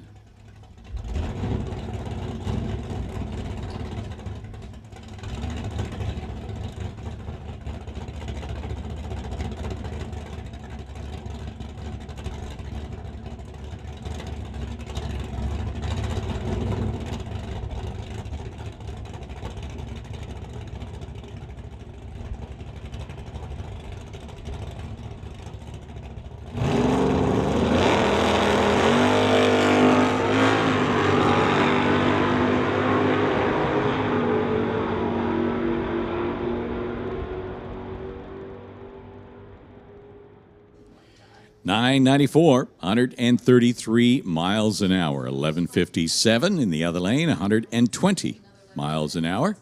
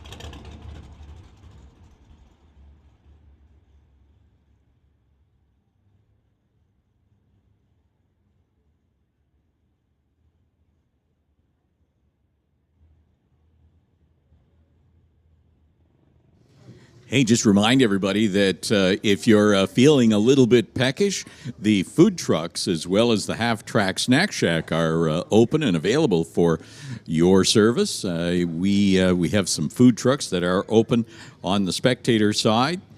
There's a hot dog stand, Jay's Disco Dogs. There's some Jamaican food at Yorty Grill and some chicken entrees at Chicken on Tires. So that's all on the spectator side behind the grandstands.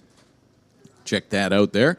And, of course, here on the pit side, the half-track snack shack. And I did notice a number of merch tables available throughout the pit area. So if you're feeling in a supportive mood, I know that there's some racers out there that would certainly welcome your support.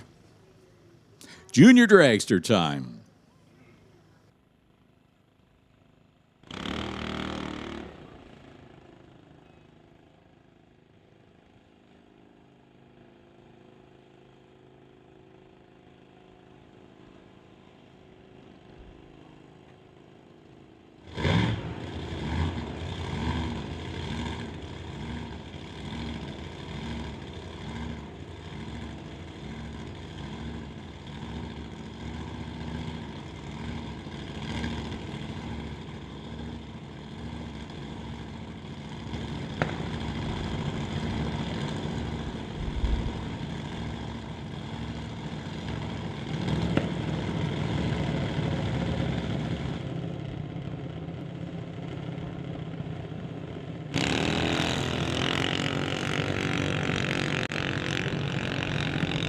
So you saw the encouragement to go forward and stage. The all categories use what's called courtesy staging. So you wait until, if you've turned on the pre-stage, you wait until the opponent turns on their pre-stage before you go in and stage. And so I sensed that that junior dragster driver was waiting for the car in the other lane, but there was none. So Connor got some instruction to, the previous racer got some instruction to just go for it. Here comes Connor Jackson now. Sponsored by Lordco, Fitness Lab, TKO Hot Rods. He's over here on the tower side. In the other lane, in the junior lightning category, is Emma Debris Coos from Shawnigan Lake.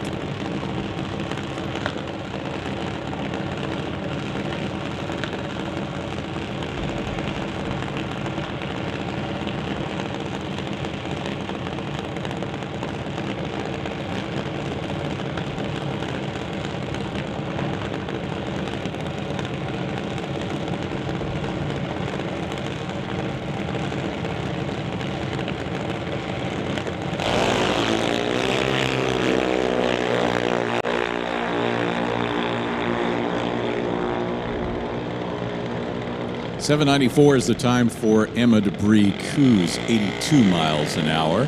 And Connor Jackson goes 73 miles an hour and 8.93 seconds. They race to the 8th mile. And here comes Alex Green.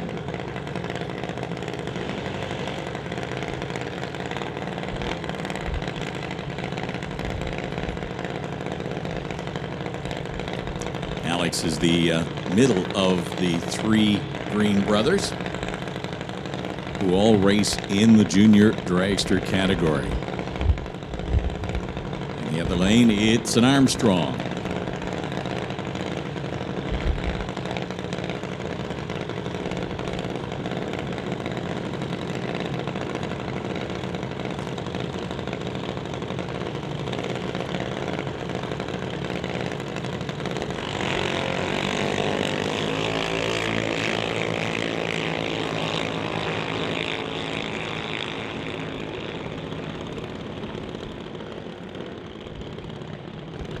So Lordco side goes 1190 at 54 miles an hour, 1168 over here Tower side, 54 miles an hour. Should be 1188 actually.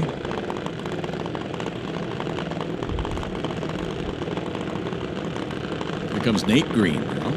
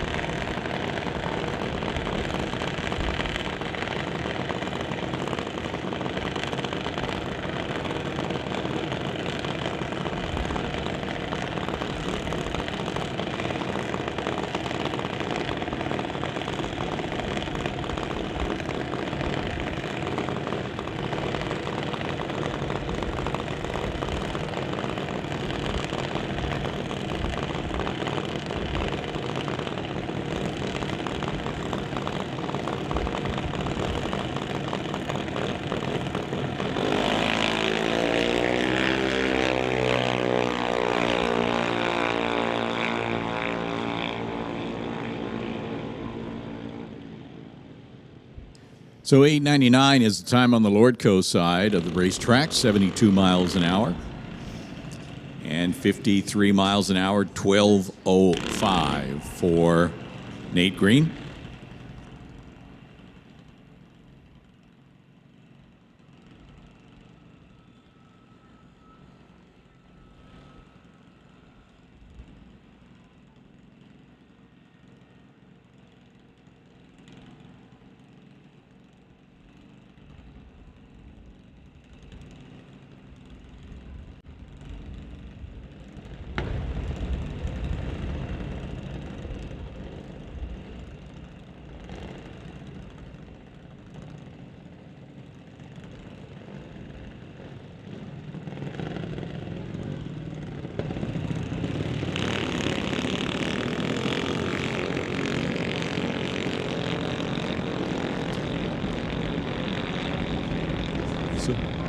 Junior dragsters racing to the 8th mile.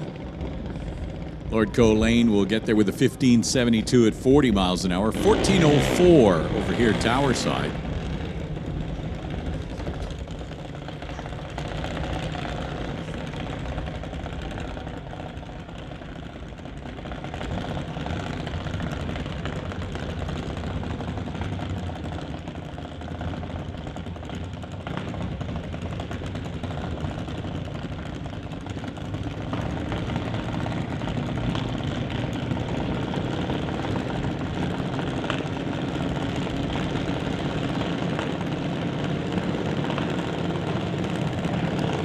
It looks like it's a battle of the Catmix here.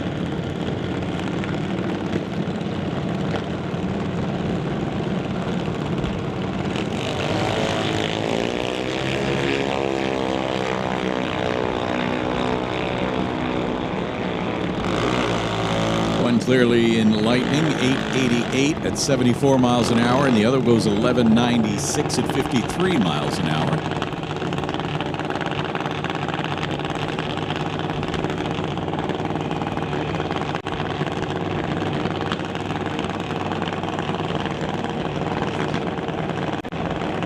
Rolling up to the start line now. Here, tower side, Isabella Marshall.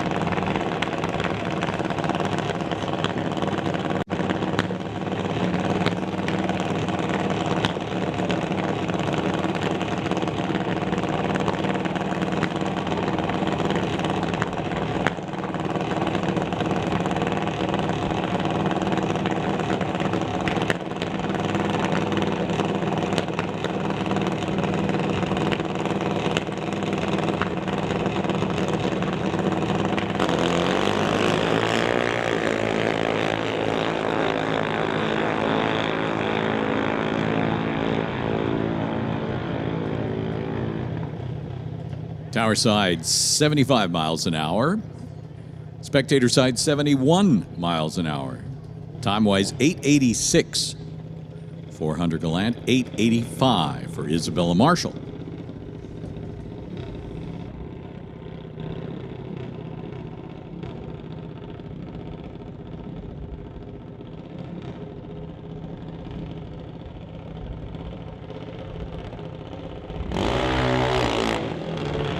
Here comes the third of the Katnick team. 3 drivers in the junior dragster category.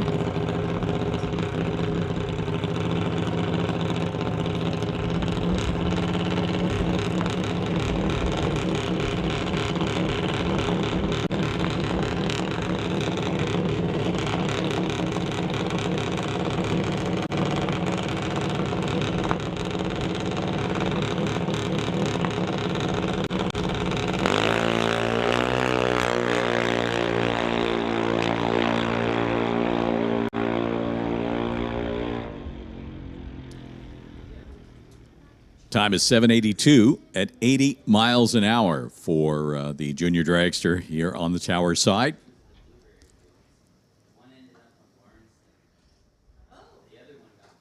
Underneath the bridge, that appears to be the junior dragster of Cadence Rodrigue.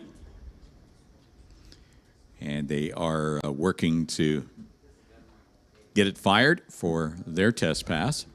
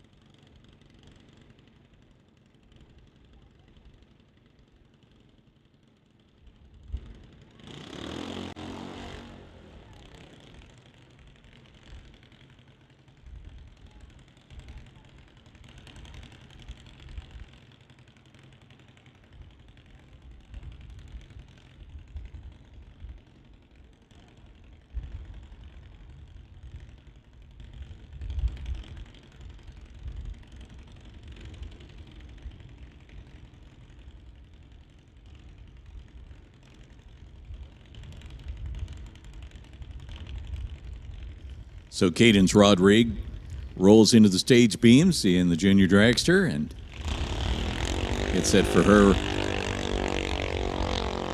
pass to close out the junior dragster test session. 11:87 at 53 miles an hour.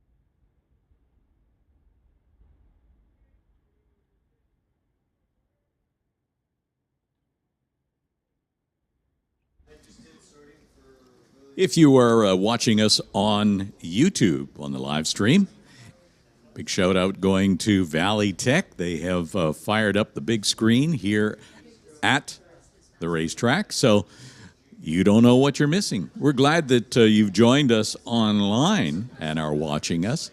Big shout out to Lordco Auto Parts for their sponsorship of our live feed, and Valley Tech for all of the work that they do to bring the video presentation together. And it's going to get better as the weekend moves forward. We see the big screen TV just fired up, so instant replays will be seen here at the facility. And so we'll have that as well on the live stream a little bit later on. Qualifying starts for Door Wars 11 at 6 p.m. tonight. Junior Street is coming up now. Taryn Monroe over on the Lordco side of the racetrack from Surrey, a student there. She's driving a 1994 Blazer, blue and white Blazer. You hear Jordan Ormsby from Aldergrove driving the big pickup, GMC. So Junior Street racing with two individuals in the vehicle, one having an NHRA competition license, the other having the regular provincial license for insurance purposes. Time-wise, 60 miles an hour for Taryn, goes 11:46, 10:43 for the big pickup. A quicker run, 71 miles an hour for Jordan Ormsby.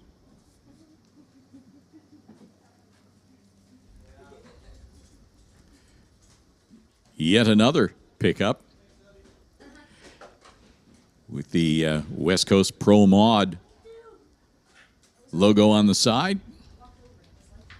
Got to think that's Keith Peterson and his son at the wheel.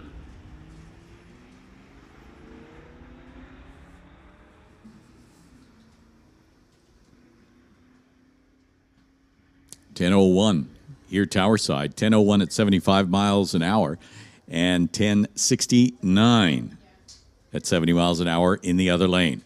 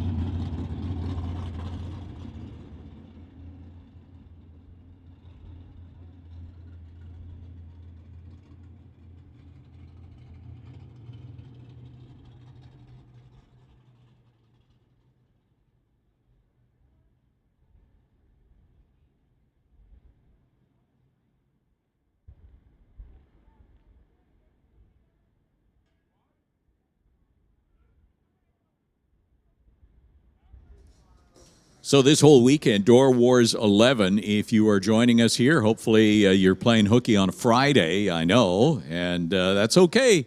We won't tell. Nobody will know.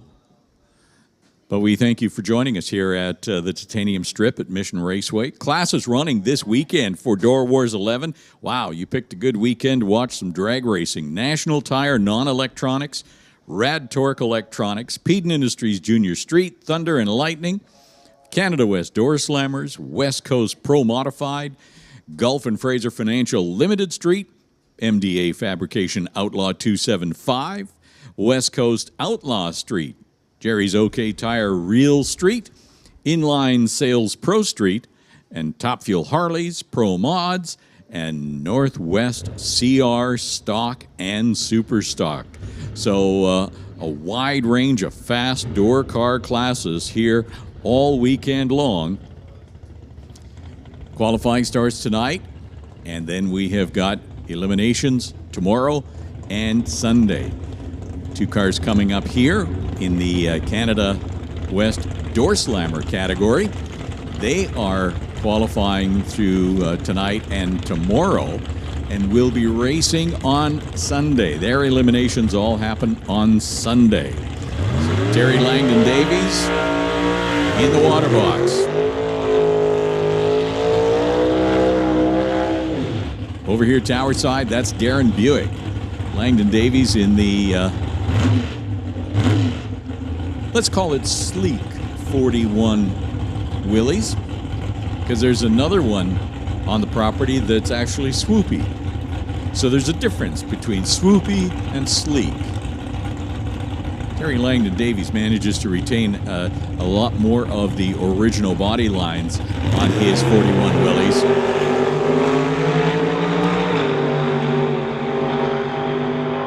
Eight-second car, he goes 8:13, 164 miles an hour against Darren's 867, 153 miles an hour.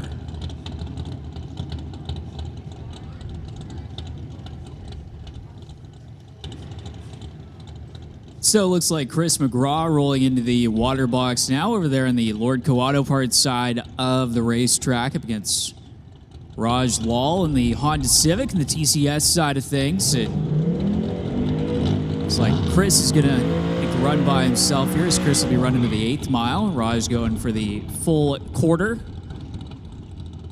So Chris McGraw out of Abbotsford, his 1990 Ford Mustang that he runs in the limited street class, stepped down from Outlaw 275 competition. Of course, the limited street guys a little bit more restricted on what they can run. Pretty much the same radial tire, though, on the back of those race cars and pushing them deep into the 5-second zone. The 8th mile, running into the 540s, 530s. Even a 520 at one point. It looks like McGraw put her into the beams, and it's going to actually get backed out of the beams there as starting line crew seeing some fluid coming out from underneath of the Mustangs, so we'll get the brooms in there and make sure that nothing further is leaking there from Chris McGraw, as McGraw will back it up. And the starting line crew will go to work with a little bit of cleanup. Looks like Chris is going to back her right back out of the lane and take a look and make sure again that nothing major under the hood going on. As Raj Lal trying to build up the boost for the burnout in the Honda Civic.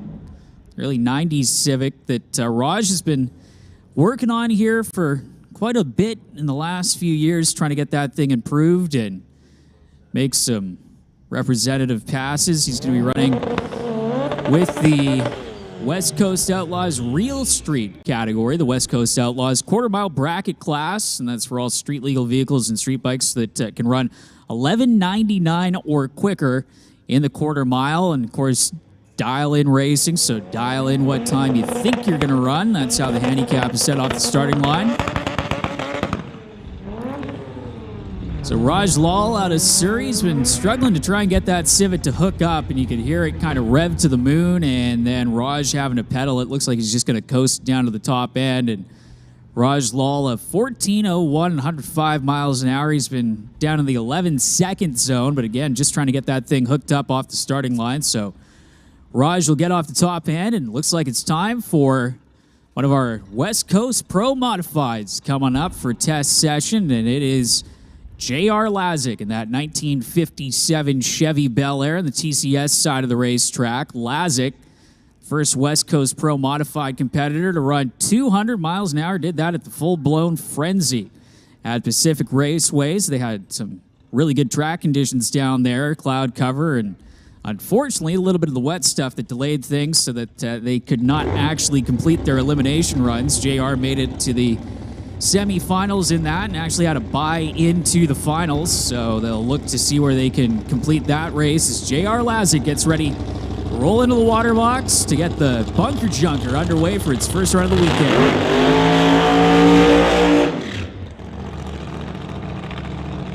Lazick also in competition, an Outlaw 275 competition in a Chevy Nova, as they'll back that car up from the burnout. Lazick from Rutland, just outside a suburb of Kelowna in the Okanagan Valley. He's got Gen 3 speed that helps put the tune-ups on all sorts of cars, from race cars, off-road trucks, to street vehicles. As Lazic gets backed up from the burnout, you can see the crew member out front giving him the hand signals on which way to turn the car to back it up to make sure that it is where they want in the lane. Then again, the crew going to work at the back of the 57 Chevy, adjusting those wheelie bars, and pretty much the entire rear deck lid on that thing has been turned into a wing. You can see the 3 different airfoils that run the length of the deck lid from the rear window, and the cool old-style wrap with the patina on it for J.R. Lazic, in a car that defending DOORWARZ champion Dean Bentonson used to run in Top Sportsman, got converted over to Pro Modified competition. Dean ran it for a little bit before switching over to his new 24/7 compression Pro Charge Camaro that, again, unfortunately not in competition this weekend. And J.R. Lazic getting the driving tours on this machine for the last few years. Runner-up at DOORWARZ in 2021. His first pass of the weekend in Screw Supercharged 57 Chevy.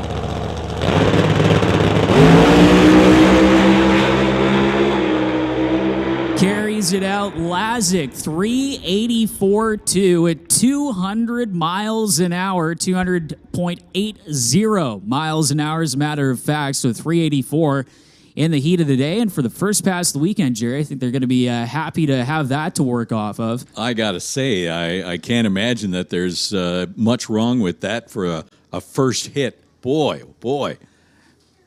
It came loaded for bear, and that was a confidence run. They were confident.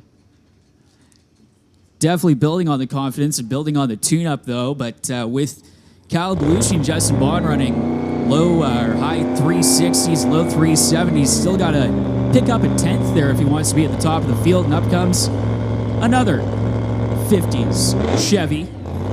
1955 Chevy for Chilliwack's Chris Murphy in the TCS lane as well.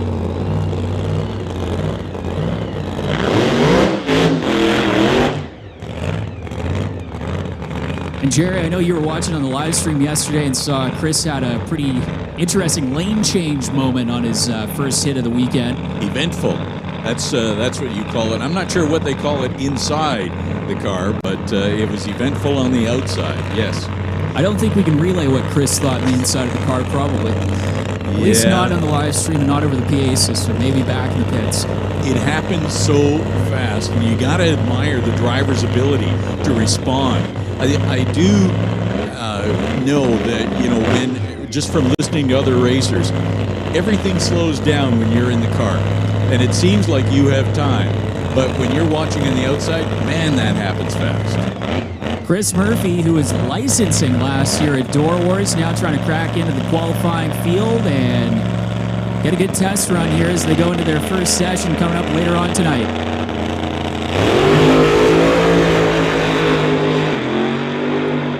Quick pedal there from Chris. He'll get to the top end with a 477.9 at 126 miles an hour, so you could hear a little bit of a soft launch there. The crew kind of backing down the tune-up to make sure that Chris got off the line so they could get at least a base run line out to at least the 330-foot mark. Then the cars started to kind of wander at half track, and Chris Murphy shutting her off before the stripe. Still runs it through that 477.9 and only 126 miles an hour. So looking for better things coming up a little bit later on as we've closing in there so far on the end of this test and tune session. Again, lanes scheduled to close at 4 o'clock this afternoon with qualifying set to begin at around 6 p.m. We've got a pair of motorcycles up at the line now.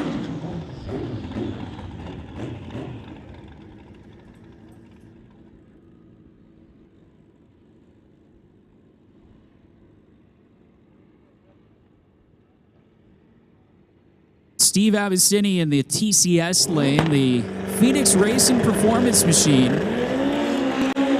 One of the regulars with formerly the 604 Street Legit gang, now running with the Real Street portion of the program. And how about that for Steve? 758 with a 181 miles an hour on 2 wheels, carrying the front end out. And the TCS side of the racetrack over the Lordco Auto Parts lane in 883 at 158 miles an hour. Again, only on 2 wheels. This is another one of our Pro Modified bikes is in the water box.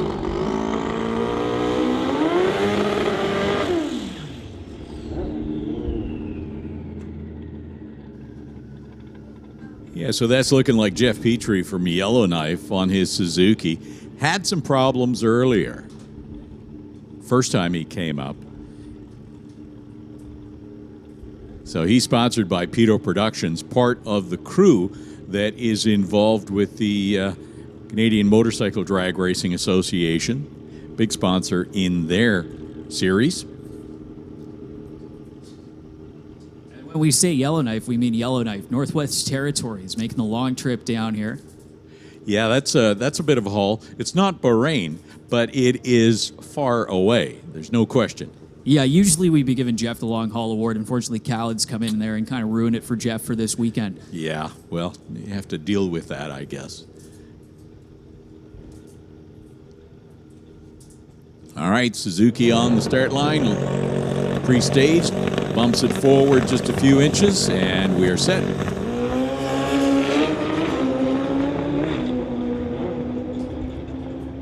He was heading for the center line, but he managed to stay in the groove quite nicely. There goes 839 at 147 miles per hour.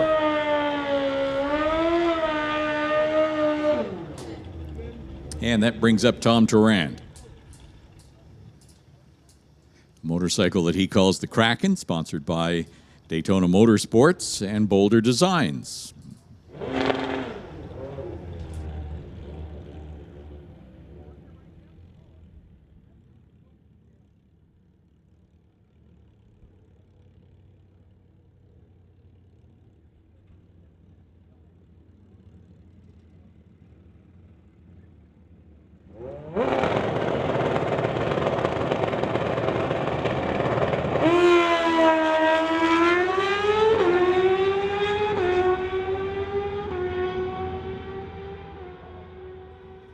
.854 is the time for Tom, 157 miles an hour.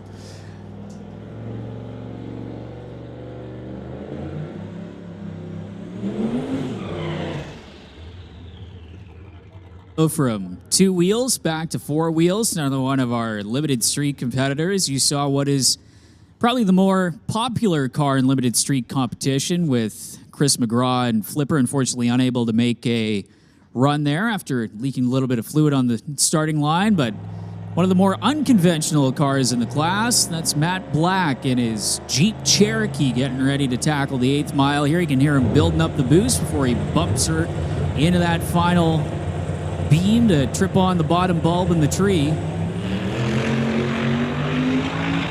Carrying the front end on the Cherokee, gets down to the top end. How about a 579 with a 9 at 122 miles an hour over 660 feet for Matt Black and the Cherokee. He's been laying down some pretty strong runs now that he's got that front end calmed down. I think DOORWARZ last year he put it on the back bumper at least 2 out of 3 runs he made in qualifying. So things a little bit more tamed down as some of our Canada West Doorslammer's competitors starting to burn outs. Yeah, that magic of keeping the front end down, unless you're planning on being a wheel stander for the full quarter mile, it's not going to work that well. So you do need to manage that. We were talking about Rob Monroe, Sr., having that 31 Ford issues with the front end coming up. And so it's not bad if the front end comes up and you're going straight, but if the front end comes up and it starts pulling, that's not a comfortable situation whatsoever. So here's Brody Shirk and Kerry Young now. Kerry out of Port Moody, driving the S10. 406 cubic inch small block Chevy under the hood of that Young's Mechanical S10. Brody Shirk over here. 67 Chevy, sponsored by Titanium Auto Group.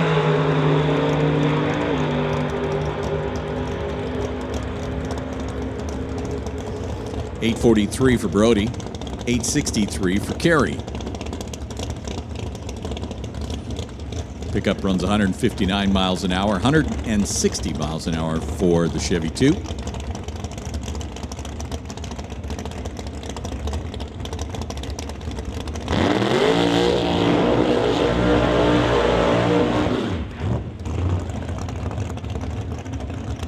First opportunity for me to see Johnny West. Kingsley Trucking, 57 Chevy, over on the spectator side. And over here, Steve McKenzie.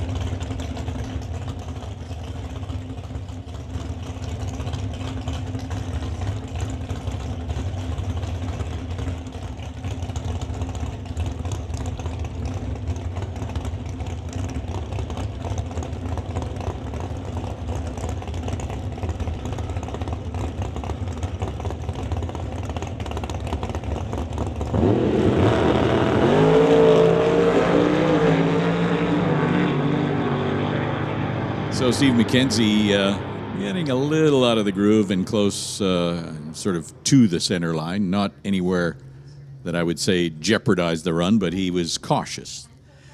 567 for him. And in the other lane, Johnny West goes 501.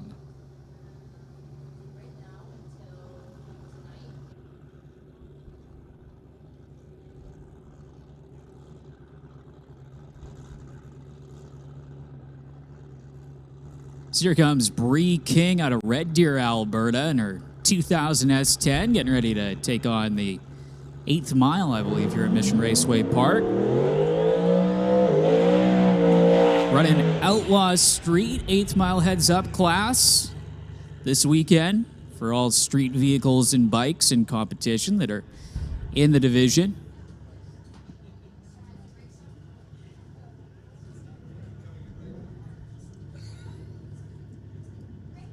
So Bree King, who had a very good run last night, carrying the front tires till almost 330-foot mark and going into the 5-second zone in that S10. I believe Bree's first trip to Mission Raceway Park that I can remember with this truck that, again, beautifully turned out. Still got the plates on it. So Bree will get guided into the beams. We got some Outlaw 275 competitors behind Bree as she gets ready to turn on that bottom bulb. Another wheels up launch for Bree King as she'll go down the racetrack and goes through the traps with a 5:01 with an 8 at 144 miles an hour. Solid pass there for Bree King, getting another one under her belt. Up next, got Josh Collin, Tower side, a Ford wagon up against Armjawanda there over in the Lordco Auto Parts lane. It's Collin to get backed up from the burnout.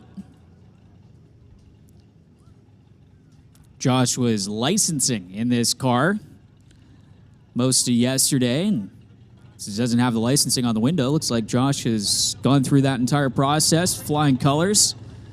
Ran it out to almost an 8-second pass in the quarter mile yesterday. Of course, he'll be competing in 8th mile competition throughout the weekend.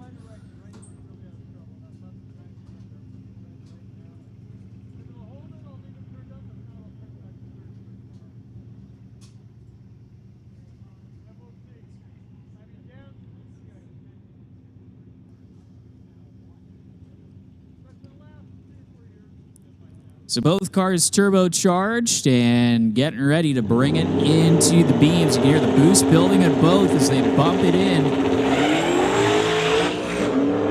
Well, Josh Collin spun the tires pretty much off the hit. Wanda got to at least past the Christmas tree before the thing drove up into the tire smoke, and 638 with a 7 at 85 miles an hour for the Fox body over there in the Lordco Auto Parts side of the racetrack, and the wagon going through to 761 with an 8, 92 miles an hour for Collin. That early shut-off run. Then over in the Lordco Auto Parts side, getting ready to make another test hit. Jay Severston, right here in Mission, the JS Power Sports 1957 Chevy. Jay taking the year off of Pro Mod duties last season with the JS Power Sports gang, but back for 2022. Last ran at DOORWARZ back in 2021 as he gets ready for the burnout.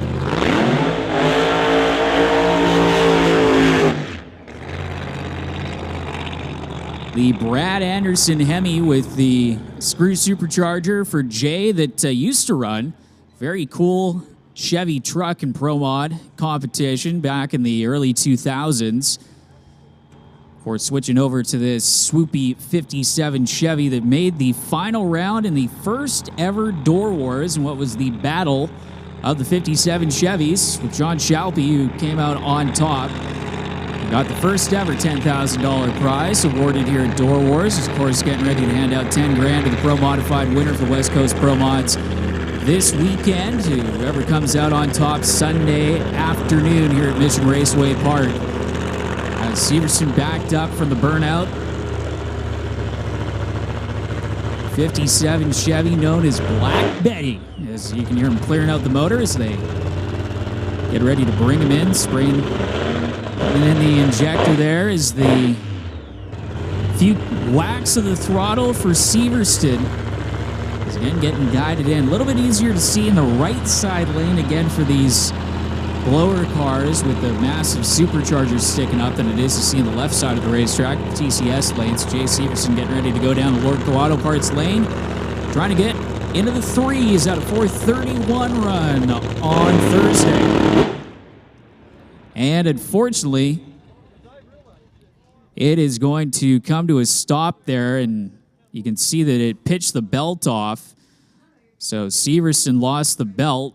Looks like a little bit of fluid coming out from underneath of Severston's machine. So they will put it back, and again, losing the belt, which on a belt-driven vehicle, kind of critical to the car running. And Severston will get pushed back. Tough break there for Jay and the gang. They'll go back to the pit area, hopefully get that thing buttoned up and ready to go for qualifying round number 1 coming up later on tonight for the West Coast Pro Modified. So a tough way to end Jay's first pass of the day is they'll push that car back and take it down the return road, and we'll get ready for some Top Fuel Harley action coming up next.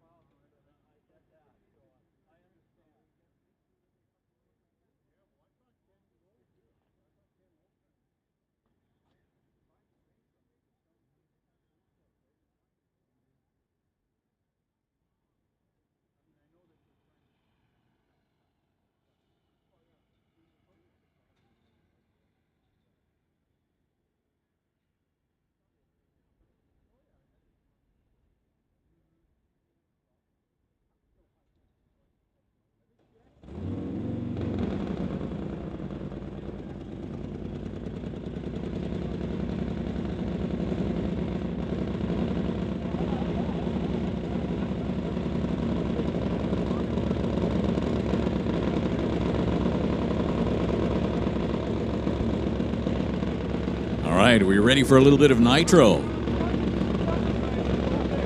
V-twin, Harley, put some Nitro, make about 1,000 horsepower, and then go as fast as you can down the quarter mile. Sounds like a plan to me.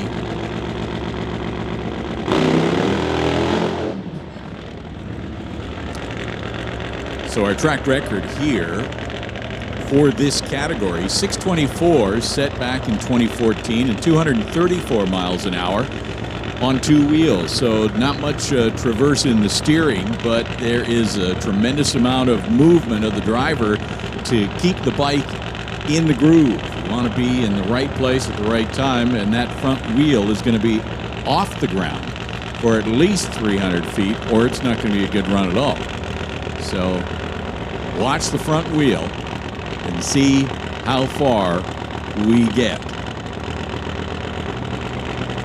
Pre-stage beam is broken. Here we are.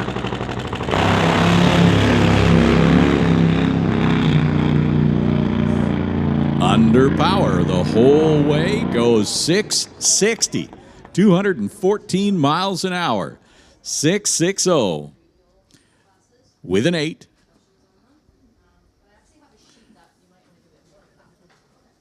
214 miles per hour. My screen says that was Matt Marshall.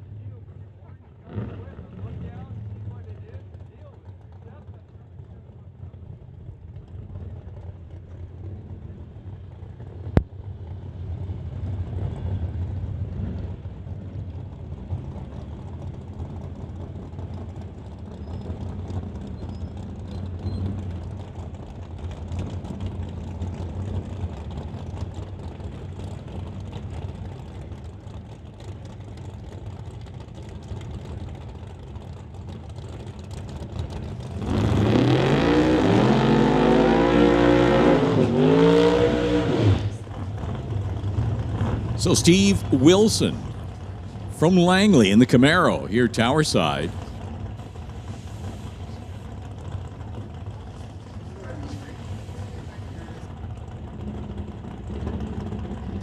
So Camaro here on the TCS lane, Mustang in the Lordco lane.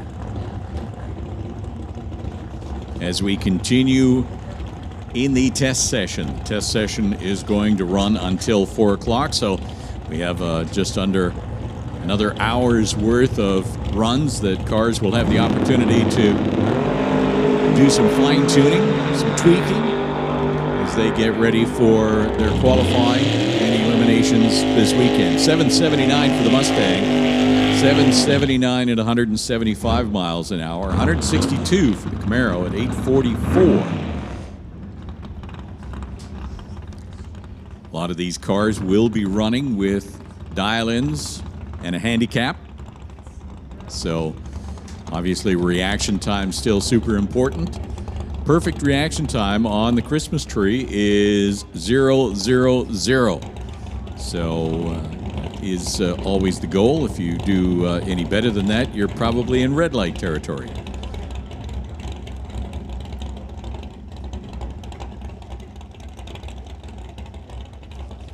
Split window Corvette now.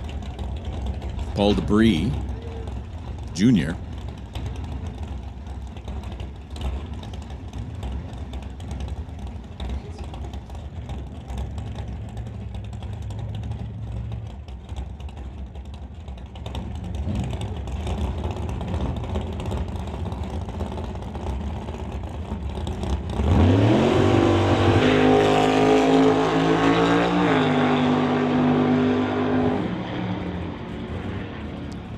Getting a little squirrely at the top end, and he takes his foot out of it, coasts through the top end.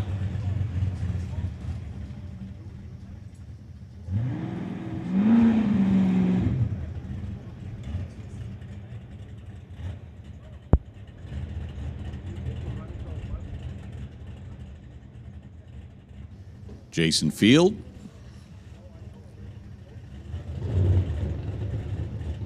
Roll forward to break the beams and get ready for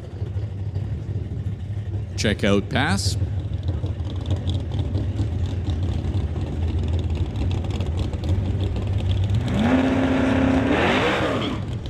Wow. Tires breaking loose right at the hip and has to give it a hit. And away he goes. Runs through the 962 at 157. miles an hour. So this is great to see. Last time we saw this car, it was upside down. And it has all of the nice little marks to commemorate that. Battle scars, that's what Anna calls them. That's the word I was searching for. Derek Shirk. 1955 Bel Air, sponsored by, of course, Titanium Auto Group. JS Performance, Bubba Speed Shop. Door Wars 2022 winner.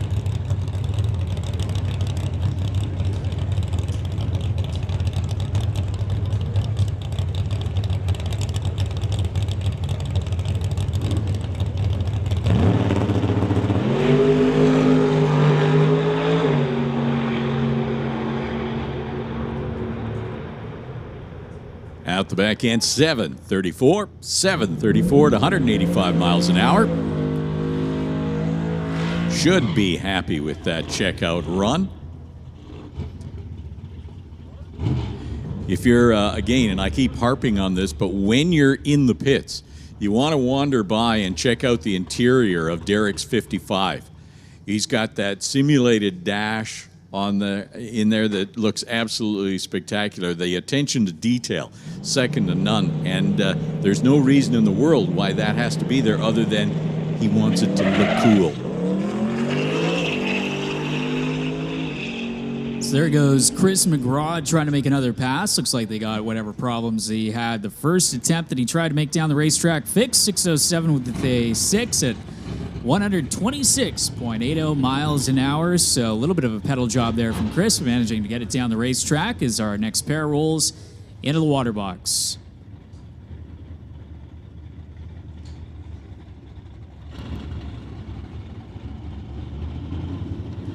And that next pair is going to be Martin Rochelle over on the spectator side.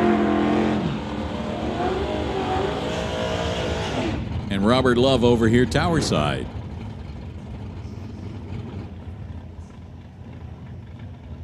So Robert Love, S10 sponsored by Reflections Guest House and SS Motorsports. And Martin Rochelle by a, well, sponsorship is a host of contingency stickers. Martin, a regular runner here at Mission Raceway. Robert makes his way here a couple times a year.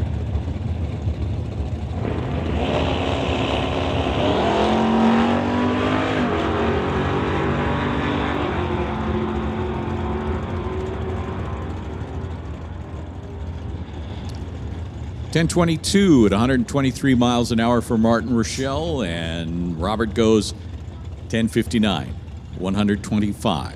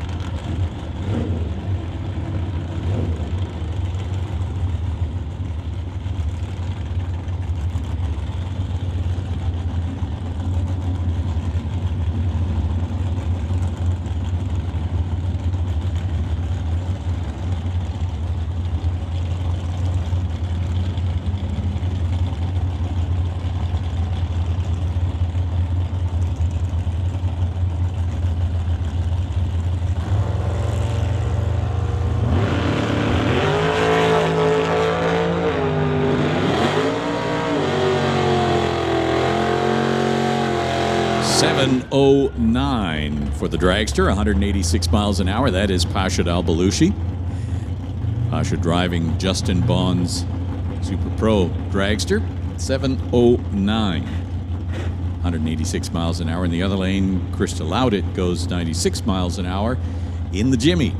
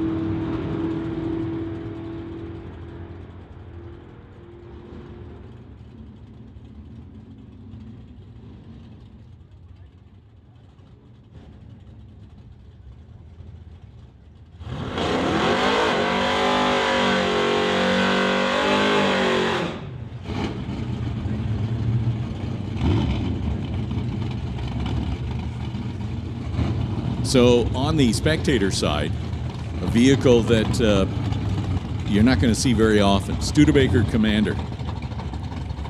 You just do not see those. Got a small block Chevy in there.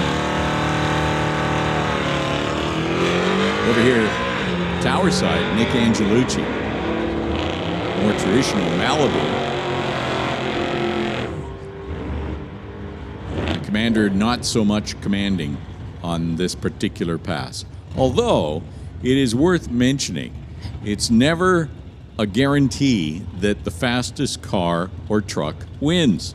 It is consistency. You got to run the dial-in that you choose for your vehicle, and you have to have a great reaction time on the tree. You do those two things consistently, there's a strong chance that you will be going rounds in competition. Always remember how Don Garlick's pointed out that 90-some% of the races are won on the start line, and that's because of reaction times. So there's a good portion of the race that happens there, and that's why we have whole shot wins, and we have to run them on the track, not on paper. On paper, one looks like the winner, but that might not actually be the eventual outcome. So Jeff Bell and Brad Owen will be the next pair down track in this test session. We have about 45 minutes.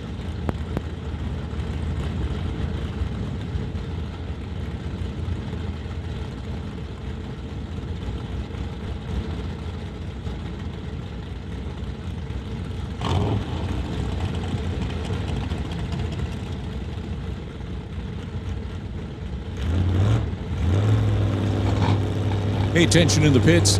Given the number of cars that we have still in the staging lanes, junior dragsters, this is specifically for you. We're going to cancel your fourth test session, but you will have a test session opportunity at 7 p.m. later on. So the 3:30 test session that was originally scheduled for junior dragsters, we're going to cancel that, but you will have an opportunity for a test hit at 7 p.m. We have got a lot of cars in the staging lanes, and we want to get through those so that we can be completed by roughly 4 o'clock and then have some time for track preparation in anticipation of full-fledged qualifying at 6 o'clock.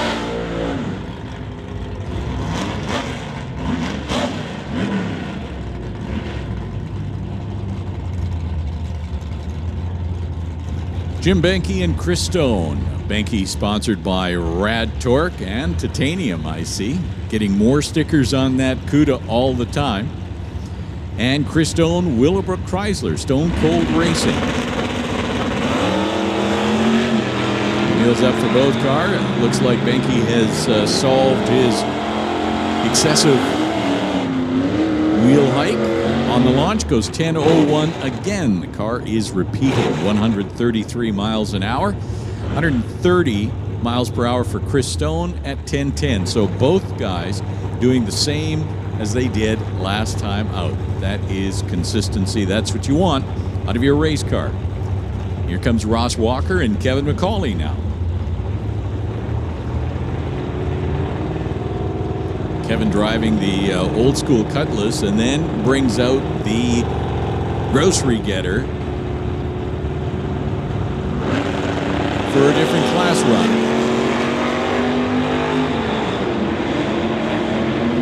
Great reaction time. You see it on the reader board. Kevin had a 007 reaction time. Remember, 000 is perfect, and so he was 7 thousandths off.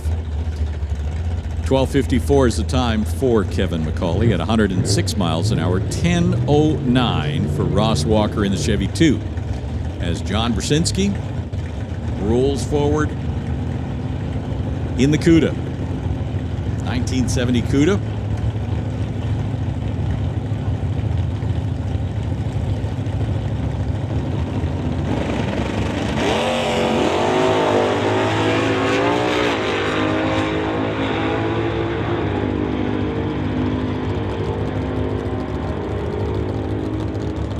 Lordco side gets there first, 996, 137 miles an hour.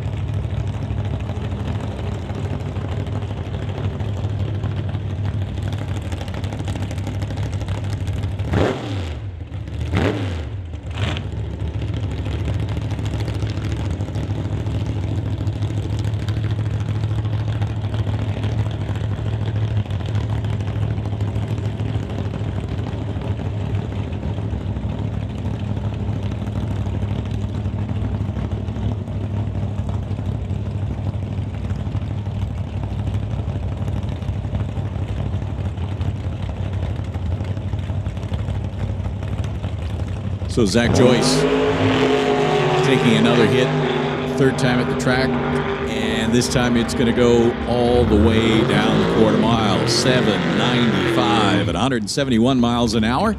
So Zach should be happy with that. Finally connected to the racetrack. Had a couple of runs that were so-so. That one, that 1948 Austin, I think should be happy with that. 795, 171 miles an hour, 1065 for the dragster. Might not be as happy with that one.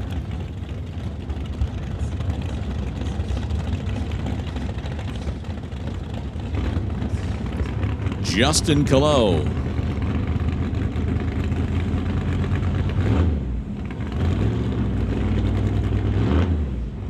Believe that might actually be Mike Hawkins in the 1981 Chevy Malibu.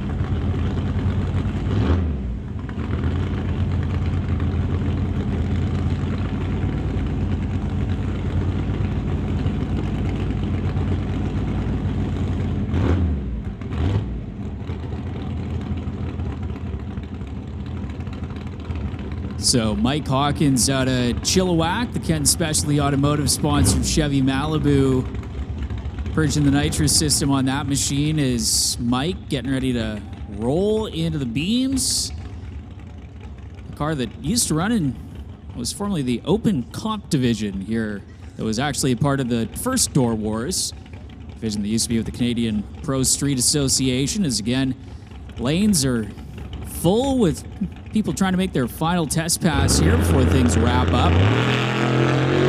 Hawkins soft launch. Looks like he's going to get it down to the 8th mile mark, and a pretty solid run given the track conditions right now for these Outlaw 275 guys. 508 with a 7, 143 miles an hour for Mike Hawkins, who gets a clean run under his belt, and Mike pushing that thing into the 4-second zone when the track conditions were prime here for the Outlaw 275 guys. And again, it's not like the track's lacking any grip, but when you got that small of a tire and trying to push that much horsepower through, you're going to need every advantage you can.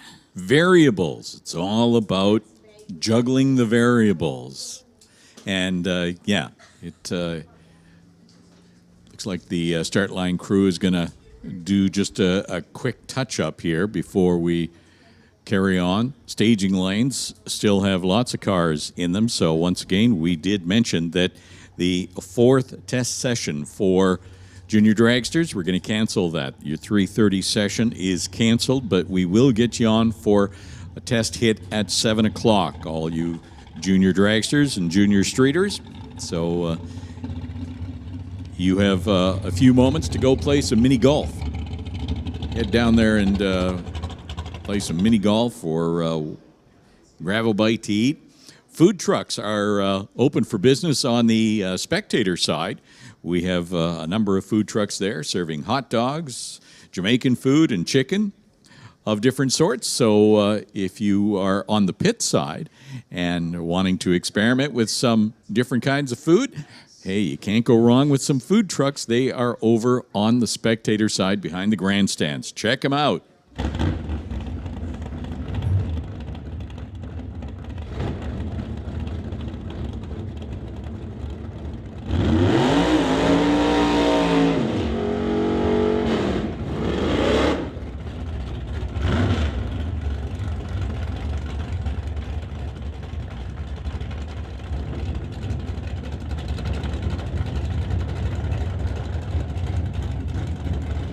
Mal Patterson and Cam Shantz. Cam Shantz in the 27 Ford Roadster over on the spectator side. Mal Patterson here on the car he affectionately calls Malfunction.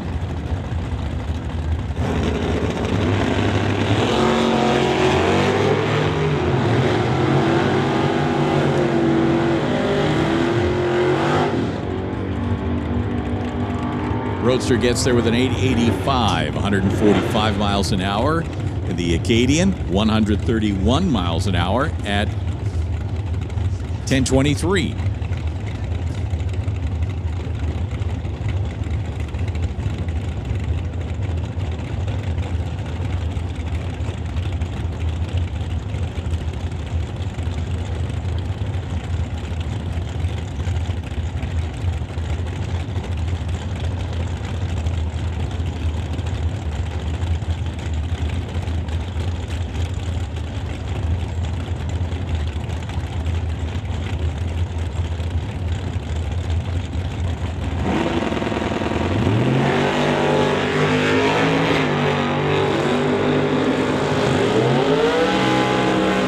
Both drivers taking advantage of the bite on the start line as they leave with the wheels up in the air. 846 for the hot rod at 153 and 976. The Lordco side at 137 miles an hour.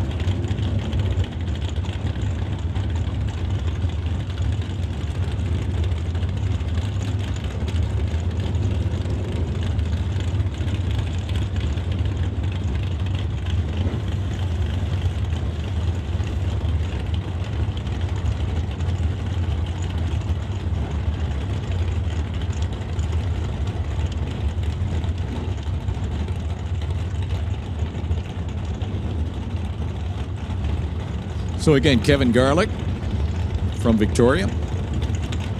Chevy Camaro here Tower side. Z28 Camaro in the other lane. 60s vintage.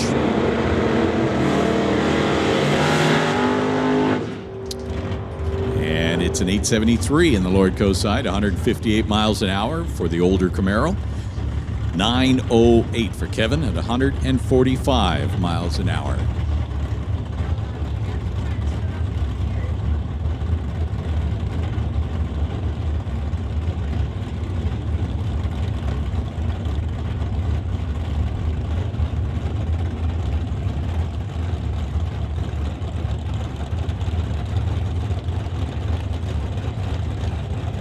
Ed Hodder now rolling forward in the brand new Camaro, car that they are going to stop making in 2024.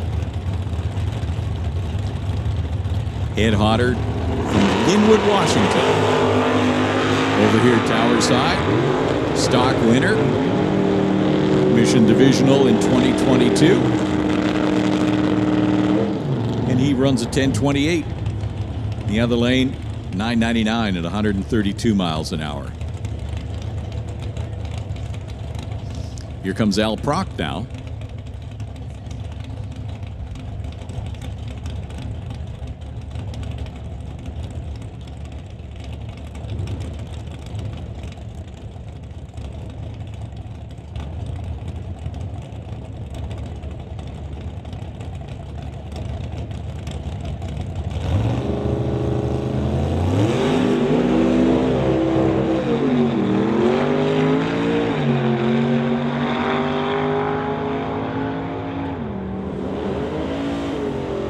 Al goes through the top end with a 987, 134 miles an hour.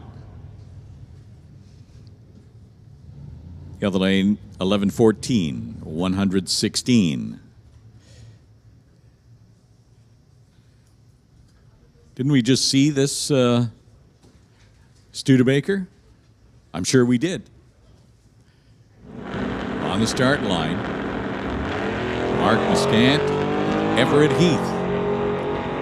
Everett driving the Chevy Nova. And he gets there first. 11:18, 117 miles an hour. The Commander will get there with a 16:56, 82 miles an hour. It's Jeff Bell and Cody Plewis take another shot.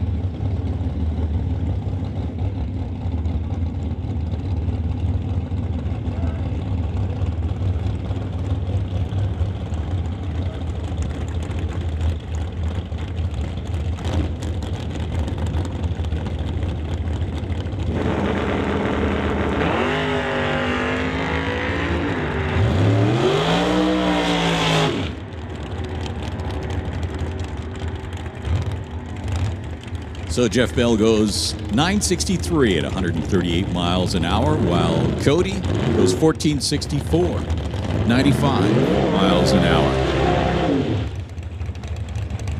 And Kim Jonkin now backing up the dragster.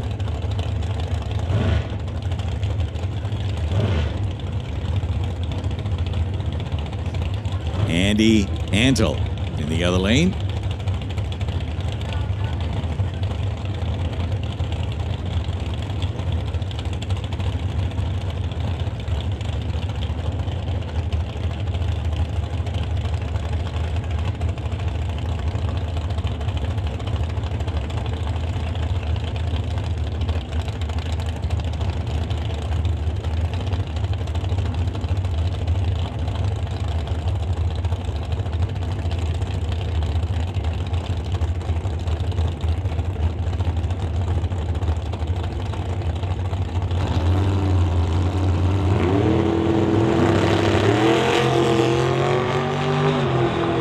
So Kimberly has got that dragster running pretty smooth. They got to be happy with that. Goes 822, 164 miles an hour. Not the quickest run today, but certainly car is leaving the line on a regular basis.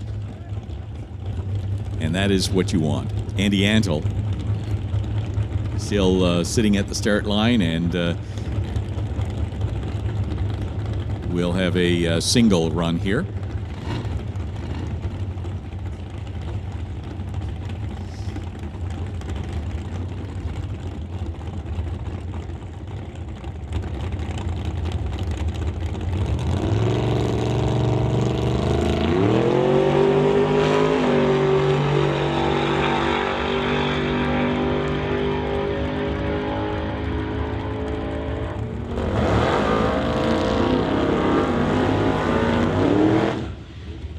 .901 at 141 miles an hour for Andy Antle in the F100.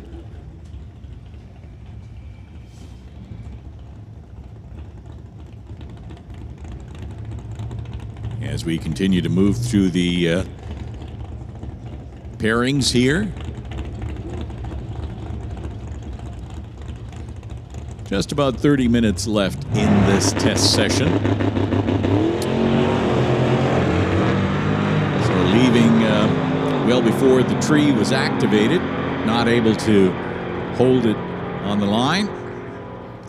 10:01 147 miles an hour for Tom Katnick.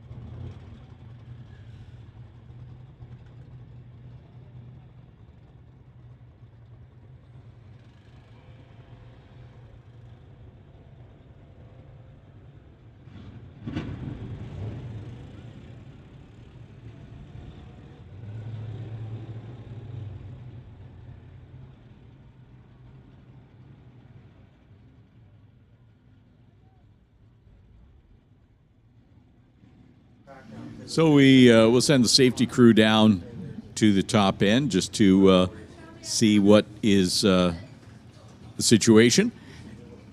When we get an update, we'll let you know. Remind everybody that the Half-Track Snack Shack is ready and waiting for your order. And the food trucks on the spectator side are also open. The beer garden is open. Everybody is open. Beer garden sponsored by Jack's. Time to get refreshed. Discover the world of exceptional beverages at Jack's Beer, Wine, and Spirits. Jack's offers a vast selection of beers, wines, and spirits to satisfy every palate. Located just minutes away at Mission Junction, Jack's is your go-to destination for all your beverage needs, so visit today and experience the ultimate shopping experience. The beer garden beside the announced tower, the control tower, is going to be open with last call at 9:30.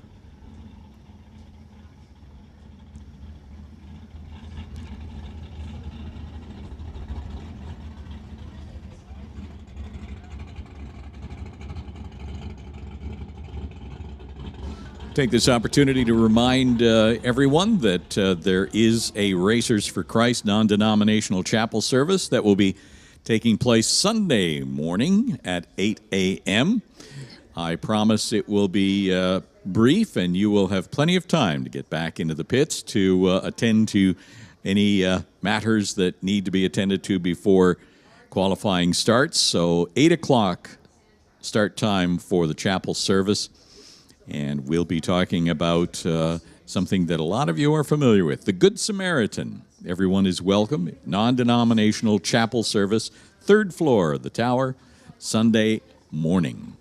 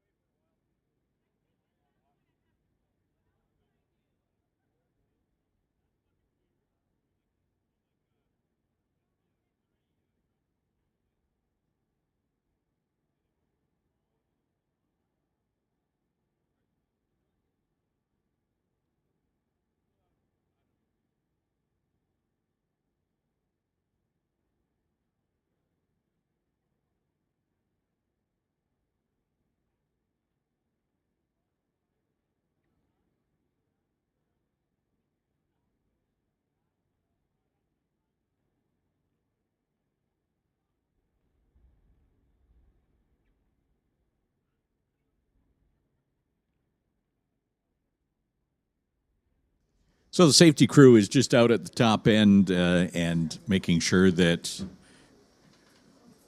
the incident that happened up at the top end is dealt with. We're just on hold for a minute, and while they do that,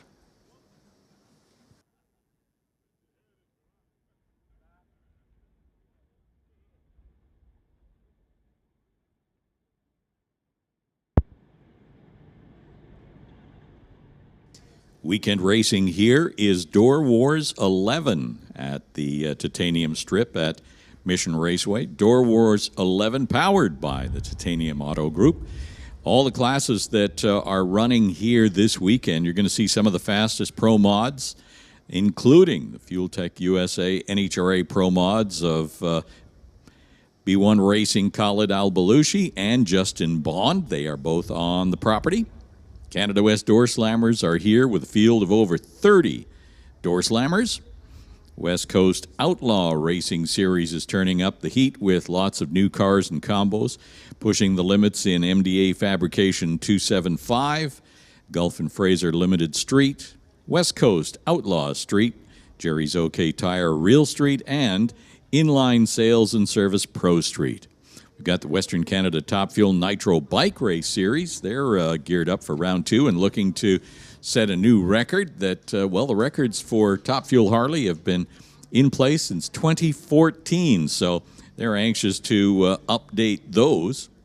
Pro Mod bikes are back as well. Let's see if they can keep shattering their records. National Tire Non-Electronics and Rad Torque Electronics will be running for big money all weekend long. So a big thank you, a shout out goes to their sponsors. And of course, the Peden Industries, Junior Street and Junior Dragsters will have an event within the event with the Titanium Auto Group Junior Shootout. So big strong field of Junior Dragsters and Junior Streeters here. Along with all of that, the NWCR stock and super stocks are back again. So tons of stuff going on in the pits, everything from hard knock stunts to mini golf. Great food, drinks, all supplied by Jack's Beer, Wine, and Spirits, and great entertainment. So, man, you picked a good place to be here this weekend for DOORWARZ 11 at the Titanium Strip at Mission Raceway.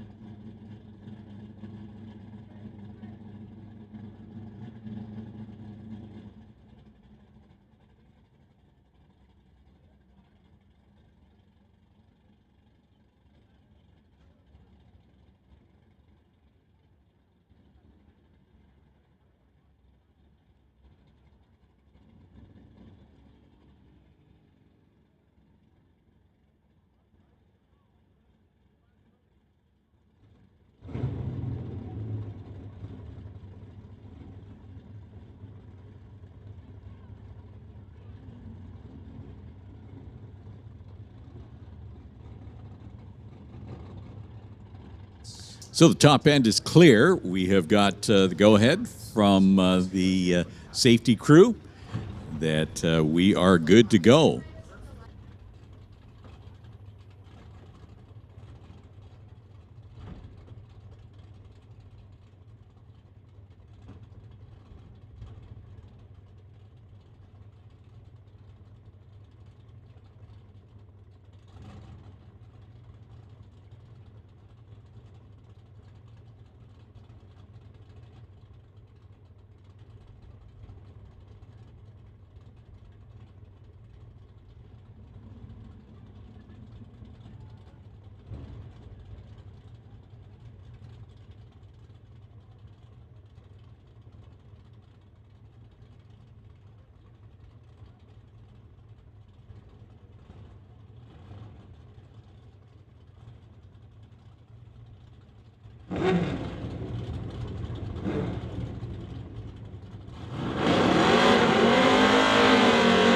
We are set to go. Nick Angelucci, Al Oman. Al, the track champion in motorcycle, working with a delay box. So he's trying to rejig his whole procedure. And that's, you know, as he said, you've got muscle memory going a certain way, and now all of a sudden you have to do it all differently. So Al Oman driving that Kawasaki on the Lordco side.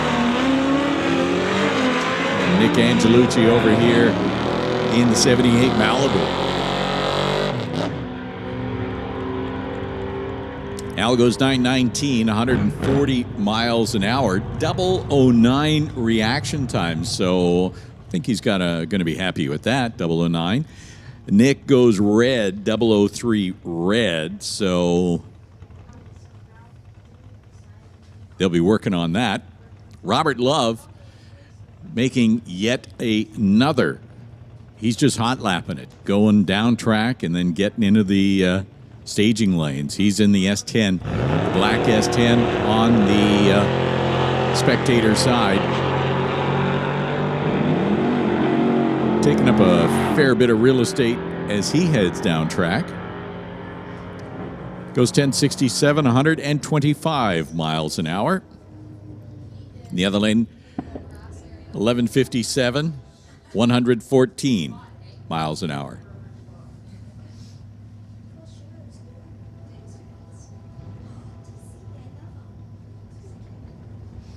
And Martin Rochelle. Didn't we just see him, eh? 78 Malibu. Typically runs in the index classes, 1090 Super Combo. Here he'll be running wide open, 1023, 122 miles an hour. Always interesting to see those cars that run in the index classes as they open up the throttle a little bit. Emily Gerard hitting the track in her dragster. Junior dragster champion of a number of years back. Emily driving this dragster, sponsored by Shear Solutions and Just Mechanical out of Chilliwack. Also sponsored, of course, by Rad Torque Systems.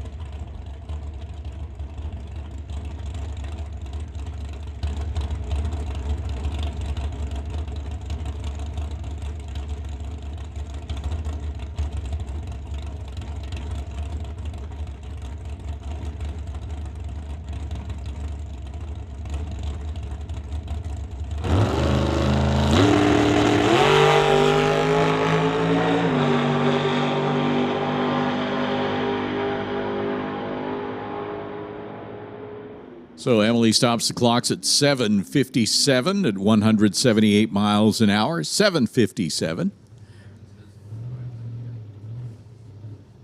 Can you repeat that?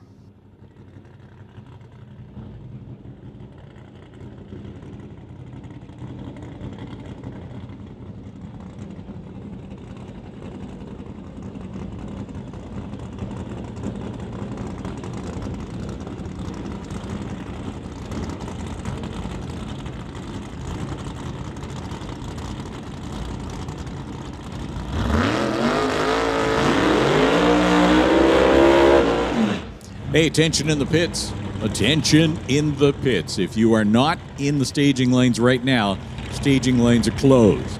All right? Just want you to know that staging lanes are closed as of now. If you are not there, you're square. Sorry, no you're not. You're just not going to get another test hit today. Staging lanes are closed as of now. We'll be running all of the cars that are there, and then we'll be down for track preparation as we get ready for qualifying. Here comes Andy Hatton and Dale Jensen.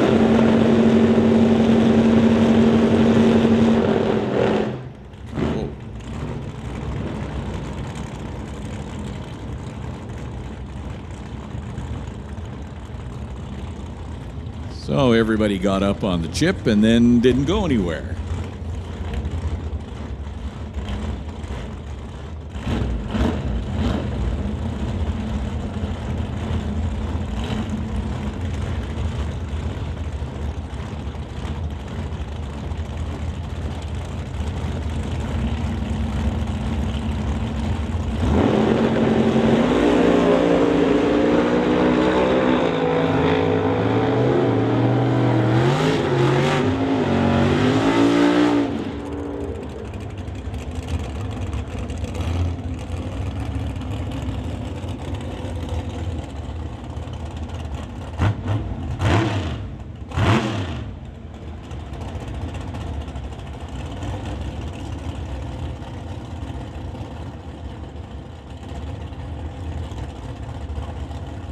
Mike Lucas and Devin Jansen now. Mike Lucas in the 68 black Camaro here, tower side. Got one of those plastic scoops that were oh so popular. Aid in the viewing of the Christmas tree, depending on where you're sitting. Devin Jansen from Armstrong is in the black Nova. Mike Lucas had to get off the throttle, get the car sorted out, and he's off again. Jansen goes 864 to 151 miles an hour, 956 for Mike Lucas at 105 miles an hour. And here comes Mark Thompson in his 54 Studebaker. And Tommy Gunn sponsored Corvette. Ed Horvath driving the 63 Corvette.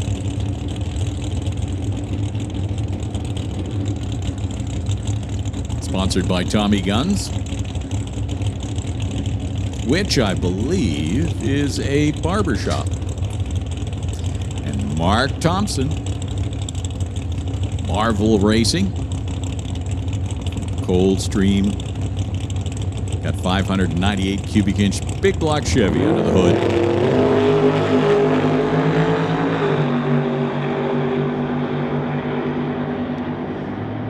Thompson gets there with a 765, 180 miles an hour. The Corvette 848, 160 miles per hour.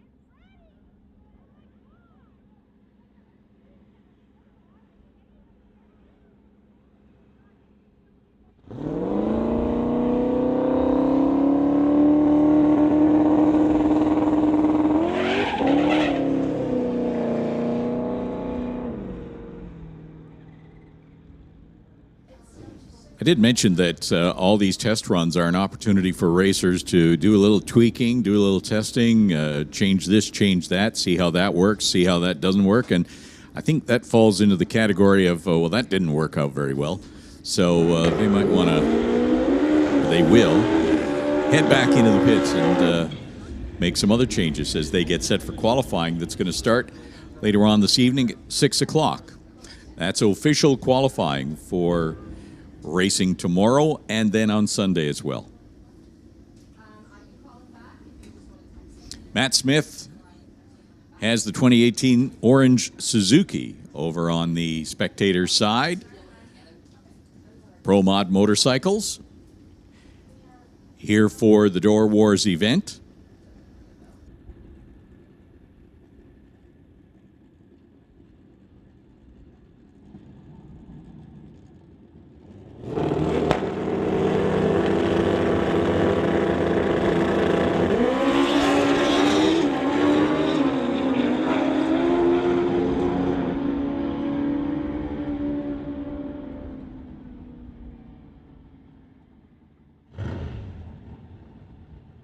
So Matt Smith goes 718. 718, 190 miles an hour in the Pro Mod bike. In the other lane, 1182 at 57 miles per hour.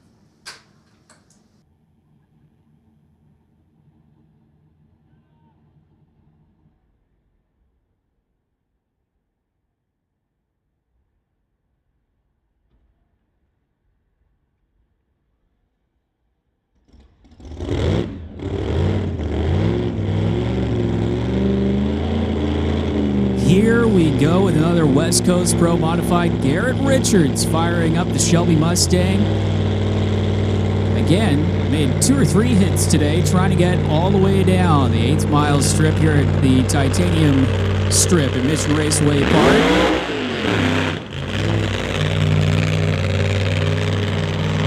A little bit of a short burnout there for Garrett, as barely got those rear tires spinning before they hooked up again. I was intrigued at your comment the last time he ran, talking about the nature of the burnouts, how that has changed so much as track preparation has sort of taken over. You don't really have to get the tires anywhere near as hot. You just need to make sure they're clean. Exactly, and that's how, again, you mentioned, Gerry, over time that has changed. Before the tracks were prepped so well, it was kind of imperative that you laid down a nice patch of warm rubber to back up in, and now it's almost a ritual to make sure that those rear tires are cleaned on these race cars with how the tire technology and the track prep technology has grown over the years here as Garrett Richards gets ready for yet another attempt. And again, that Boss Hemi has a distinctly different engine sound from any other car on the property. I think you were mentioning, Gerry, you were walking through the pits and could hear the difference in Garrett Richards' car, one of the louder cars on the property. And one that has what appears to be the biggest motor on the property. It looks huge on that car. So Garrett goes down Broadway with a 416 with a 4 at 153 miles an hour. So a little bit of an early shutoff there for Garrett Richards, but still logging in a solid pass. His best run so far the weekend with that 416 with a 4 is Khaled Belushi back for one final hit before we roll into qualifying later on tonight for the West Coast Pro Modifieds. And Khaled, a 368 to kick off the test and tune session. That was the first pass of the day here at Mission Raceway Park, and then ran a 371 earlier on his second pass of the day, trying to get the trio in before he makes a qualifying hit coming up tonight. I believe Pro Mod's on schedule for around 9 o'clock tonight. So, you make a run like that, it sort of, you're always looking every run to set a benchmark. So especially early, if you can get a good run in, then you've got something to work with, right? You can go through your data, you can check the changing conditions and everything else. You know what you got. That's the gold standard, 361. And of course, Khaled is going to be racing, as will everybody, come Sunday in the heat of the day during eliminations. So no matter how prime the track conditions are during qualifying, you still need that tune-up that is going to allow you to get down the racetrack in a quick enough fashion in the heat of the day where you can get the job done and move on and go some rounds and eliminations. Yeah, heat is always it's like rain in F1. It is a equalizer. So Cal Belushi getting ready for the burnout. The Bahrain 1 Racing Camaro, the newer gen Camaro body for Khaled as opposed to Justin Bond running the retro 1968 Camaro body style on the second Bahrain 1 Camaro. You can see Justin down there behind the car watching on as Khaled completes the burnout. And Khaled, a very accomplished racer from Dubai, a 4-time NHRA national event winner and top fuel, drove for Alan Johnson's Al Anabi Racing operation. It was sponsored by Qatar. Now Khaled driving the Bahrain 1 Camaro and 3-time Arabian Drag Racing League champion in the United Arab Emirates. For Khaled Belushi is guided up to the starting line. We'll see what he can do on his third run of the day. And Khaled, of course, the runner-up last year at Door Wars, something that he desperately wants to change here this year in 2023. His first visit to Canada last year, loved it, and obviously they liked it enough to come back with Justin Bond as the second car as well.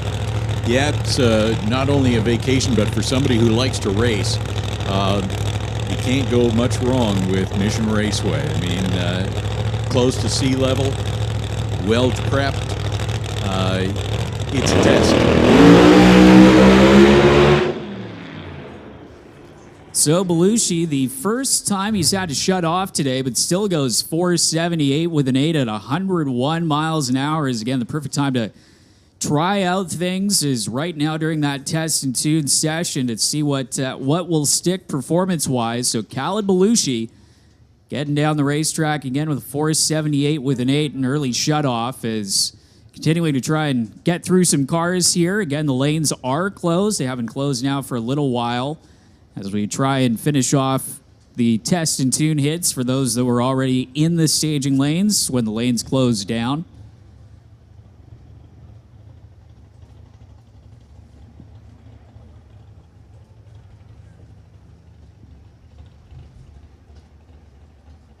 Looks like Scott Grant.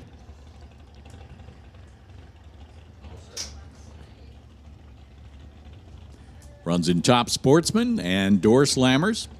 Doorslammers have their eliminations will be taking place on Sunday. And that event sponsor will be Paradise Homes.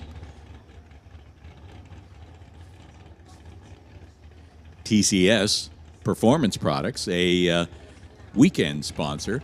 Also, remember, all Doorslammer drivers, you have to be at Marcy's trailer at 5:45. 5:45 with cash in hand, because you will need to pay your fees in order for your qualifying to count. So 5:45, all Doorslammers, you need to be at Marcy's trailer.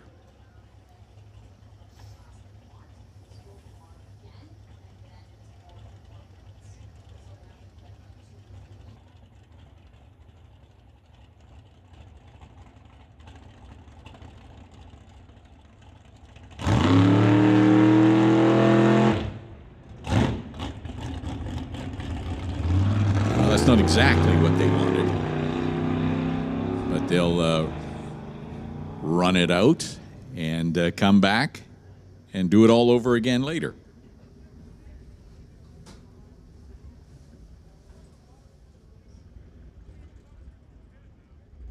And unfortunately for Scott, looks like he's going to have to wait for Canada West Doorslammer qualifying to make his next pass. Is jumping through the beams there, so no time, unfortunately. As Jordan Brandon in that 2000 Chevy Camaro, one of the cars, again, featured on the Door Wars t-shirt for 2023. The 2022 Door Wars winner, getting backed up from the burnout in the TCS side of the racetrack.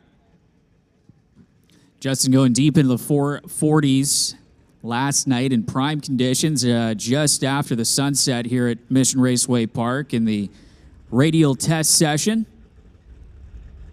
So again, the Camaro getting backed up. The car was a work in progress in 2021. Managed to get that car out for the final few races to do some shakedown passes before making the full 2022 season for the racer out of Alberta. So Jordan Brandon bumping in and unfortunately driving right up into tire smoke, but getting back into it and then hazing the tires once again as soon as the turbo comes in at 791 with an 884 miles an hour. So tough break there for Jordan Brandon again, trying to get that radial car down the racetrack in the heat of the day, but again, putting another one under their belt. They'll have qualifying coming up, their first round at right around 6 o'clock to kick off qualifying here at DOORWARZ. Again, we're going to have some track prep after this. Ryan Griffin over there in the Lordco Auto Parts lane, one of the West Coast Pro Modifieds, getting ready to make another test hit in that twin turbocharged Mustang, the driver out of Olympia, Washington.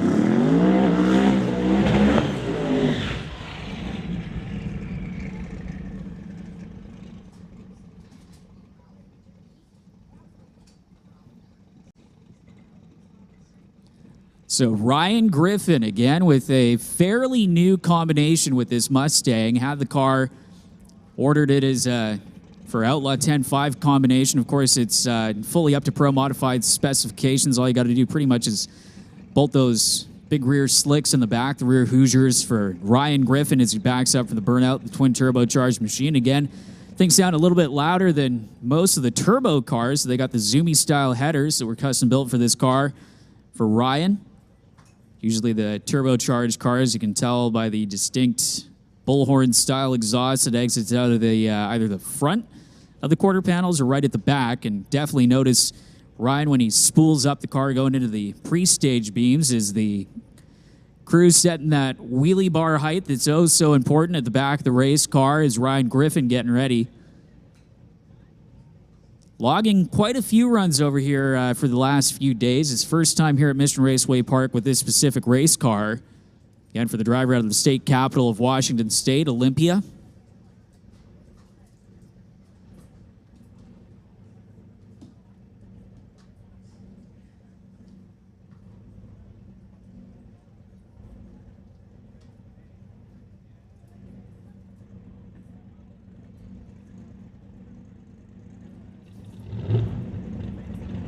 So Griffin inching his way closer to the starting line. There goes the top bulb.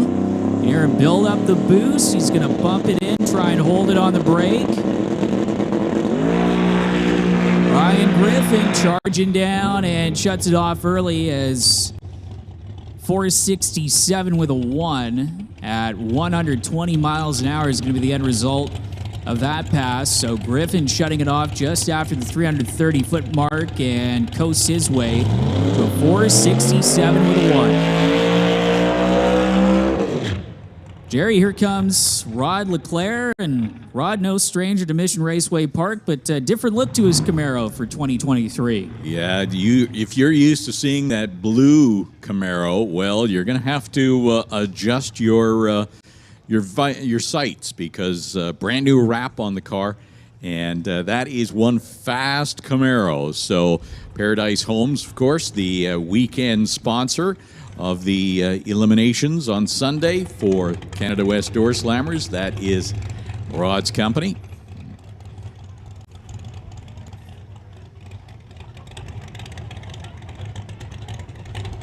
I'm liking the little 2 beer cans, right? The 2 beer cans on the wing there. There's obviously a story that goes with that. Well, you can tell that Rod is from Vancouver Island, since the 2 cans of beer are Lucky's on the rear wing for Rod Leclerc. No relation, by the way. Yeah, it's not. You don't get any. You don't get any copyright or anything no royalties, from that, Gerry. Nothing. So, had I been thinking,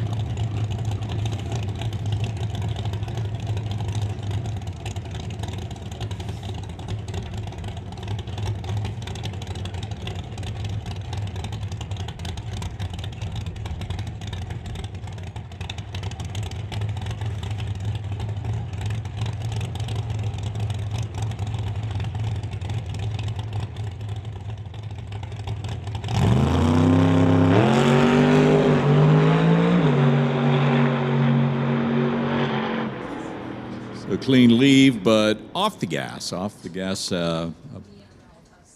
guess if he was just trying to get that 8th mile, a 4:51 is all right. Not too shabby there for Rod. 158 miles an hour for Mr. Leclerc is make his way off the racetrack. Coming up next, another late 60s Camaro. This one a 1969 Camaro for the 2022 Streetcar Super Nationals Outlaw 10.5 winner. Put the big tires in the back. Ryan Hayward out of Marysville.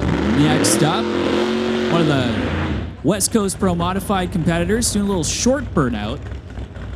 As he'll back up from that still, not even breaking the beams with the burnout. They'll take a look at the back of Ryan's car, make the necessary adjustments. You can hear him giving a little blip of the throttle there, just checking traction, trying to help get that car back into gear so he can bring it up into the beams. And Ryan had a few 380 runs over the course of the weekend, had to shut off and abort the last pass as the car got a little bit sideways.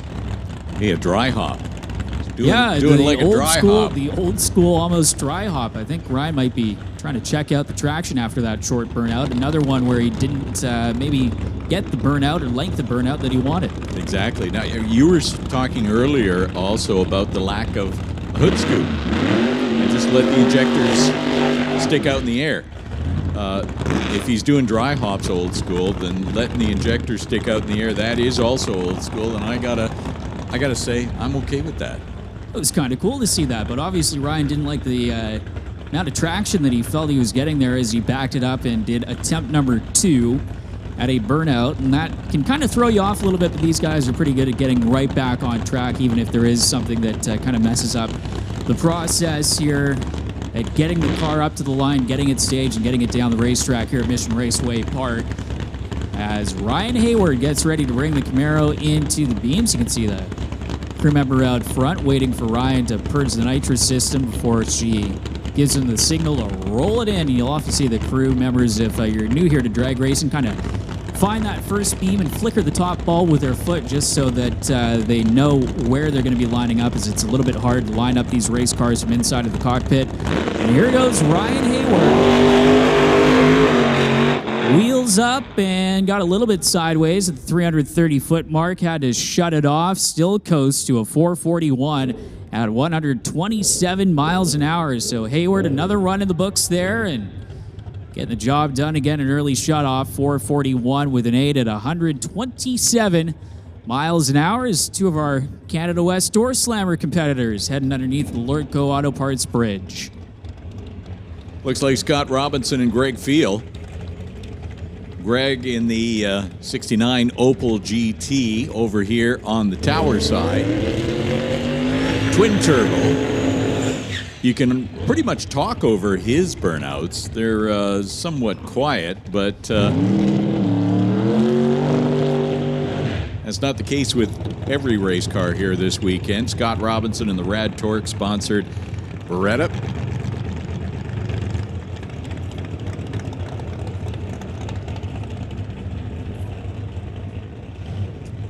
So I'm looking at Greg Field's car, Active Care sponsored, twin-turboed Opel GT. He's been calling it quite successfully, actually. He wanted to do a couple races back. He wanted to get into the 680s, and he did that. And then he wanted to get into the 660s, and he did that. And then he wanted to do the 640s, and he did that. And he already did that today. 649, I believe it was. And so let's just see what he's put into that Opel this time around. Scott Robinson in the other lane. The Opel will bump in.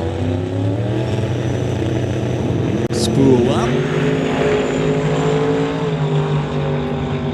Off on a nice clean pass. What is it going to be? 650. 219 miles an hour, 796 for Scott Robinson, 145. 650 for the Opel. Not too shabby. As Johnny West, Kingsley Trucking sponsored 57 Chevy, rolls to the line. In the other lane, Steve McKenzie, 87 Cavalier.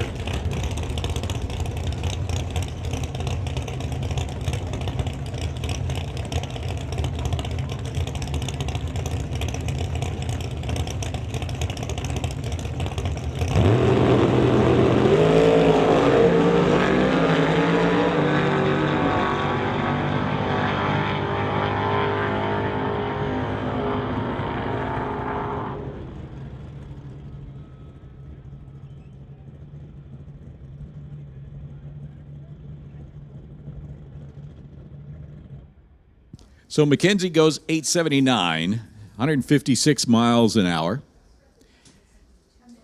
And Johnny West goes 906.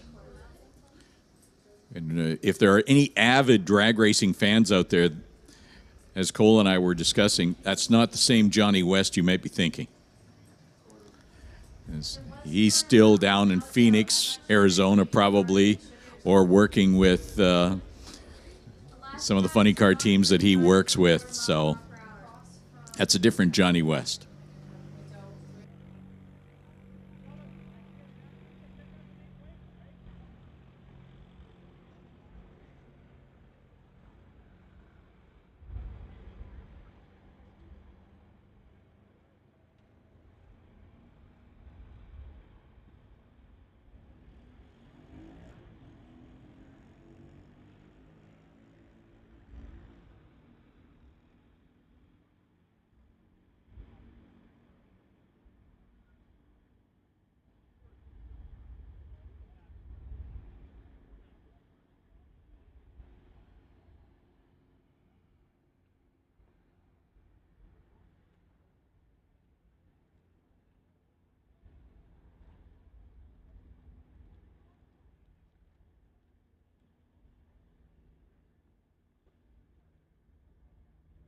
So we are just winding down the test session. It was originally scheduled to be completed at 4, but there were just so many great cars sitting in the lanes. We needed to complete what was in the lanes, and we still have a few more that are there, so we should be getting back to racing here in just a couple of minutes. We are checking a sensor. You see the orange blocks along the quarter mile. They are all located 60 foot, 330 foot, and then 660 mile per hour and ET, and then 2 more at the quarter mile. And they are reflectors for infrared beams that provide the incremental times for all of the racers and the timing tower here. So when one of them isn't working, we aren't getting the information that we need, and so we're just checking that out to make sure that the reflectors are all working properly, and we'll be good to go in just a minute or two.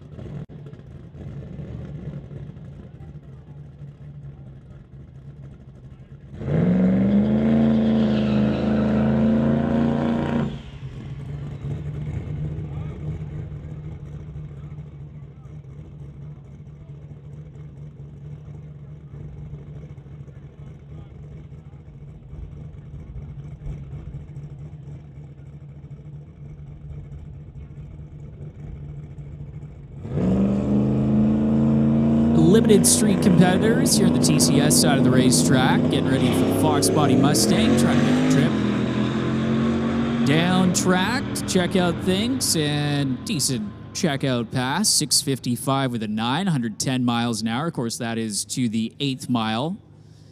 You know, Josh Collin, I said it was a Ford earlier. It's a Mercury Marquis wagon. Double checking with that. Back in the staging lanes with Josh. So the Mercury will pull up to the line now, and Josh, again, having to complete the licensing process yesterday, has finally got that NHRA license, so can run it all the way through to the 8th mile, and Josh was running this car as per NHRA rules. The quarter mile last night, managed to get her all the way down into the 9.0s at almost 150 miles an hour for the Mercury Marquis wagon. So that's Marquis spelt Marquis, just to confuse folks, that's all. Exactly, yeah, that definitely not spelled out phonetically. So Josh getting ready to roll up to the line there. Josh's brother, I believe Justin Collin, unfortunately had a bit of a incident here at Smoke, Fire, and Thunder with his Outlaw 275 car last year. I know they're still working to try and get that thing back up and running. We're missing Justin in competition this weekend here for DOORWARZ. Still a strong field of cars back there in the pits for MDA Fabrication Outlaw 275 competitions. Well, we've got the Limited Street Gang all lined up and ready to go. Josh Collin getting ready to bump in the marquee.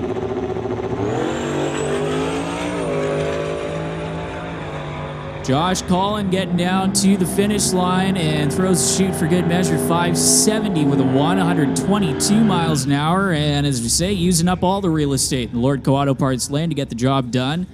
Had the thing going towards the wall, managed to wrangle it back into the groove and kept his foot in it on a eventful pass as another one of the cars that's going through the licensing process, this yellow convertible fox-bodied Mustang that you've seen here over the last day and a bit, trying to make some test hits.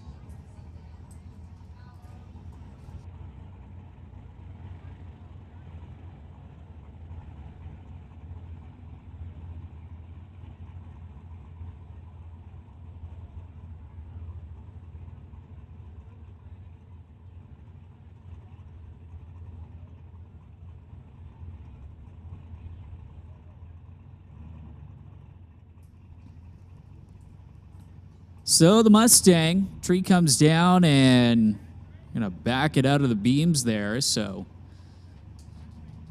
problems there for Mustang is look in and again back it up, seeing something they didn't like down there in the starting line. Just double checking inside the car with the driver, and it's really cool with that car looking at it in the staging lanes. Still got the full interior in it. The exception of a, it's like a little bit of something going on with the computer, which is what was causing the holdup. So they'll back him out one more time, and we'll get ready for attempt number 3.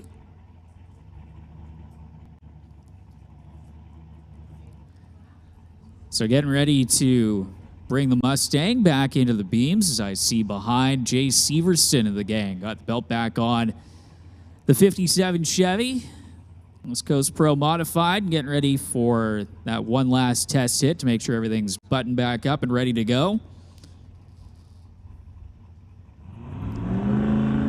So there goes the Mustang down. You can hear a little bit soft in the launch as he rolled into the throttle. We'll get down track with an 818 with a 200 miles an hour for the Mustang over the TCS side of the racetrack, so it'll make the turn off. And we will get ready for Jay Severson to fire up the JS Power Sports 57 Chevy down there in the starting line.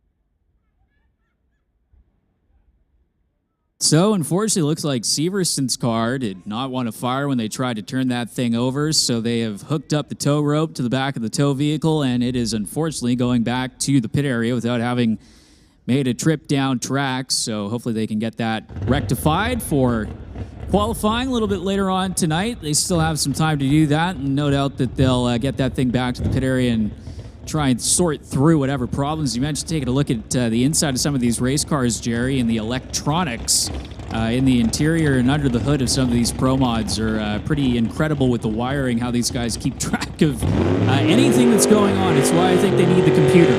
Need a computer and a full-time plumber that is available to check all the lines. So Jan Christensen with his car number 3 on the track right now. He has got a dragster that he's starting to campaign this year, just in a effort to find out what it is that the dragsters do that he can take advantage of in El Gringo, his Chevy 2. And here he's busted out the Ray Skillman Pro Stock car. He said he has no plans to change the look of this car. It is more valuable to be left in Pro Stock trim at some point in the future. He'll probably want to divest himself of it, and it will be a whole lot better and easier to sell with all of that branding on it. So this is Jan Christensen out of Langley making another pass.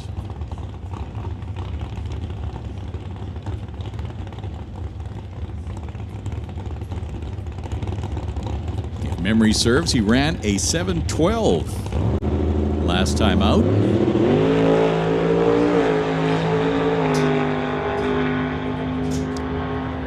Looks nice, clean, and straight. Goes 7:18, 189 miles an hour. 7:18 for Jan Christensen as he pops both chutes. Brings the car to a stop as Irene Cocatello from White Rock rolls up. I believe this is the first weekend that I have seen the Cocatellos out. Irene driving the 63 Nova. Little Mustang, or it could be a Capri.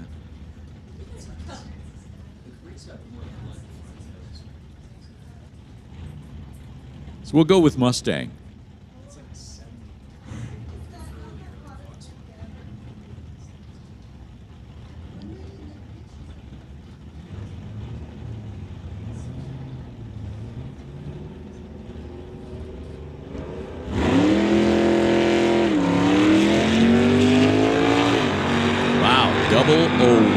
Reaction time for Irene. She was on the money. 001 goes 10:59, 127 miles an hour. In the other lane, 12:54, 109 miles an hour. Hey, Bob. He can't hear me.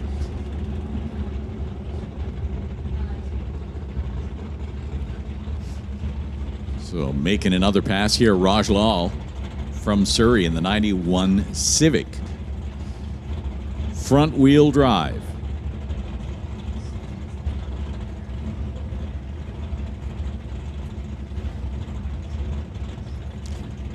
Another Mustang here, tower side. Both cars pre-staged, and the Mustang goes in, and so does the Civic, and they are off.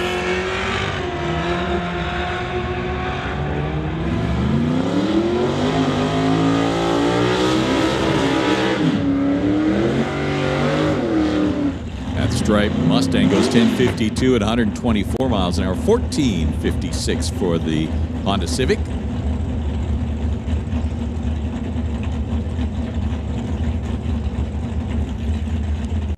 Ross Walker now in the silver Chevy 2. Trunk repaired on the Chevy 2 here on the tower side.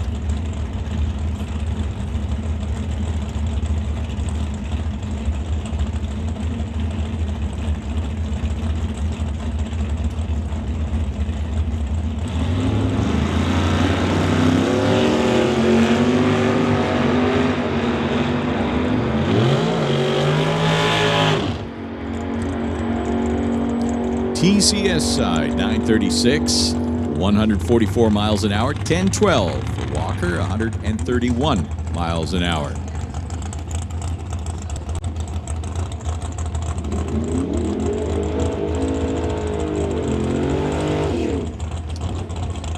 We have got just a couple of cars left in the staging lanes before we take our break for track preparation.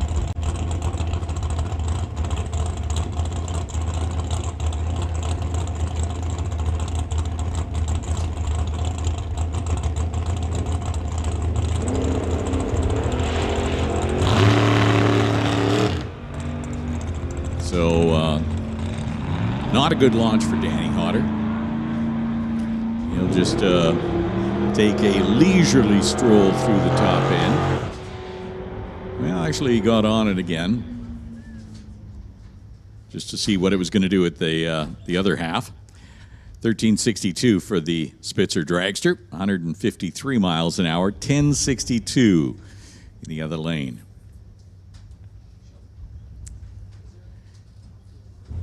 And then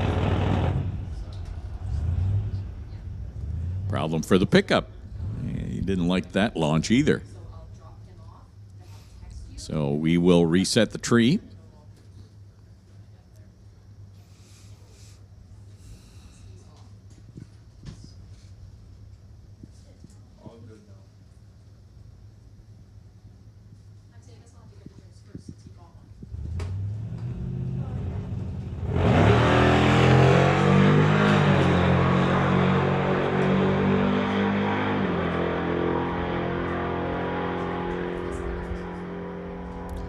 .1003 at 132 miles an hour. And I believe that is going to conclude, or here we go. He's hiding. He's hiding. We're just going to sneak one more thing in, and it is going to be another Top Fuel Harley. Here it comes. Damian Cowden from Victoria, the Parker Johnson roofing machine. And Damian, very accomplished Top Fuel Harley racer that's taken some time off in the last few years, but has come back tinkering with the bike last year and trying to make a full effort with something that's kind of unique to the class, a supercharged Top Fuel Harley. Usually what you've seen out here previously at Mission Raceway Parks, the bikes are fuel injected on nitromethane, but Damian's bike actually supercharged. So switching things up, and there's only a handful of supercharged Top Fuel Harleys around, even in the world. I think there's one guy in Japan that has a setup with that bike that was running down in the States. And really with the Top Fuel bikes and the other side of things, Suzuki's, Yamaha's, that kind of thing, it's been a more popular solution. Larry Spider-Man McBride, who has the world's fastest motorcycle at 270 plus miles an hour, has put a supercharged bike on nitromethane to good use. But the Top Fuel Harley guys, with Damian trying to lead the charge here, as they're waiting on the go signal to fire up that bike. Again, the rider having to be off of the bike when it is started. They wear a Kevlar protection plate underneath of the riding leathers as well, in the event that highly combustible nitromethane does, unfortunately, what it sometimes does. It is a volatile liquid.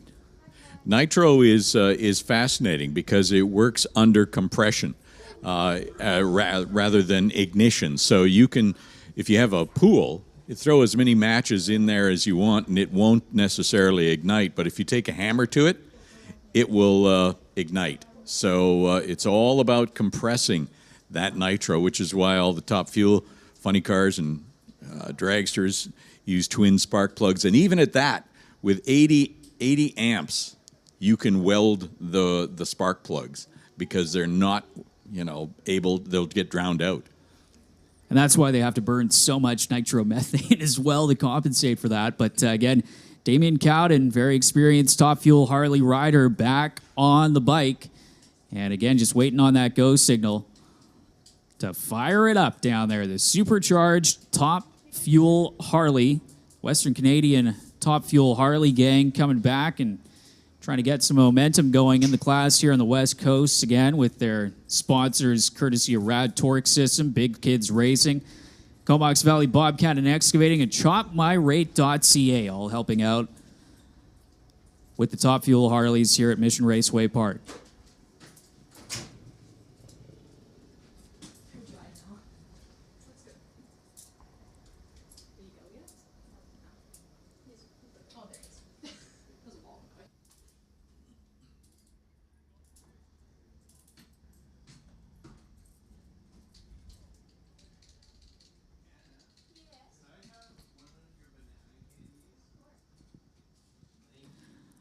So, of course, we've seen the action switch back from 8th mile to quarter mile, but the Harley will be making the trip down the full quarter mile here at the Titanium Strip at Mission Raceway Park, and getting that starter motor ready at the side of the bike, getting ready to turn it over for the first time. Damien on board. This will be Damien's first pass of the weekend, as again, they're still trying to dial in the tune-up on that bike. Not a lot of data on it. We'll see what he can do. We've already seen a 660 at over 200 miles an hour from the Big Kids Racing gang on one of their test hits earlier on in the afternoon. As again, as Gerry said, this will wrap things up after leaves the line, and the bike will come to life.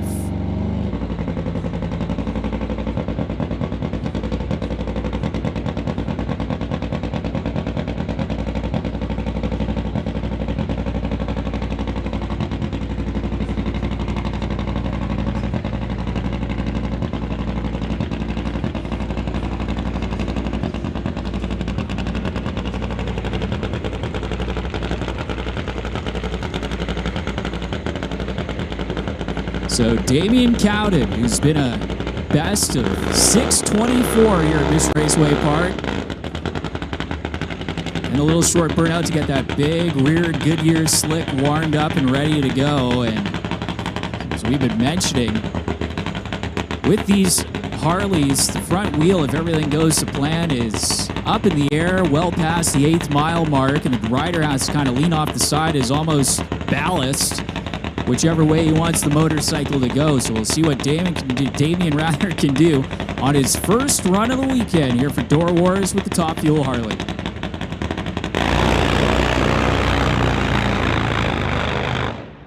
You can see Damien kind of manhandling that thing to at least the 330-foot mark before he shut it off. He's going to coast his way to a 10:05 with a 2. At 75 miles an hour. So that's going to do it for the test and tune portion of the Friday here at DOORWARZ. We're going to start track prep here in just a few moments and get rolling on into qualifying for some of the feature classes here tonight. And that's going to do it for me as well. So you're going to be working with Christine through the evening. You got a long day. And then another one tomorrow, a long day. It is going to be a busy few days here at Mission Raceway Park. Of course, as we mentioned, we have a full night of qualifying coming up tonight at 6 o'clock. Around 6 o'clock, we'll have Outlaw 275, then Limited Street, Outlaw Street, Real Street, Pro Street, Doorslammers. Exhibition pass is coming up at 7 o'clock tonight from the Junior Dragsters, Hard Knock Stunt Show, and then a second session for Outlaw 275 starting around 7:30. Pro Mod's taken to the track at 9 o'clock, as well as Top Fuel Harley Pro Mod Bike. We'll have a little bit of track prep before rolling on into another round of qualifying for Outlaw 275, getting that extra session in because, of course, they're going to finish off their eliminations on Saturday, right, as opposed to the rest of the classes. The radial cars taking advantage of that cool nighttime conditions to help them get down the racetrack. Got to do it. Hey, listen, if you're sitting at home watching us on the live stream, you need to hop in the car and come on down to Mission Raceway and experience drag racing the way it was meant to be, live and in person, loud and in charge. It is going to be spectacular. Qualifying tonight under the lights. That in and of itself is just an amazing show. And then just the competition as well is going to be something that is unique. DOORWARZ 11. an absolute must attend if you're a drag racing fan. So I look forward to watching it because I have to go, but I will be back on Sunday, and I guess I'll be seeing you on Sunday. We'll see you for the rest of eliminations there, Gerry. And now as things are quiet, great chance to check out if you're on the pit side of things, or even if you're on the spectator side of things, make sure to venture on over to the pit area and check out some of the cars while they are servicing them ahead of qualifying, and make sure to go on over to the Half Track Snack Shack as well as the Pro Shop to get your official Door Wars merchandise. We got food trucks over on the spectator side before we come on over to the pit area with Jay's Disco Dogs, Yardie Grill, and Chicken on Tires over there on the spectator side behind the grandstands, running the full length of the racetrack. Also the Peden Industries Mini Golf located down towards the 8th mile mark here on the pit side of things. Plenty of things to do. And don't forget, right beside the tower down here, right by the starting line, the Beer Gardens presented by Jack's. You can head on, if you're 19 years of age and older, get yourself an ice-cold adult beverage at the Beer Gardens. Again, located at the end of the grandstands in between where the timing tower is and the start of the stands over on the pit side of things in the TCS lane.